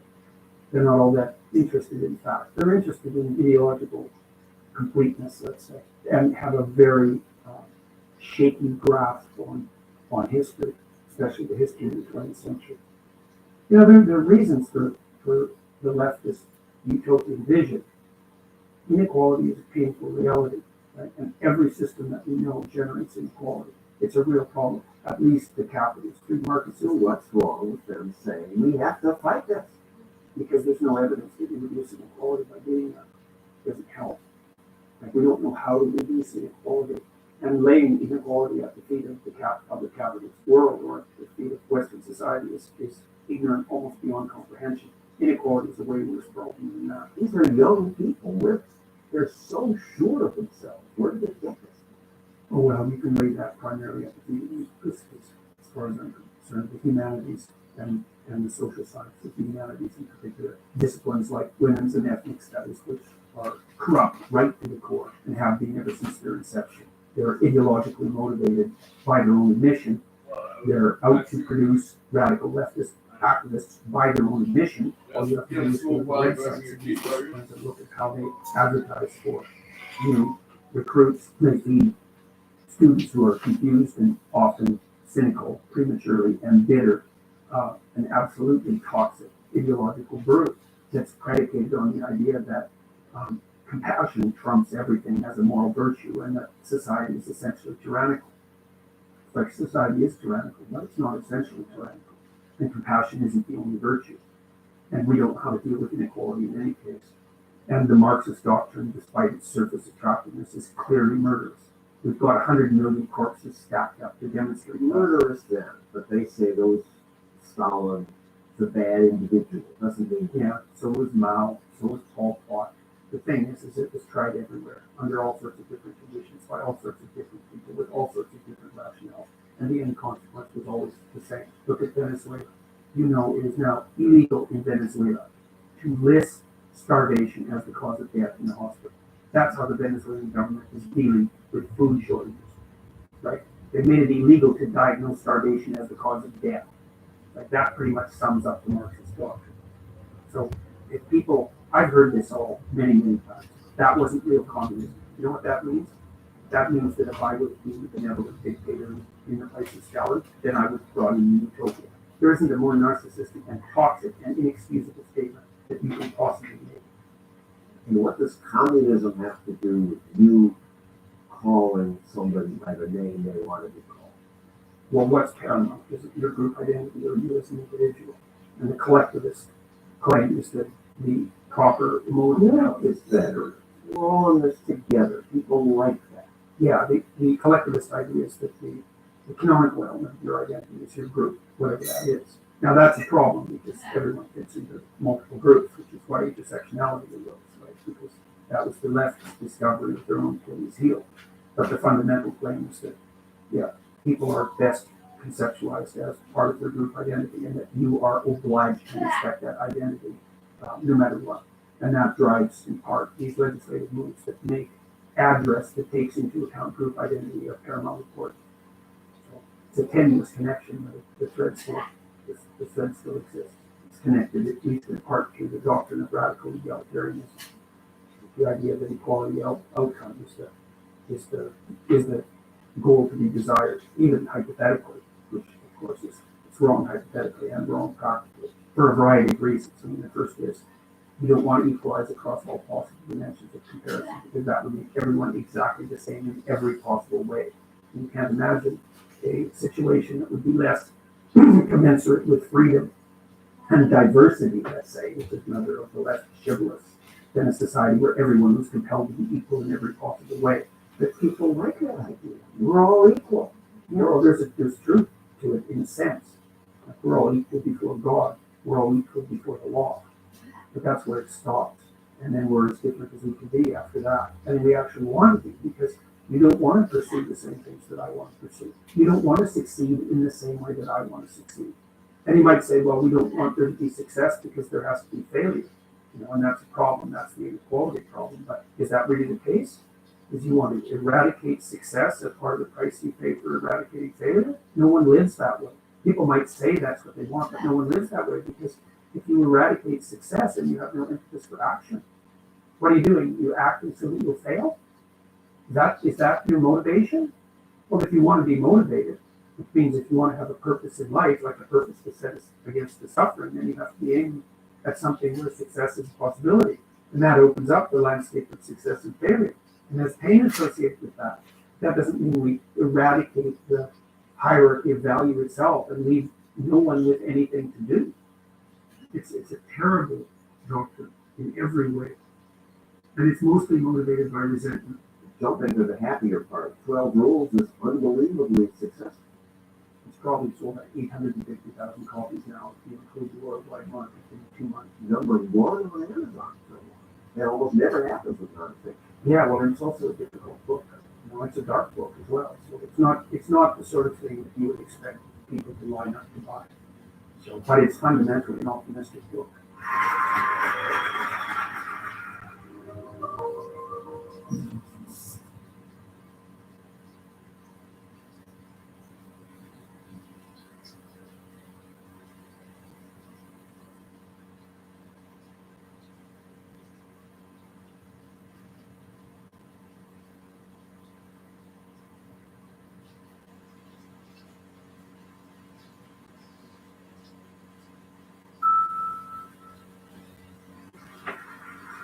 So I assume you're all here to talk about the early work of Carl Jung and this man's carnivorous diet and Soviet art he collects. No, in all seriousness, I'm really excited to be here with you. We've never met before.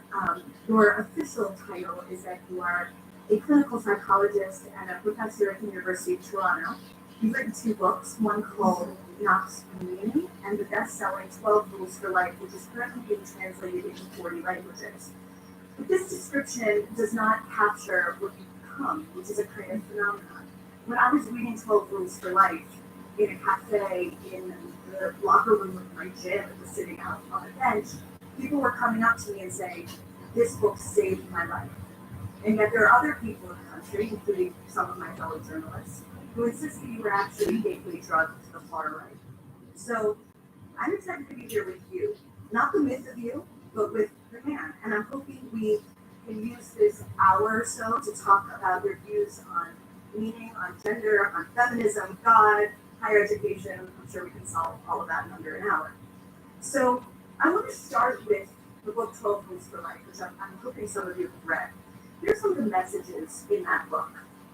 Gender isn't a social construct. People should strive for meaning in their lives, not happiness. Life is suffering, but there are ways to transcend it. Stand up straight, make your bed. Now, all of this to me seems pretty commonsensical.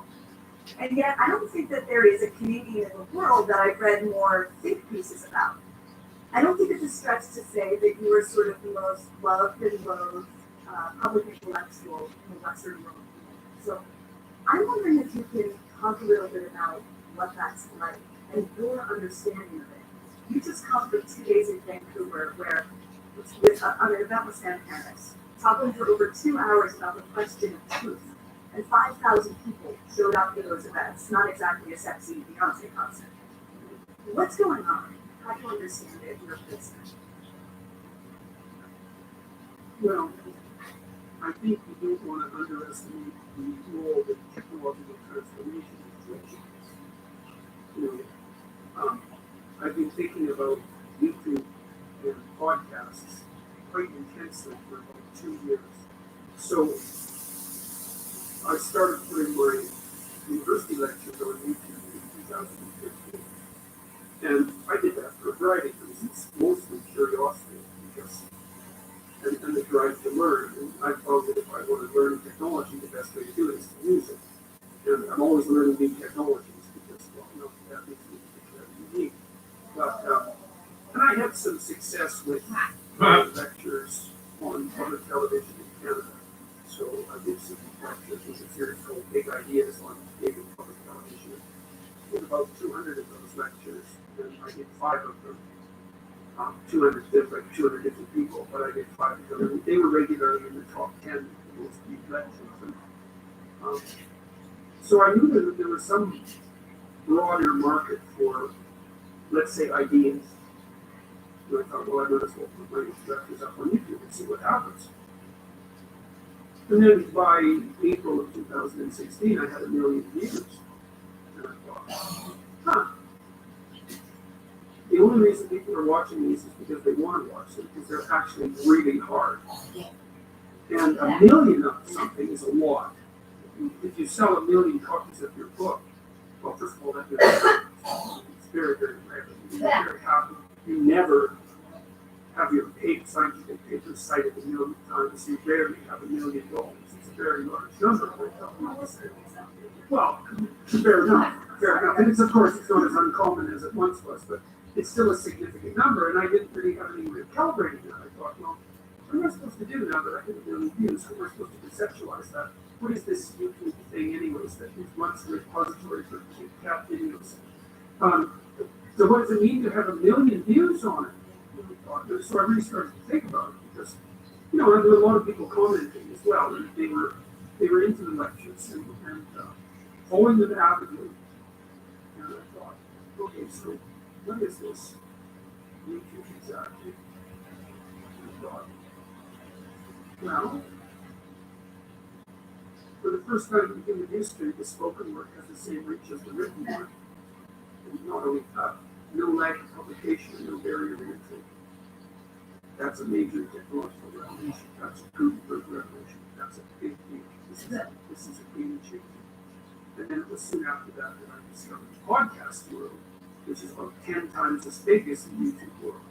And the podcast world is also a Gutenberg revolution, except it's even more extensive, because the problem with books and videos is that you can't do anything else while you're doing them. When you're reading, When you're watching a video, you can be distracted, but you have to pay attention to the video.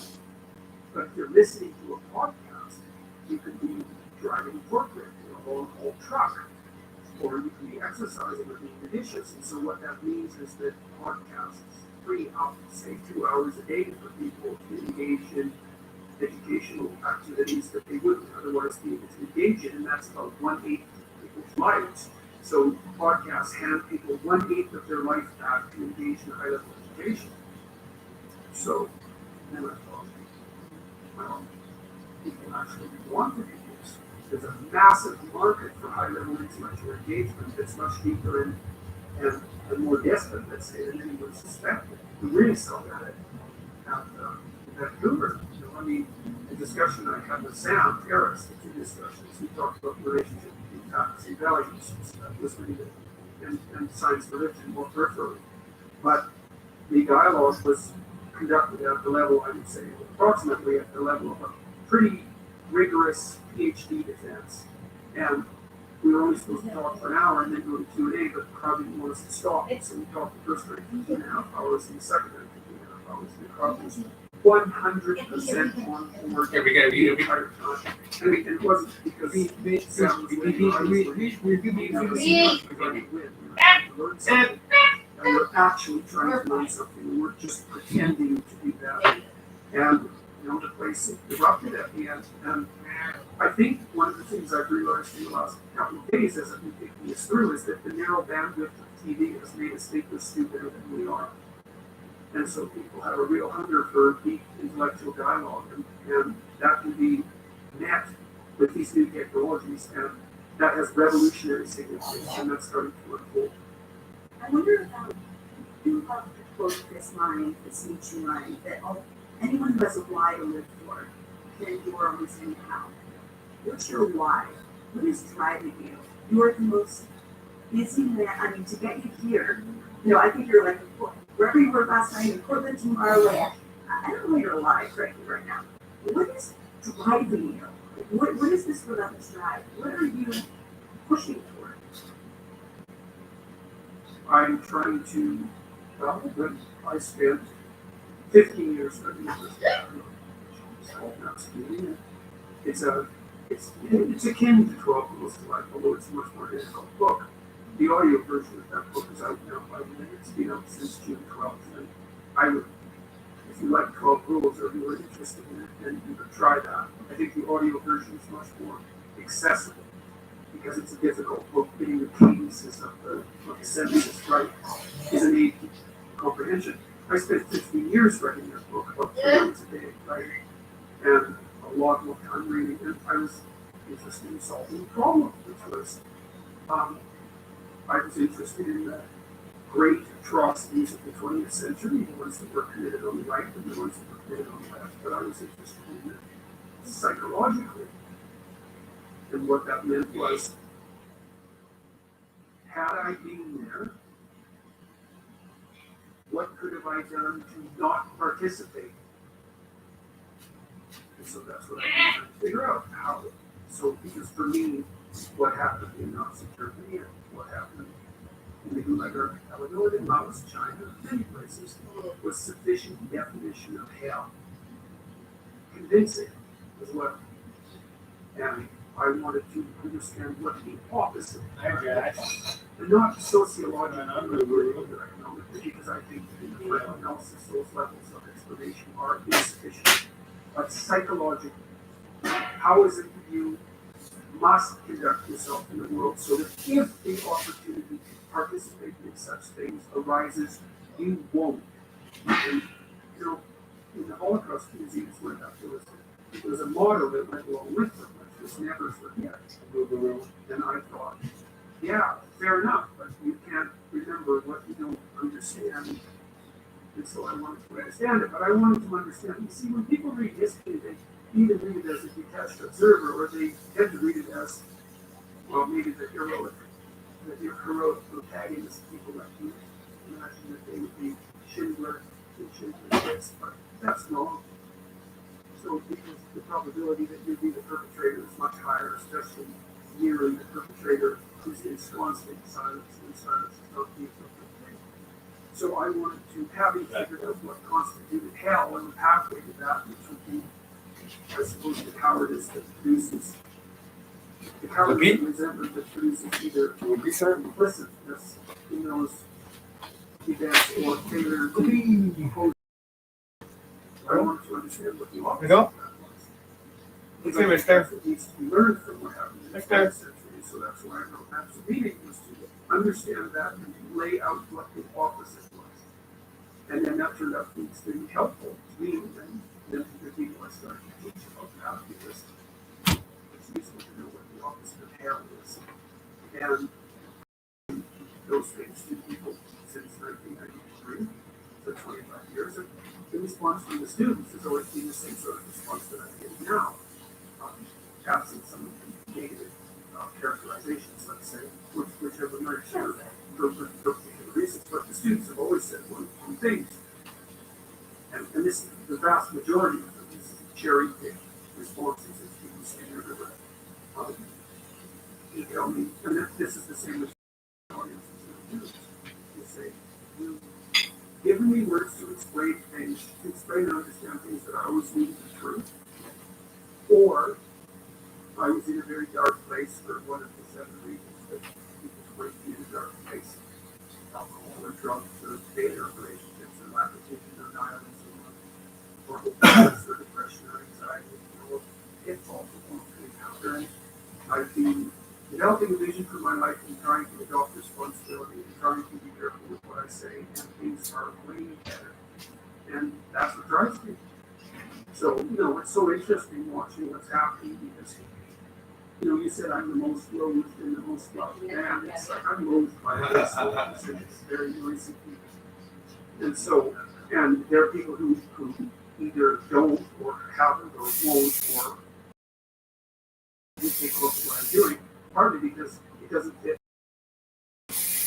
Whenever I'm interviewed by journalists with that have blood in their nose, let's say, they're very willing and able to characterize the situation I find myself in as political. But that's because they can't see the world in any other manner than political. And the political is a tiny fraction of the world, and what I'm doing isn't political. It's psychological or philosophical or theological. The political element is personal. If people come to live lectures, let's say, that's absolutely self-evident. That's not what they're about. That isn't why people are there. That isn't what they talk to me about afterwards. We like babies that like little babies. The only reason it's not was because in Canada, our provincial and federal governments unspeakable little lady is the nice and fairy tale kind of thing. Never been done ever, even once. And despite the fact that No, not that. I was talking about babies. I don't mix those. Now that was Come from what actually happened, which is that you one of the prior preferred pronouns people that are transgender. Is that accurate? It's accurate but partial. So there's provincial laws that were already. I like that. That's accurate but partial. Federal law had been generated, and I went and read the policy guidelines within which the federal law was to be interpreted, and those were produced by the Ontario Human Rights Commission, which is a radical leftist inquisition fundamentally. And they had documented out a very large number of policies that would make anyone sensible's hair stand on end if they read them, which they didn't, but I did. And not only did I read them, I understood them. And having read them and understood them, I made videos just one night at about 3 in the morning because it was really bothering me for a variety of complicated reasons, including the fact that a number of my clinical clients had been bullied into states of ill mental health by radical social justice warriors at their various workplaces. This was long before I was employed with this controversy, by the way, so it wasn't a sample bias. And so, and at the same time, the university, my university, had the gall, the unmitigated gall, to mandate unconscious bias retraining for their human resources staff, despite the fact that unconscious bias measurements are not reliable or valid, even by the testimony of the formulators, and despite the evidence that there's no data whatsoever lending unconscious bias retraining programs even the biggest shred of credible outcome. so I made these videos because I was annoyed about this, and I thought, Because of this incident, you are often characterized, at least in the mainstream press, as being transphobic.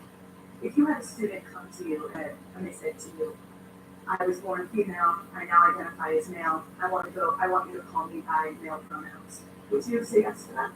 well, it depends on the student and the context and why I thought they were asking me and what I believe their demand actually characterized in all of them. Because that can be done in a way that's genuine and acceptable, and a way Like that's it's private? manipulative and unacceptable. And if it's unacceptable, then Not in front of the whole class. I would like you to identify me as a man. Yeah, no, you like, go in not fucking private. doing that. You go in private. It's like So, and you might think, oh, who am I to judge? Well, first of all, I am a clinical psychologist. And I've No, talked but to like people even for then, about like 5,000 it's hours. just like And so, you guys like I felt like this about the bisexual fucking trend when that was happening, when everybody was bisexual and it was a fad mostly. Even I fucking went through it, and it took for a very manly fucking girl to put her hands up my shirt, and I was like, nope, not into this. Now we know. This is not something we're in. Anyone by anything that they had asked me to qualify. And so, although that's been reported multiple times, it's a complete falsehood. And it had nothing to do with the transgender issue as far as I was concerned. And besides that, if it had anything to do with the transgender issue in Canada, the probability that this would have had the impact that it had is zero. So that wasn't about that at all. It was about something far deeper and far more insidious. And everyone knew it, which is why it didn't go away. It should have happened. There should have been a controversy around it. Maybe even a protest, and everyone's attention should have gone. You like kids are on good or what? That didn't happen, even a little bit. They So just never there's more considered going on that there. As I knew, those who become boys that still like boys. One of your rules of 12 rules for life is, I hope I'm getting this right, choose your words carefully. Yeah, I got that one wrong. Be precise in your speech. Okay, be precise in your speech. Which is, you got, Okay, sort of. yeah, well, you got the gist of it, that's the crucial thing. One of the things that's happened to you in the past 2 years is that every other What's up, sir? Caitlin, Boy, Jackal. introduction is analyzed, manipulated. How do you live with that in reality? Well, how do you even have the confidence to sort of continue to, from my perspective, rush into the breach on all sorts of what have become third rail issues, knowing that so much of what you say is going to be mischaracterized? And then I have a follow-up to that. No. Well, we about 25 years ago, 30 years ago, maybe 1985. That's how long ago was that? It's a long time. Yeah. I decided that I was going to be very careful with what I said. And I noticed that when I was thinking through some of these ideas, Good boy, mister. trying to understand what tilted Good boy, mister. people towards vengefulness and What? cruelty. I was contemplating that person. Yeah, Giacomo. What would tilt people towards that or what did tilt people towards that. At the same time, I developed Good boy, mister. an acute awareness of my speech. It was part of, because I asked a question, and when you ask yourself a question, You go out. when you ask a question, is you start thinking of the answer, whether you want to take it up or not. And the answer that you might generate might bear very little resemblance to the answer that you would like to get. And I'd ask myself a question, which was, well, what's the pathway out of this hell, let's say, and how might I be taken up in that? One of the things I started to realize was that I wasn't very careful with what I said. And that's, it's not surprising because, it's not pretty obvious that the Nazis, for example, were all very careful about what they said. True, contrary to the same Soviet Union. And so the idea that there's some relationship between carelessness of speech, lies, deception, and that sort of thing, or self-aggrandizing or things that indulge in your careless with your speech, and the weakening of your character to the point where you might dictate about the great and terrible sociological movements. That's the reason. Many people have commented on that, like social media, for example. And so I started to experience discomfort with what I was saying. what seemed to happen was that I started to realize, feel it. I was reading Carl Rogers at the same time. He actually suggested that psychotherapists pay attention to exactly this sort of thing. Instead of a friend that literally fell asleep. I started to understand that many of the things I was saying were true. I didn't really believe them. They were very my thoughts. They made me feel weak when I said You can also vomit on command. That's a good question. Proved it to be true so many times. I would engage And I was like, your fucking brain is fucking not normal. issue. He also can make all his when he goes and he says all his muscles. So, you know, sometimes people like to argue. Me, I can't do it like that. I have to concerns from here, and I don't need another part. Yeah, he wanted to And sometimes they were even out of it. to crack my neck. But they weren't mine. They didn't have a right to. They just Right. read something doesn't mean you have a right to. Fucking relax. To understand it, and understanding something that's deep means a deep transformation, means you have to live it. And so just because you know of the doesn't give you the right to utter it as if it's yours. You have to earn that. And I was a smart kid, so my head was full of and I could lay them out, but that doesn't mean they were mine or me. So there was a falsity in expressing it. And so I couldn't tell for a while because I would say things and part of me would be all critical about what I was saying. You don't believe that. That's not accurate. It's not a lie. It was saying that to almost everything I said. And I took a risk. I thought, okay, I'm going to assume that the part of me that's critical about what I'm saying is right, even though that was terrible because it really what often meant I could hardly speak. And then I learned to only say things that didn't make me feel weak. And then I decided that's what I was going to do. So I've been careful with what I've been saying for a long time. But I'm having a hard time understanding right now because I'm only saying things that are true. Not I'm only saying things that don't make me feel weak. Okay, Jack. Misunderstanding that formulation. well, what you're misunderstanding in part is how do you know the things that you say are not true? Then we say one of the ways you do is to keep you can learn that. You can learn to feel that. Carl Rogers talked about this a lot. He was psychotherapy. He said that one of the primary roles of a psychotherapist was to be congruent by what. And what he meant by that was that there was no disjunction between what you felt in the situation, let's say, and what you said. It was all one piece. And that was an embodied unity, not merely a conceptual unity. So I really do think that there's something to it. Logically, we don't think power. I mean psychologically. Okay. Yeah. I mean morally, we can character. That's what. Yeah, that's what. Yeah, and so, you know, I got very careful with what I said, and at the same time, I was spending a tremendous amount of time writing, and so I was very careful with what I wrote. So it's not to me that you only wrote 50 sentences in that book, at least 50 times. And so, and every sentence I did, yeah, well, that's for sure. Oh, yeah, that's for sure. And then, you know, I take the sentence out, and then I rewrite a bunch of variants of it, and then I pick the variant that was best, and then I would try to come up with all the arguments I could about why the sentence was stupid. These are some we still do this. Yeah, I still do this. But I'm right. Okay. Did you do that 15 versions of every sentence at 12 rules for life also? I said 50. Oh, 50, excuse me. I was more like. I meant to be precise in my speech. It was more like 15 to 12 rules for life. So it was less, but I'm a better writer than I was then, so I didn't have to do it quite as often. So I kept writing it until I couldn't make the sentences any better. That doesn't mean they were good, it just meant that I got to the point where if I was rewriting them, it wasn't all You do it, Jack. the rewrite was better than the original sentence, so then I had to I stop. brush your teeth. So my question a few minutes ago was, how to know that you're going to be intentionally, your words are going to be intentionally toward. How does that change you? Well, I'm taking it more carefully. You know, it's exaggerated. No. But, you know, I had been quite. No, I'm gonna take off your sweater. And the evidence for that is. Do we have any money? You know, political controversies surrounding it, and that slogan. It seemed exaggerated to some extent, but it's very intense. On to. good 6 months before going over what I had hang on. with the fine tooth comb. It was 200 hours of videos.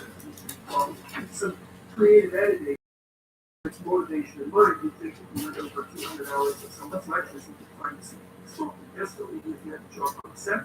No one found the reason for that was there wasn't anything there. That's what we find.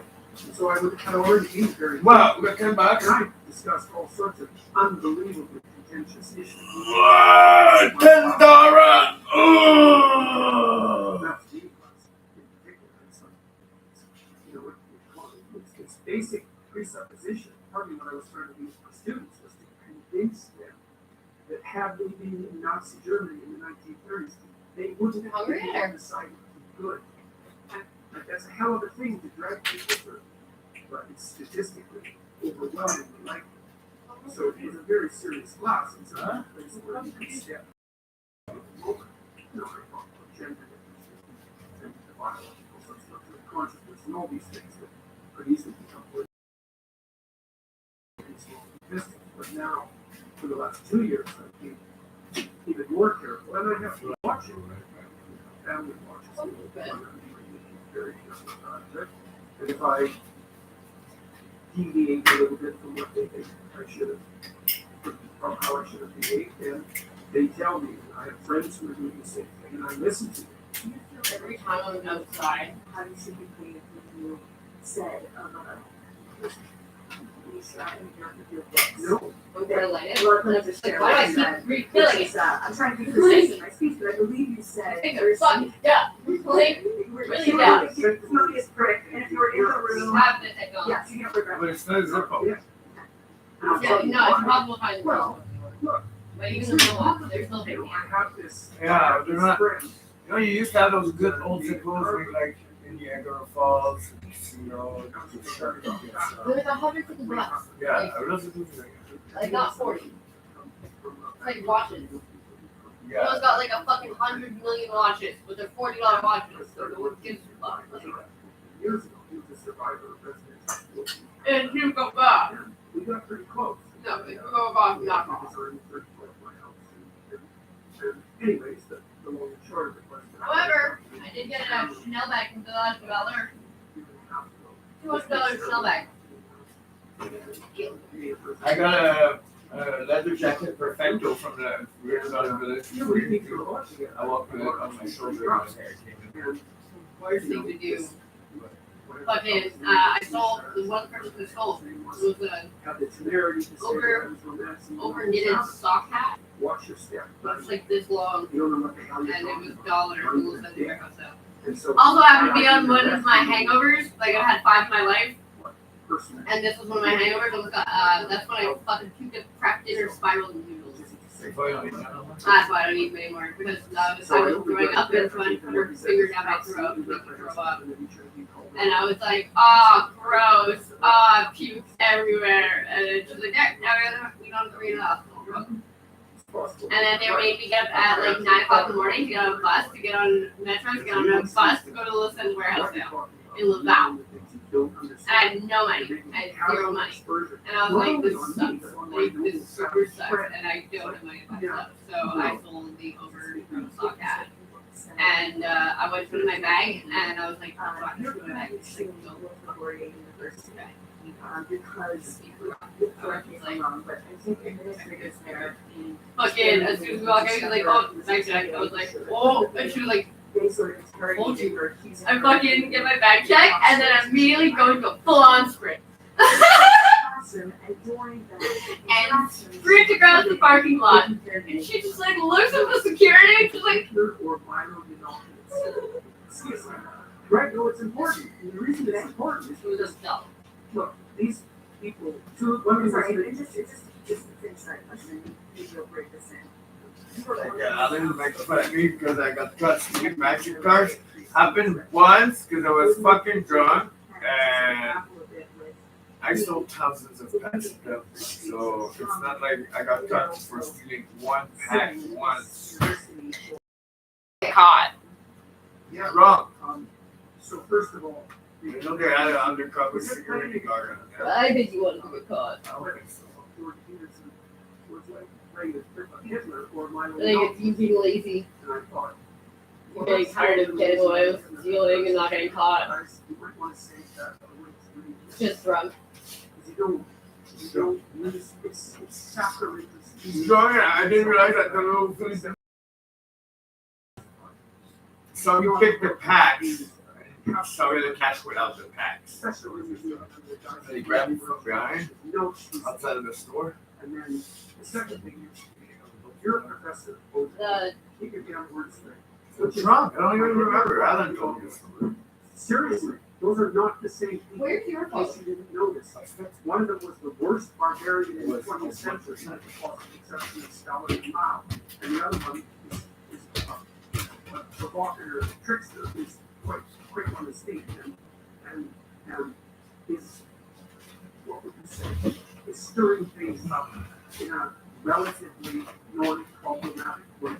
They're not the same creature. And so to combine them in a single careless insult during an administrative what would you call it, investigation, which was entirely unwarranted, by the way, and was founded on an absolute lie. There haven't been as the university put it. There's no excuse for that. If they weren't professors, then well, it wouldn't be so bad, but they were. And the reason that I sued them, there's a bunch of them since